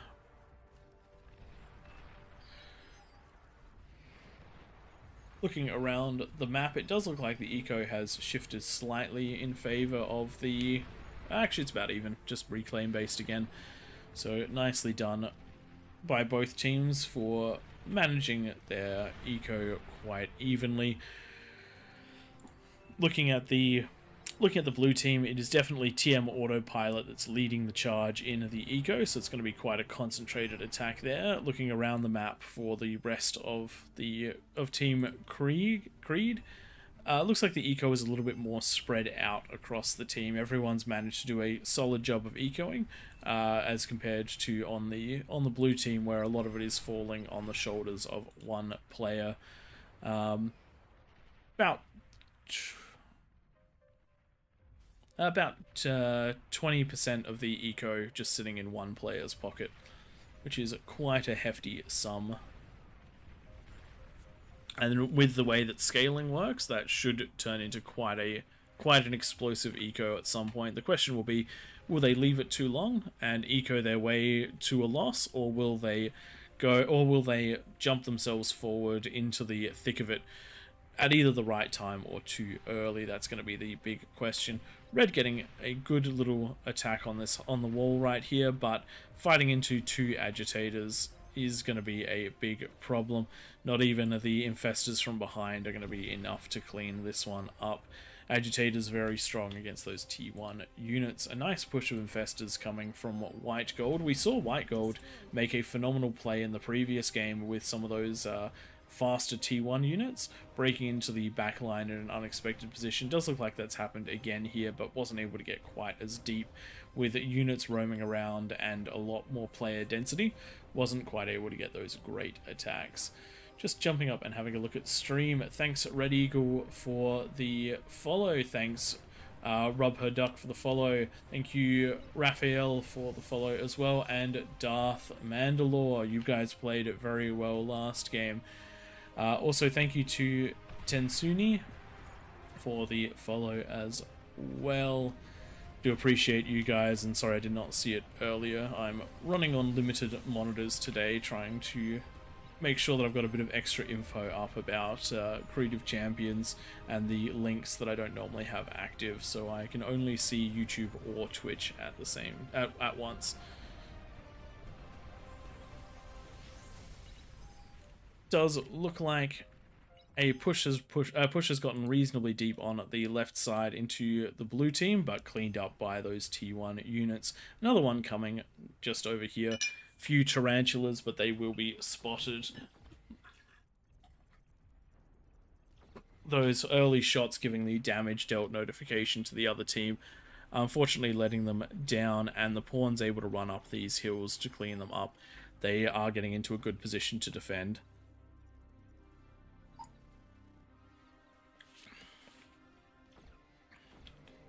Outranging them though, so doing a good bit of damage on that hill. We'll see if those end up doing more. It does look like that middle position was cleaned up as well by a combination of attack from the low ground and attack from on the wall. Does look like things are heating up a bit here, as we do have hounds fighting against Arbicus on the high ground. The Arbicus having to get into a vulnerable position to fight the hounds, but each shot does take a hound. Every 2 shots does take a hound down. Takes significantly more for a hound to take an Arbicus. But the hounds are coming in very large numbers, not to mention they can also potentially shell a little bit deeper because of that plasma trajectory. But again, holding fairly steady with the battle lines at the moment. Large amounts of anti-nuke for both teams, but some gaps available if they choose to use them. not seeing much in the way of nukes being produced across the map, though. Plenty of catalysts, but not so much in the way of nukes. Catalysts will hopefully do a good amount of damage on those walls. And the big question is, how are we going to punch through here? So, as the player of experience, King of All, and also Creed's Guardian, who's also in chat at the moment, what is your plan for punching through? If I told you that, I'd have to You'd do have some to kill damage me? here. I'm looking at using a mix of the tier 3, they call it the incinerators. Is the tier 3 spider mech, the termite, but scaled up from the extra units pack, and then the epic cargonifs. And I'm gonna use the epic cargonifs as like a shield, with the termites as snipers because they have incredibly long range. They just very much so do. Do you have any plans on using spam, either the Infester or the Armada's little stunning spider that I can never remember the name of? Probably, just because I would have to move a lot of build power up there to do that. I'm probably just going to rely on what's up there and see if I can get Half Moon to make some for me, because I know he's I can rely on Half Moon to do that. Exactly, and that is the Creed way, playing together. That's part of why I asked, because I do want to see some of those combined plays running through this. But then again, the other thing to do is just to build spam on the other side of the wall. Like, let's just be honest. You guys have got plenty of labs on the other side, and by plenty I mean 2. Yeah, I honestly should probably move up and help secure that. I know this match gets eco crazy here. I'm just gonna top Half Moon up. It definitely does, though the eco's running surprisingly even despite everything. With it does look like one player on your opponent's team has about 20-25% of the team's eco, and on your team it is again a lot more spread out. So the advantages of scaling as one player is just how quickly you can do it, but it also means that if you guys are able to hold against the hold in the one area where the eco is concentrated, then you should have a bit of a better time. I'm liking the catalysts being used to clear out the a lot of the advanced bases that your team has got. Catalysts, Junos, they're units that I always find to be a little underutilized in the game for just how powerful they actually are. The ability to just wipe spam off the map, or the range of a catalyst with the fact that it can't be stopped by shields, absolutely great use by the TM clan for getting those up on the front and working in their advantage. They're doing a really great job of working together, and you can see how they've got their high OS. Several of them joining up to try and fight against Creed, and I think that they are also going to be working together just as you guys are. No. Oh, I'm squared up against one of the DMs. Okay. I didn't even recognize. Yeah, see, they put out the epic cargonifs. They have the same idea as me. Yep. The epic Kargis well on their way, being supported by spiders and T1 as well. Those catalysts being dropped on everything they get vision on too. So hopefully we'll see a good amount of damage here, because this is going to be one of the strongest pushes in the game so far. The thing about early T3 though, which we know from King of the Hill, is just how vulnerable it is to commanders. So any of those that can hide themselves on the other side of the wall, provided there's vision, should be able to get a D-gun off. There's no way over the wall. Oh, well, as in, if you put the comm up against your side of the wall, when the Cargonists try to cross, you can D-gun up the ridge. Very, very strong to do that, because nothing will be able to see the comm to shoot them. You have to come over in loads of places at once to break through things like that. We experience it a lot. And it is rough. But the question is, how is this one going to be defended? We're seeing regular Cargoneths headed out the front by Jackson. the question is going to be, will regular Karganeths fare well against the epic Karganeths? My guess is metal for metal. The Karganeths would actually beat epic Karganeths, but when they're massed, the epic Karganeths will be an absolute terror to fight against.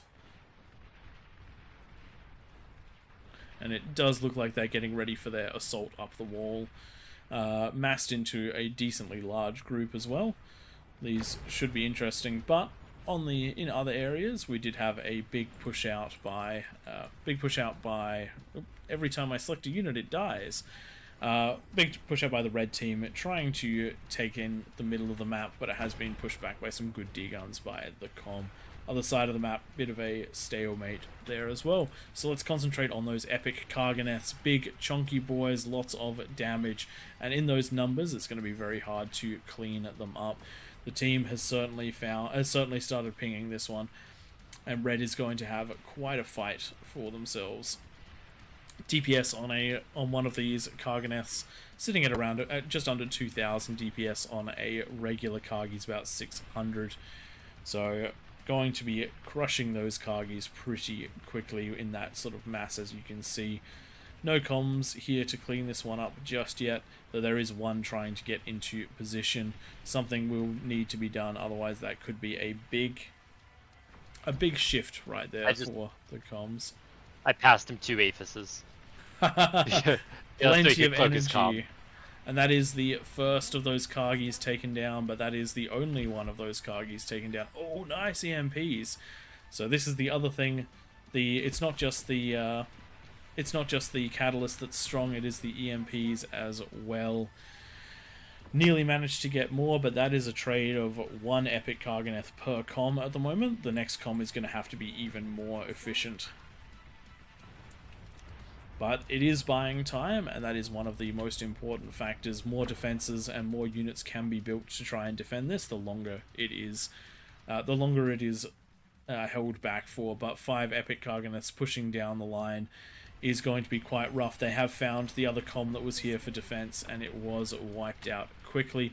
There is one more here, but unfortunately it is running away, does not have the energy to cloak, so is not going to be a major factor. And with 5 epic Kargis walking across the map, this is going to be a tough one to stop. Though we do have our hero, our champion, in fact our creed of champion, king of all, looking to make his way up with the epic Tsar, and with the epic Tsar as a distraction, as well as the com getting in position to deal the mad damages. Question is going to be, will there be enough? The Kargis are here, so the time bought at the very beginning of this engagement is going to pay for itself in spades. All those EMPs going off, really slowing this one down. But that's a lot of things to fight. Question is, will King of All get into the King of All positions and drop the King of All D-guns? That's the major asking point. Or will the route around the rocks be a big problem, slowing down the units, just that little bit too much squeeze through, but indecisiveness out of the TM players and grouping them up. This could be some great D-guns. Early D-guns, but great D-guns. That's all 3 of the remaining Kargis down, and now the only thing here is the termites that do not have that same pushing power as the epic Kargis. Not to mention we have an epic Arbicus, so enough time was bought on this side in order to push everyone back, but it did cost several comms. Thankfully, all the metal on this side of the map is going to go to the Creed of Champions team, unless they fail to push this back. Going on in the background, more ecoing is happening over here for the blue team, though despite all of that they have fallen behind a little bit in metal. The spread out eco of all of the Creed players working together has managed to finally pip them. Only a few percent at the moment, but that will keep growing as time goes on. Good hold, good defenses. Pushing back 5 epic Kargis, and I think that was about 10 epic termites, or thermites I should say, is not an easy thing to do with the limited resources available.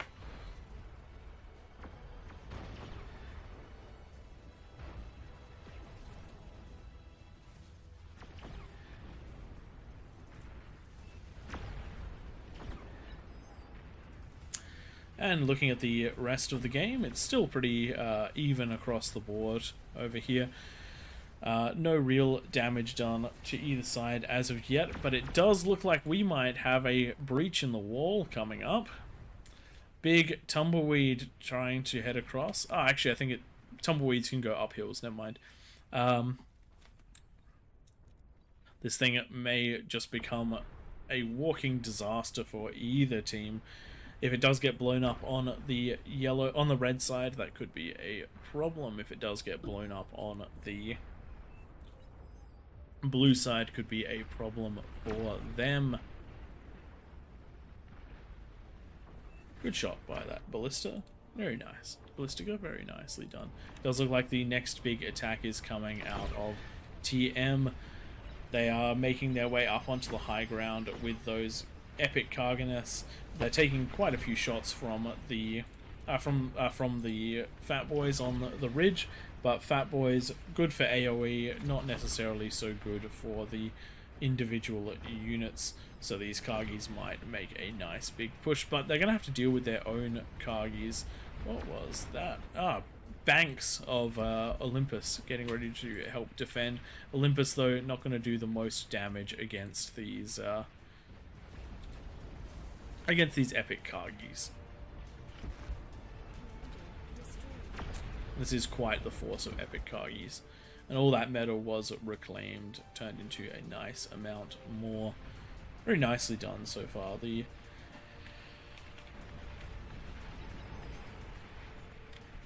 team Creed of Champions doing a nice job to control this wall, but the blue team doing a very nice job as well. Some very high skill players there.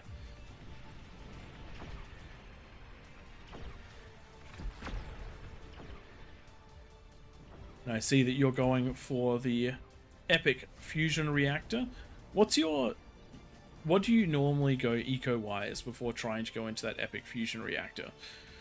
Do you have a set number of APHIS, or? I've got more metal than I know what to do with. I don't eco. I'm a frontline. I only play eco when I'm trying to take a step back and not. I've been sweating all day. Yeah. So. With the metal that you currently have, and with the build power and build time you've got, good time to transition over to that epic APHIS. My go-to is usually about 14 APHIS before I try to go for the epic. I find that if you go less than that, it will come up in about the same time anyway. So little lower than what I would normally say, but you do have plenty of metal in the bank, so it's coming down just fine.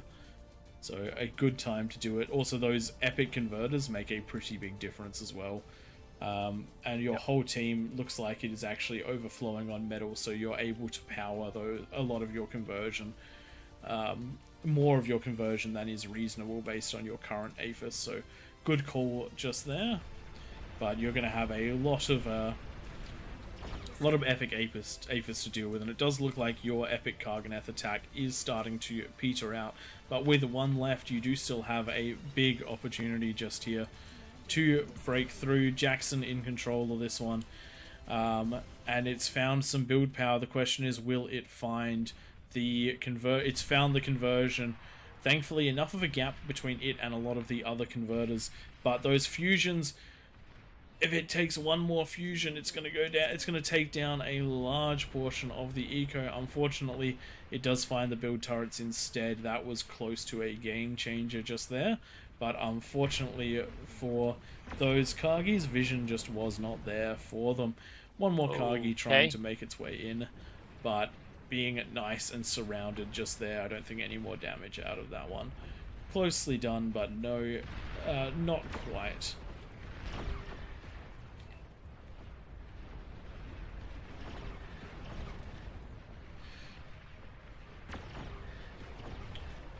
Still, with the economy still somewhat on par, the battle is now beginning in earnest on the right-hand side. All of that T2 posturing is over, with T3 pushes coming in instead, and there does look to be a somewhat uninterrupted line available for the players on the right to break their way down. Darker than max and Not Get hot. Real doing a very good job of breaking through. Does look like we're having a few of the other players jumping in and out based on what they need to do and communicate with the team. Big opportunities just here, but the Epic Kargneths are coming to deal with this, so a sweep across the map might be the best call here. As soon as they see the approaching enemy Kargneths, could be time to try and do what damage they can in the front. Nice job with the COM-D guns on the front there, stopping that push as well. And then in the middle of the map we have another big push coming. This time it is powered by Vanguards and Myrmidons. We also have the Thermites getting ready for their assault as well. Lots of fighting happening on this side. Oh, pawn cannons! I love pawn cannons. Both sides seeing the same possible solution, but it is going to be red that is mass producing those pawn cannons. Quite a lot of build power here, though the few units in the way are slowing down production. These are building up to their maximum at the moment. We will hopefully see a huge amount of them being launched across the map, but it is this right side here that has the most damage incoming. Really nice push across, some rolling bombs as well. Those things could do some serious work. But the front line has been defeated. The back line has to come online. With a couple of Epic Aphis, though, they definitely can. What they need to do, though, is stop the construction of those Epic Aphis and put that into unit construction. More build towers at the front, more energy, more power.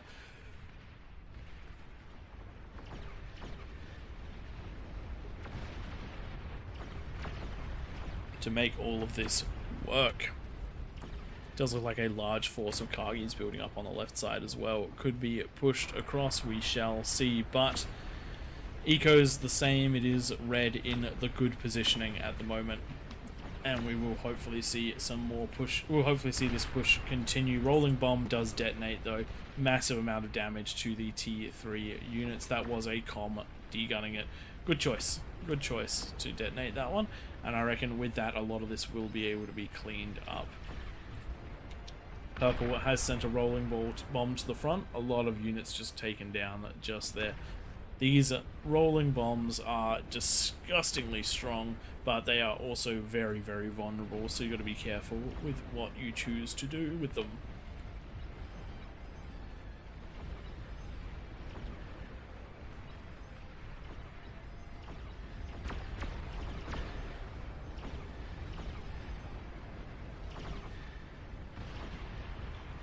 Ooh.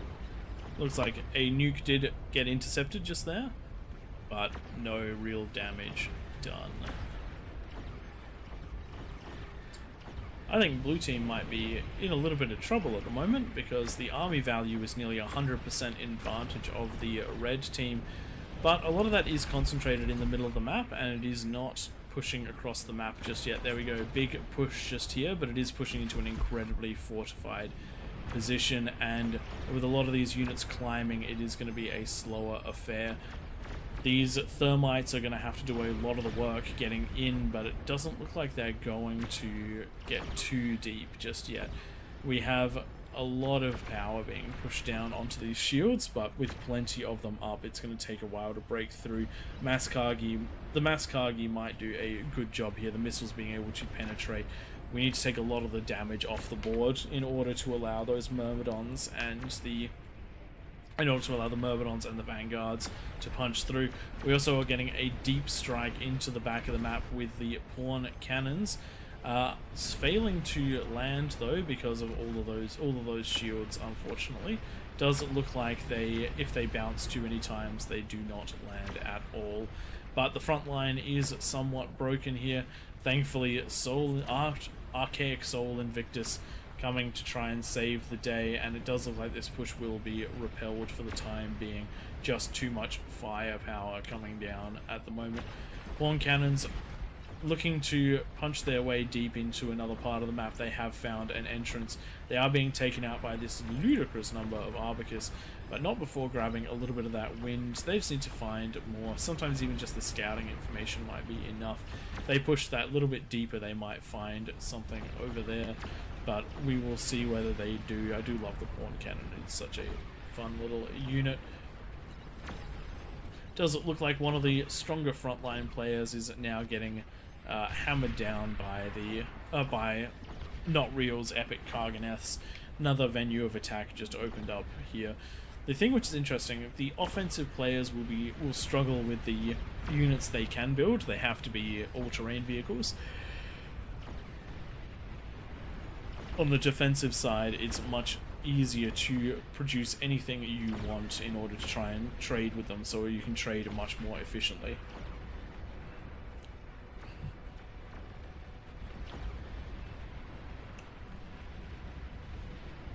Let's just turn off the HUD for a moment. Let's have a quick look around at some of what is going on this map. Got some very nice pawn cannons making their way across, missiles running through the sky, large units migrating across the entire map. Just the march of huge numbers of forces as we go through. And we have a look at what exactly is going on with the ecos in the back. Look at these beautiful ecos all sitting here. The pawn cannons, though, they've found themselves a spot to break in. There is little to no defenses here. It's all about the reclaim right now. And it does look like the reclaim is being used to heal as compared to eat, and it does need to eat those pawns if it's not going to become too much of an issue. There are epic converters over here. Those have been taken out. Nicely done by the red team. These pawn cannons significantly more effective than we give them credit for. Does look like good damage being done on the left as well. The incredibly strong TM players have done their best to push over here, but now they're facing the wrath of the Creed of Champions as they make a big push with these Epic Arbicus. The Epic Arbicus, their railgun shots do a huge amount of damage, and backed up by the Thermites, gonna be doing a good amount of clearing just here. With the Epic Kargis getting ready to move in, the Myrmidons in the background, this is going to be quite a tough one. Not to mention we have the spam, Creed has the spam as well, pushing up the front, trying to get in and do as much damage as possible. King Benjai is attempting to get his Epic Kargis into range of the Epic Arbicus, but they're just taking so much damage doing it, and even if they do trade 1 for 1, that is not going to be quite enough to make a difference here.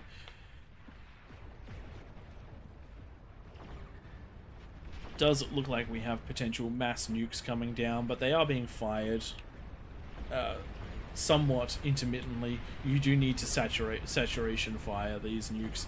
Something where they might actually do a decent amount of damage is the front line.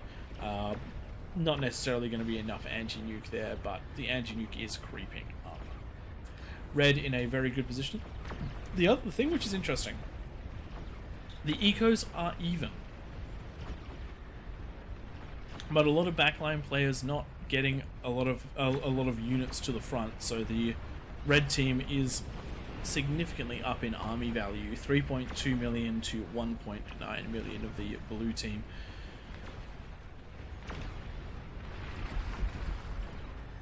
So definitely a bit of a difference in the two teams, considering that the Creed is keeping up with the blue team, even though the blue team is focusing on that eco.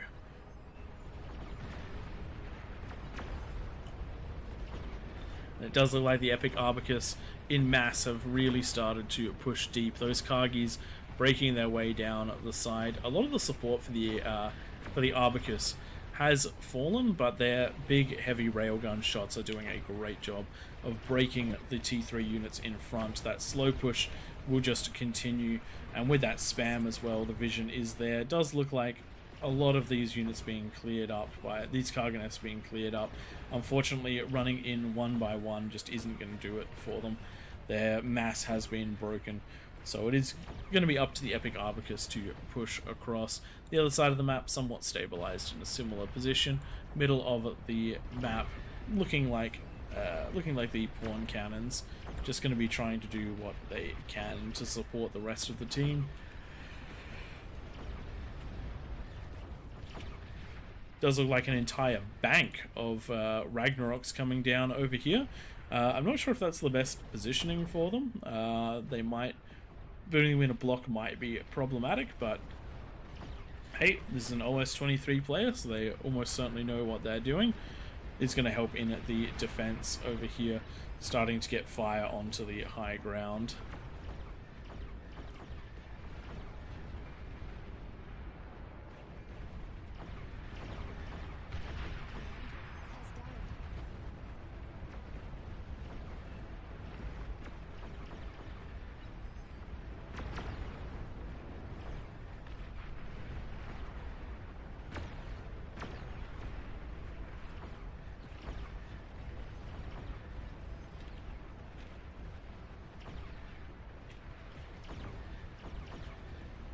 Looks like this push on the left-hand side is about to be mass nuked. Well, that was a threatening push. Keyword being was. But plenty of fire in that middle of the map, plus the pawn cannons giving vision, just getting a lot of damage done into that middle section. Vanguards, even with all the extra unit packs on, doing a grand job. Does look like the blue team is starting to pull away in eco. 23,000 to the 20,000 of the Kings. Hey there. Hey, how's it going? I have to run, but I just want to thank you for making this an amazing event, and appreciate you and all those that have come out, and thank you. No worries. This will probably be the last one I can cast for the day, but it's been It's the last one of the day. You guys. Ah, very good. It's been great to get to know you guys. And if you do ever happen to be lacking in sleep and wanting to play Kings, feel free. And if you ever want us to look at hosting a special event in your time zone around it, we'd be more than open to looking at something like that around Christmas time. Cool. Yeah, I look forward to it, and I would really love to bring all of Creed down to one of your cool events. I've heard many good things. I would be terrified of 80 Creed players playing as peasants and working together. That would be fun. That versus would be you guys on terrifying. the king on the hill. Yeah. Oh look, we'll stack it. We'll take Potato. We'll grab. We'll put Twig in there. Emir. Scarlet. We'll also grab. We'll put all stars in the middle. We might survive. Sounds good, man. Really quick, just want to say I told all the Creed people to go down there and give you a good follow. Hopefully you got a whole lot of follows from us, and anytime you're doing a stream, don't hesitate to come in chat and say, hey, I'm streaming. We always want to support the content creation community on Bar, and you're absolutely welcome. Will do. Thank you very much, and we do seriously appreciate getting invited to this one. We're hoping that as the bar community grows and as we grow, we'll be able to do more and more collabs with more and more different content creators, because the bigger bar gets, the more people and the more people will find out about it and join the development team, the better the game will get. So Exactly. It should be fantastic.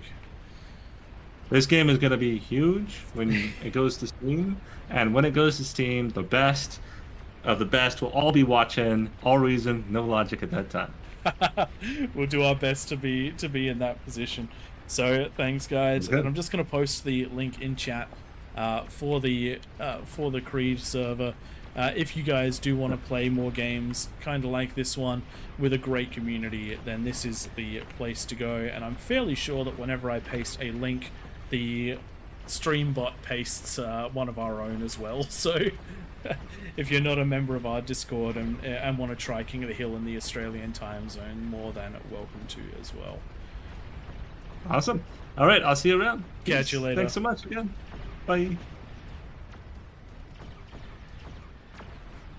Does it look like in the front here we do have the Arc Sol Invictus doing exactly what they're good at, which is melting everything. These units phenomenally powerful for defense, but they are restricted to the side of the wall they are built on. It is, however, the right hand side that might be in a bit of trouble over here. We do have many of these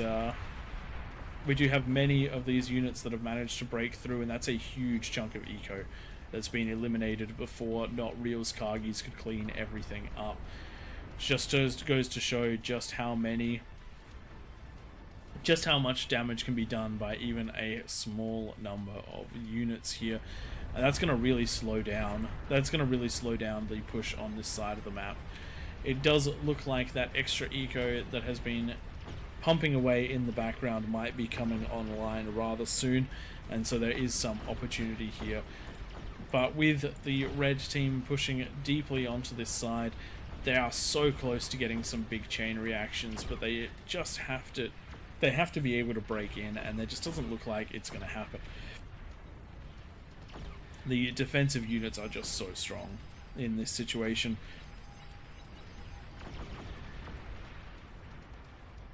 As looks like that attack is petering out.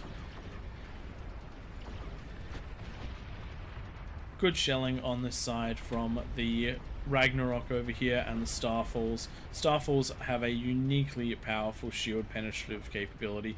They are going to land right here on all of these shields, and unfortunately not penetrating any of them, so no big eco boom like we were hoping for, but maybe with the continued fire of those Ragnaroks we might see somewhere that breaks. There we go, a little bit of, I believe that was wind. Yeah, that was definitely wind. Getting it broken, but not a big deal. Not a big deal. And with army values evening up, this is looking like it's going to be an absolute slugfest. We do have some very powerful contingency plans over here from Titan Marek, going with the nuke strategy back as well. Hopefully we see some mass nuking coming out across the board here. You do need to massively penetrate. You need to massively over-penetrate to do this. It will take a ridiculous number of nukes to break through, but if you do, each time you do, you'll get a huge result. For example, hitting over here, this player is producing over 1,000 metal a second, and that's almost entirely concentrated in this one spot. G'day, Omni Realize. Indeed, we are rooting for Team Krieg. It is almost impossible not to when they've been such good lads, and including us in this one. But I definitely do have a soft spot for the underdog as well. We do have some of the smaller groups of people working. Oh no! Oh no! That was huge. Oh, that was huge.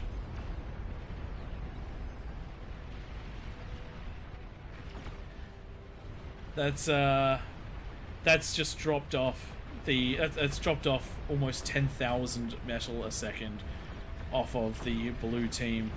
That Starlight doing that Starfall doing a absolutely crazy amount of damage. Not enough shielding just there.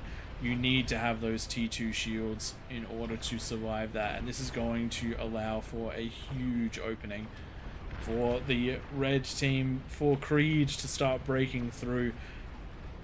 It is still going to be quite a slog, but instead of Creed being behind in eco, they are now close to 10,000 metal ahead. That's a devastating blow. The question is, can the blue team do something similar to the red team? There are rolling bombs coming. Oh no, that's a lot of rolling bombs. If those rolling bombs chain react, because there are enough of them to do that, they will send that all the way back into the base. You need to break those up. One rolling bomb down. not enough damage to break anymore, but if these start going down in mass, this could be a chain reaction all the way back into the base. One of the reasons we hesitate to put on the extra unit pack is that rolling bomb. Because of that reason, they do tend to run through other people's bases, which can be quite a scary thing to have to deal with.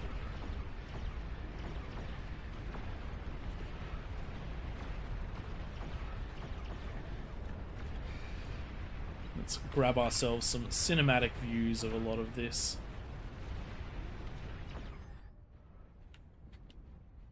All of these units moving across. Yes, the frame rate has tanked quite a bit. There are a lot of plays going on right now. Let's keep going ourselves away around the wall. Non-stop fire from those Ragnaroks in the middle, doing a lot of damage. Sol Invictus, actually these are not Sol Invictus. Myrmidons at the front, massive pushing power. We have red team has its own Ragnaroks coming up.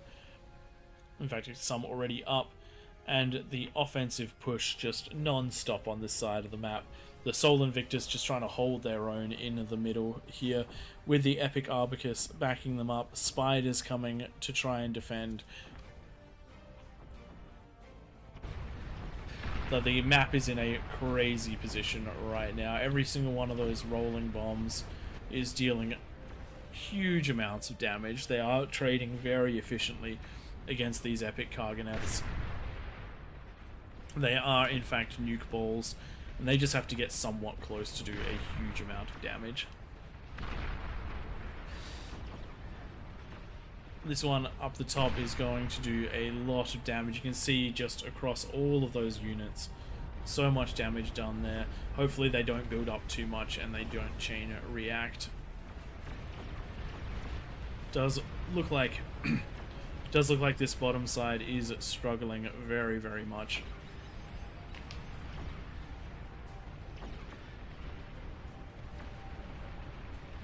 And Starfall's trying to find another target. They're going for that mass nuke, it looks like. The mass nuke was one of those things that could hopefully penetrate through, but unfortunately chain reacting right there. And it does look like those nukes are being control-D'd.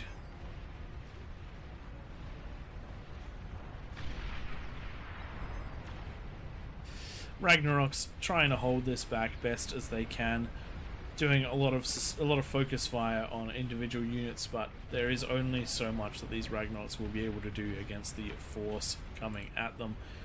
Starfall's trying to hit down, but after the success of some of the initial ones, the sheer volume of shielding that has been created to try and deal with this is insane. It does look like Creed is increasing their lead in this match at the moment. That eco loss on the left side of the map was about half of the blue team's eco. So now it is just going to be a unit versus unit slog to try and break across the map. Now that things are a bit of a I wouldn't say stalemate, but they've definitely slowed to a crawl. What have you seen in the past that manages to break this T3 loggerhead? Exactly what our side is doing and what we're coordinating is large-scale Ragnarok Tier 3 artillery is the only way to break these kinds of things, along with deploying res bots to the far side, which I need to go remind someone to go do. Give me 1 second.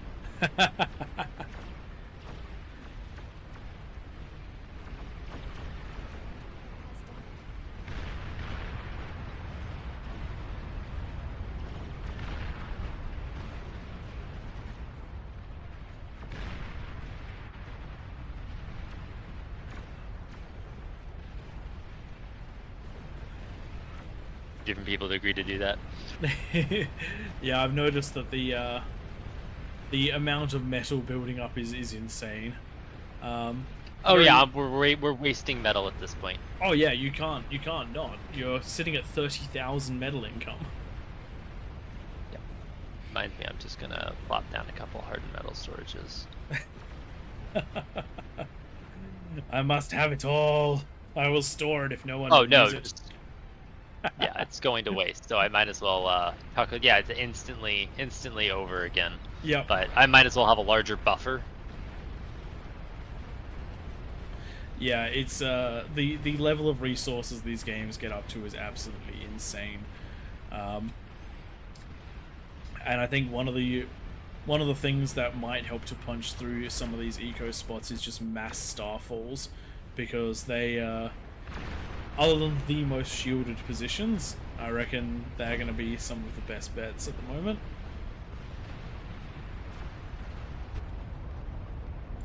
Big question is, it does not look like you can build the epic scav commander, so no building a T3 lab on the other side and getting the scav commander to do your dirty work for you.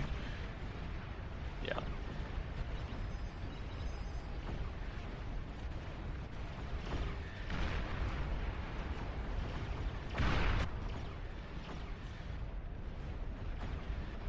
I do believe that one of the players is trying to blow the wall up, but it doesn't look like Not a bad idea. It doesn't look like it's deforming quite as much as you'd need it to for this.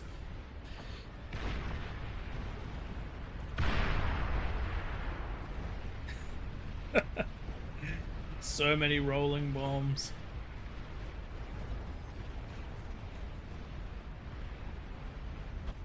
All right.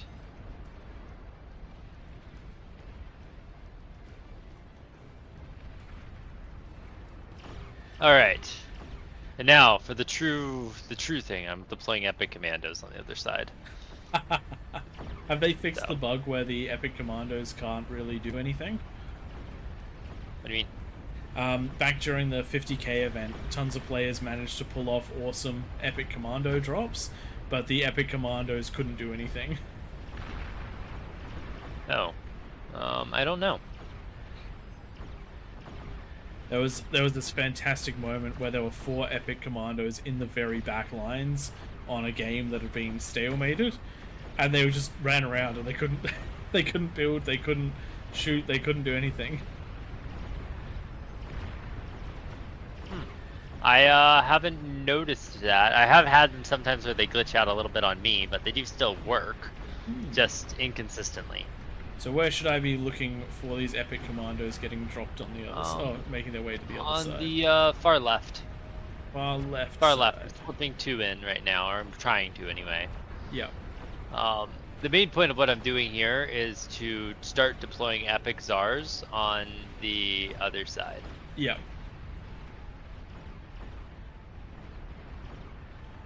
Yes, Jugs may be more effective. I can't tell. I'm just fond of epic Zars. If you can walk the epic, if you can get the epic jugs to go, if you can get the jugs to go off as nukes in the enemy base, they'll be more effective. But if both units get shut down before reaching their goal, then the Tsar will probably be more effective.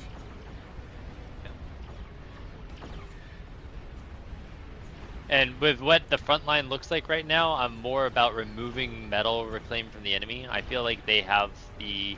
They need it desperately. Disadvantage in map. And so, yeah, that's what I'm sensing, is that they care more about getting the reclaim than I do. They definitely need it more than your team does, because they are at a spending deficit, but they're not getting it at the moment, because you have control of it. So...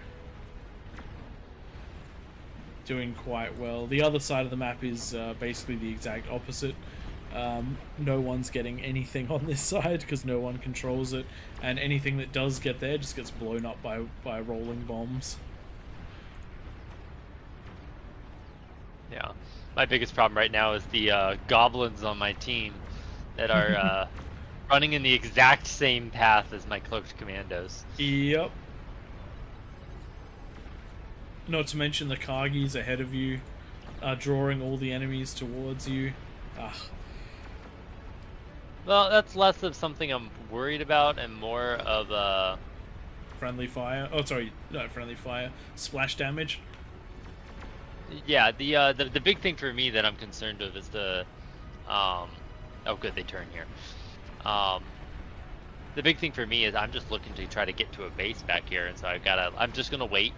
They're gonna stop the push, and then they're gonna push back along the line up to the front to kind of close this gap, and now Yep. I'm behind their line. Yep. So I'm literally just gonna move my units back here and park them for a hot second, and then I'm not doing anything with them until all these things are out of my way. And meanwhile, we can see the Epic Czars coming out the front as well. It does look like you might get boxed in a tiny bit by Solus, but I think there's just enough room for you to squeeze those ones out.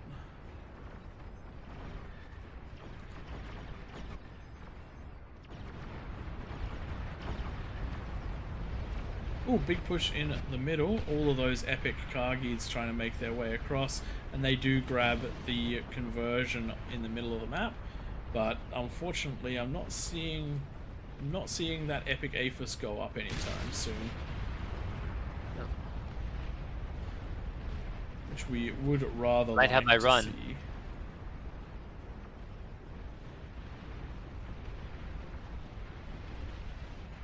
Unfortunately, just so much firepower raining down in the middle of the map.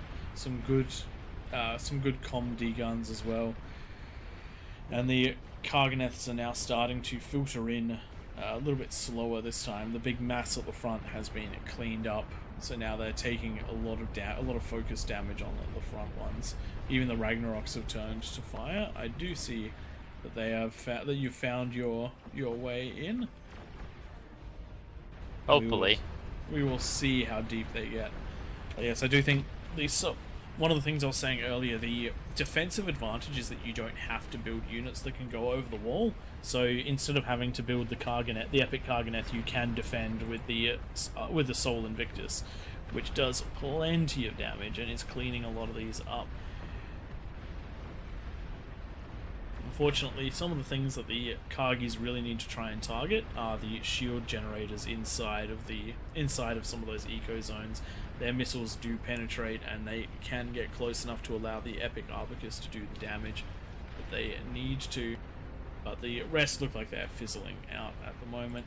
Still a stalemate on the top right hand side as well. Those rolling bombs make it incredibly hard to push into the other side. And the large number of Titans on the left pushing back a lot of these units. The Titans doing a great job, though a lot of them very, very low health. We're almost down to, like, I think half frames for everyone. Takes 2 seconds for 1 second to travel now. Yep. I'm sitting at a nice casual 14 to 22 FPS. Which is not too bad considering that the army values are combined over 10 million. Which is a lot of army. That is a lot of army. Good news is I'm through. As far as I can tell, I just gotta see what I can get to now. Hopefully, yeah, I can make it to that epic fusion. Do epic commanders, can they walk up hills? Like steep hills? I don't believe so. No, okay, well... Oh, I'm going to get thwarted. Look at what I'm being thwarted by. Oh, don't worry, I've been watching. You're being thwarted by the forgotten couple of goblins, and a Titan.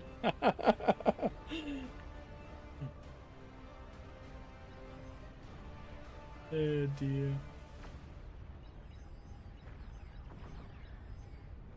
Oh. Oh. Okay, please don't make too weird of a gap for me to walk through. We're focusing okay, I'm gonna have to tread that one at a time. And the best part is that if way. No! No! The res bots!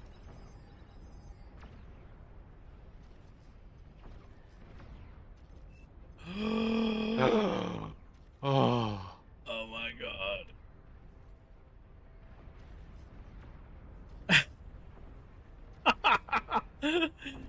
The timing on this is insane. Oh my god.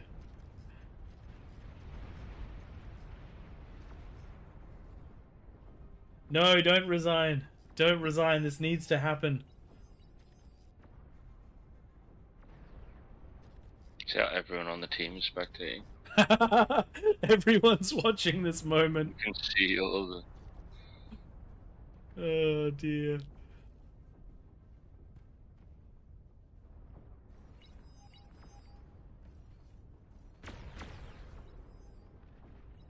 Oh no! It's not enough. It's not enough.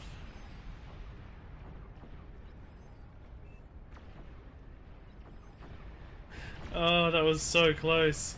That was so close. That's one of the problems is, oh, these are set to hold fire as well. Mm-hmm. Question is, can you break in deeper? Well, I should have cleared the path a bit with that one.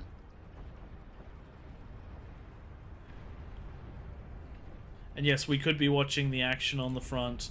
Lots of epic Kargis doing lots of epic Kargi things. Rolling bombs doing rolling bomb things, but... No! Oh, almost. My invis broke for a second.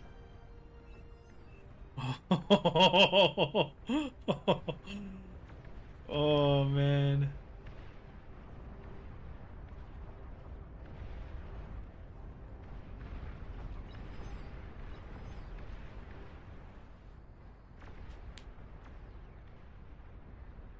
Oh, man. I can't wait. I cannot wait. This is going to be amazing.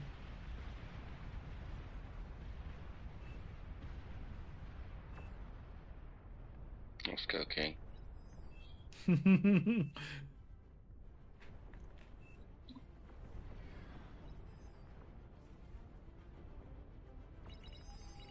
They've seen you.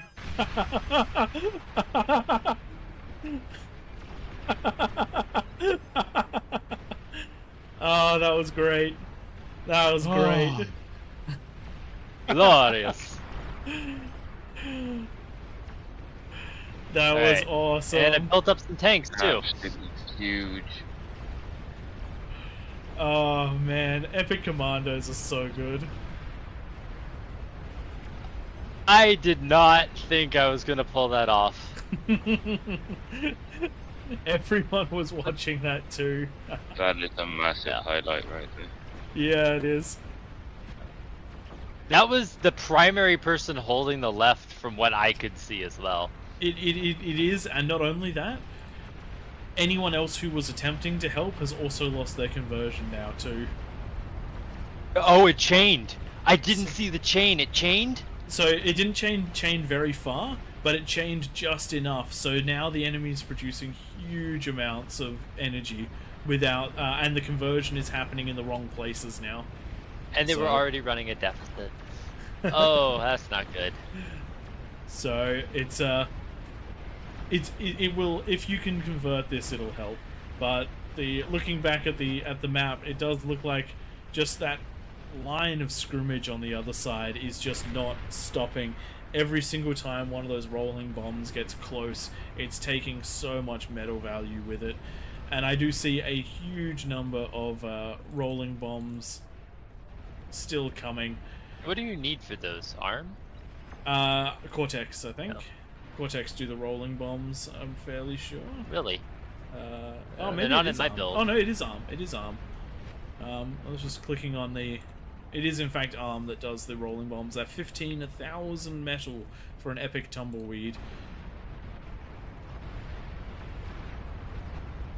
And the Tsars are a-rolling now. The reclaim is happening slowly but surely. We're wasting metal. I can see. That's great.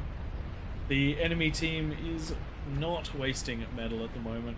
And for those of you in chat that are worried that I am biasing the results by chatting about this stuff, when the game goes this long, you can't really bias the results. One team will out-eco and out-produce the other, and eventually it will slow push down. Some things can change. Some things can affect it, like lucky nukes, really good starfalls, that sort of thing. But when it's just massing like this, it comes down to how much money you can throw at the problem. Also, haven't changed a single action of everything I was going to do was already planned before you said anything. Oh yeah, So. the most likely thing that was going to happen with those epic commandos was the fact that I was watching it on stream and talking about it would have given them a chance to react. That's the most likely thing. But as things stand, it is just brutal money versus money right here. Yeah, and a massive. Massive explosion in the middle of the map. I think that was 6 epic tumbleweeds blowing up all at once. Oh wow. Yeah. These epic Zars are the same cost as a Juggernaut. But they're Zars, and we like them. I know. Yes. They also hit harder, it feels like. Against a single target, I think the Juggernaut hits fractionally harder. But the AoE of the shot is nice. So, and in this sort of stage of the game where you're firing on multiple Titans, when you want to kill the res bots that are nearby, the Epic Tsar does a great job. It has a DPS of 2,000, of about 3,000 to 4,000, depending on the radius of the shot. And then if you compare that to a Juggernaut, which I should be able to get the stats of, maybe... Yep, Juggernaut DPS of 2,000 to 2,500, so they are definitely the higher damage alternative, but they lack the power, they lack the nuclear explosion when they detonate in the right place.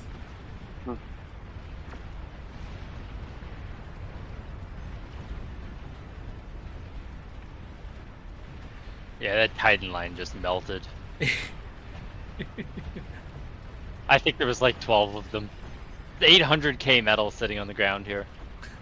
And the best part is it's not useful at all. Oh yeah. I'm literally generating twice as much, almost twice as much metal, a little over, or almost twice as much metal as I'm consuming, and it's just, there's no, we've ecoed so hard, we can't physically spend it. Especially with a unit cap of 500, if you try to get the build turrets needed to spend it, then you'll end up being without the units that you need to win the game. At this point, it's more about making good plays than an actual economy. Correct. For example, we see many nukes on the field. If all of them were used to target somewhere that would be weak with nukes, it could make a huge difference. For example, I don't think that any corner on the map is particularly is as nuke protected as, say, the middle of a base or anything like that, because I don't think it's even possible to do that level of it. I think you would still need over 50 nukes to saturate fire, but something like that could change the game with how clustered all these ecos are. I could just imagine. Oh, there we go. Yeah. There we go. Top left-hand side. Down there. Absolute destruction there from some very good spam and a couple of T3 units up there. Nicely done. That's another shift back in the favor of the Creed of Champions. They're showing off their prowess today with this absolute insanity.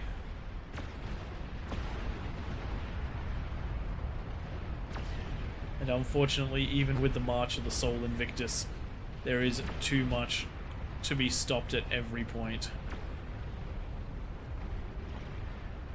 Nukes being used to defend against spam.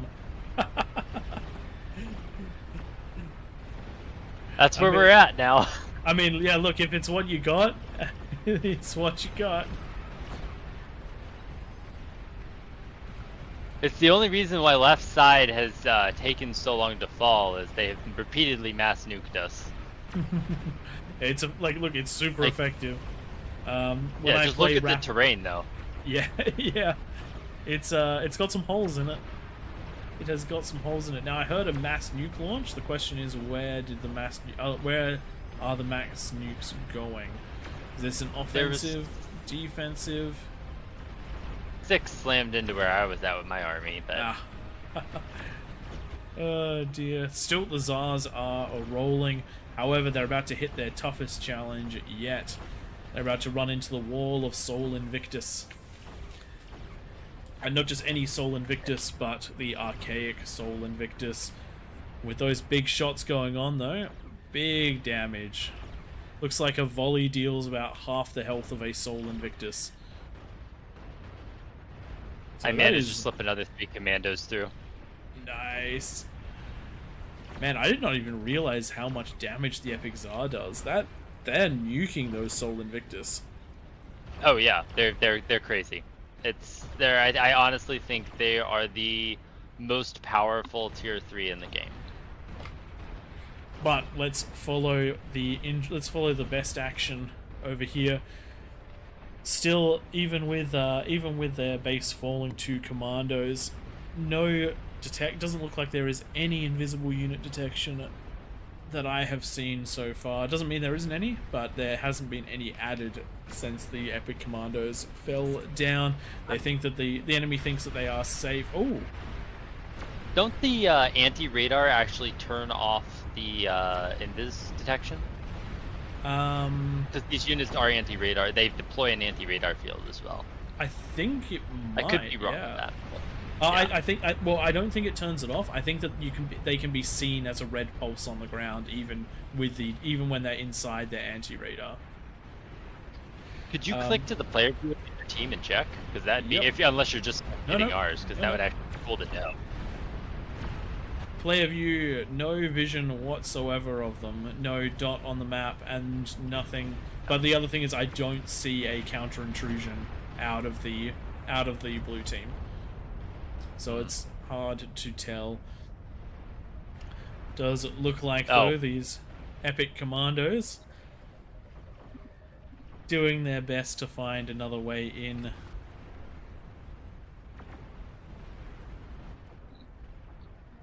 The question is going to be, where is it best to place those mines? Where is it best to break in?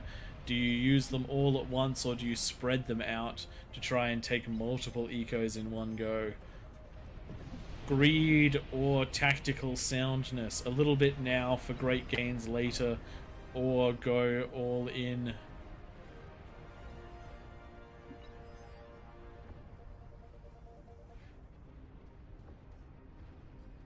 Looks like one of them has been seen, but it is getting the mines down. Oh, not quite enough just there.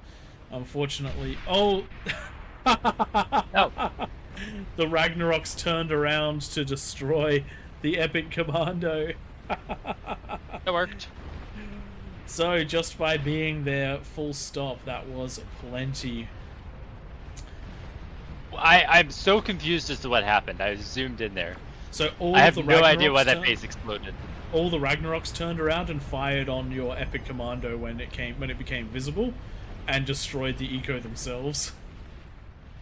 Oh.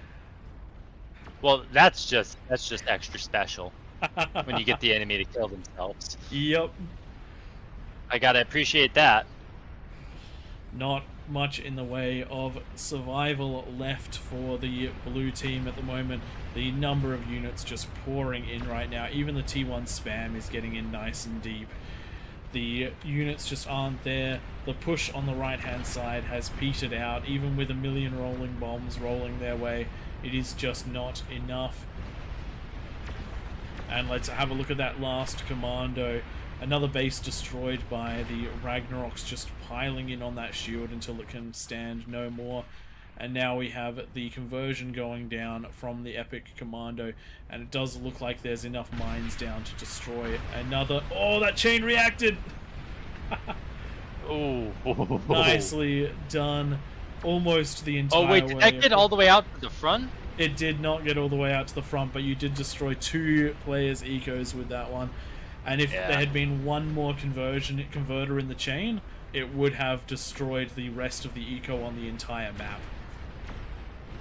Yeah, I think that's the death knell for them here, because it's just that much eco loss. If they're already at a deficit, it's just there's nothing they can do to stop the infinite tide that's coming for them here. After these players have not been below 10,000 metal a second in the last 40 minutes of gameplay, which is probably about the last 60 minutes of actual time. but they have finally dropped below 10,000 metal a second, so it is only a matter of time before Creed manages to push across. The question is there anything that can be done by the blue team at this point, or is it all for naught?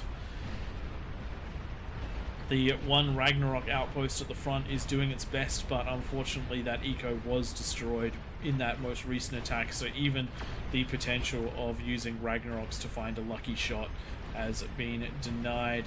It is just the Kagi push left. The rolling bombs have stopped.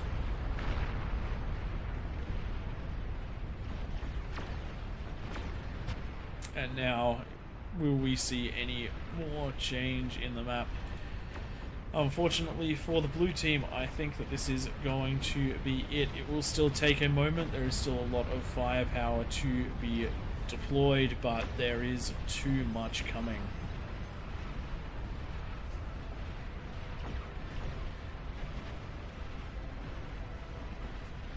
Oh, hey, look in the Red Bull is seems to have like 20 nukes that it seems to be firing. Ooh. Let's go. Red Bull. From the middle of our map Yep. I'll ping it real quick. Yep, Red Bull in the middle, the yellow player. Does look like those nukes are coming out, being intercepted. Question is, where are they headed? Lots of anti-nukes coming out, so we're seeing a lot of these being cancelled in the middle of the map. I don't think 20 is going to be quite enough to punch through, but if there had been maybe triple that number aimed at the very corner, it probably would have done it. But unfortunately, too much anti-nuke. We're seeing on the on the blue team, we are seeing 24 anti-nukes still active to block this one out.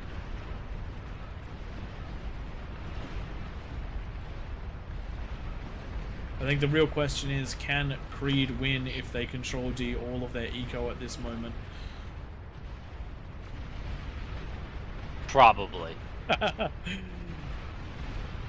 There's just so much there that it's realistically the only reason why we haven't already won is how slow the units we've deployed are. As soon as the crazy thing it's is, quite literally once I added the epic Zars to the front of what was already there by everyone else, we just nothing else actually even slowed us down at that point. We were barely slowed at any point just by the fact of the units in the front died. One of the crazy things right now is that it is going to be Solus and Half Moon Angels spam that might be getting some of the final blows into this match, along with Cool Shirt. They're making their way in to the back of the base right now, ahead of all of the T3. Question is, can they race the Karganeths that have been trying to push their way in from the get-go?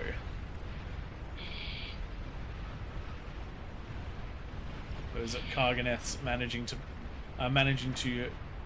starting to punch those shields, starting to grab that build power. Every little bit is doing more and more.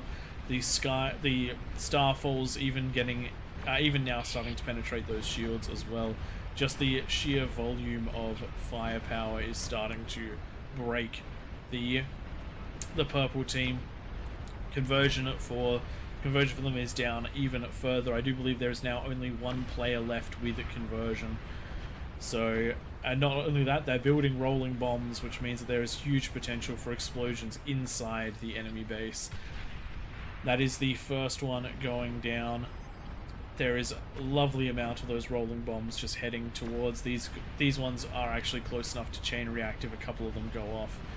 Hopefully we will see that one. I do see the nukes coming yet again, and I do believe some of those nukes actually hit this time, just a little bit too shallow.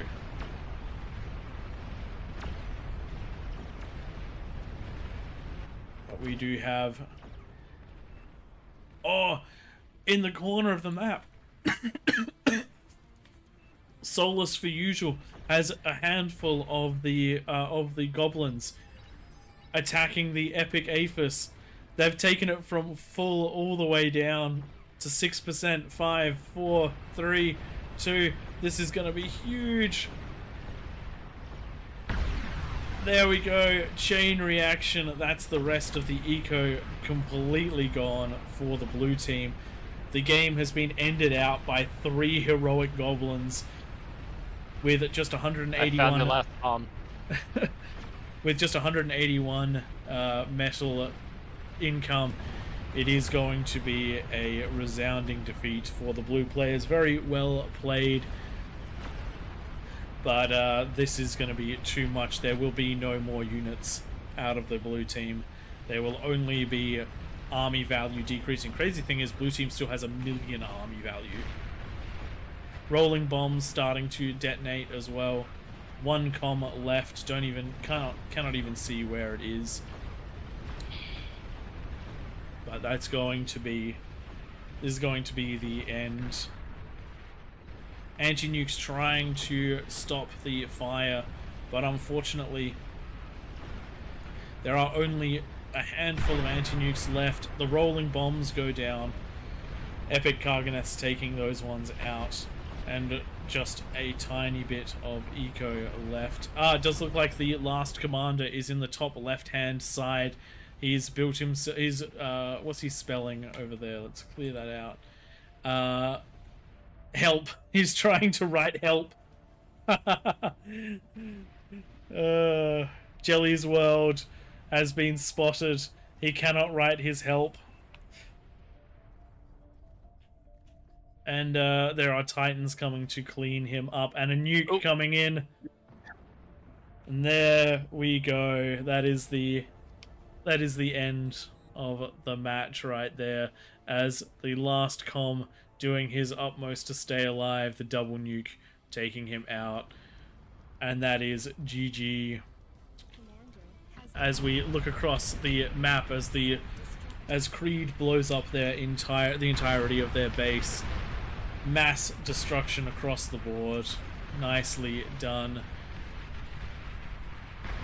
And on this massive explosion, that's going to be it for me and for the cast. Big thanks to Creed of Champions. Congratulations for their 1,000 member event, and good luck going forward in this one. Hope everyone enjoyed the stream, and I'll just post the links one more time.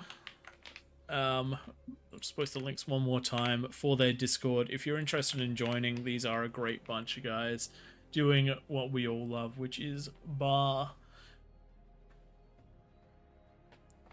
Alright, ladies and gentlemen, big thanks to the guys that joined me in the casting chat, and hopefully we will be spending a bit more time with them in the future. Yeah, looking forward to it. Thanks everyone for watching, and we will catch you next time. Beyond All Reason fans, welcome to King of the Hill by AllReasonNoLogic. Experience 2 or more teams facing off in epic scale warfare, where the Horde gang up on the Kings of the Hill. Kings start off with an economic bonus. They do their best to defend an onslaught after a no-rush timer expires. Test out your micro and defend against multiple players in variations of this game mode.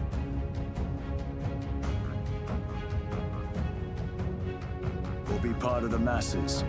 Team up with your allies to topple the throne in a glorious victory.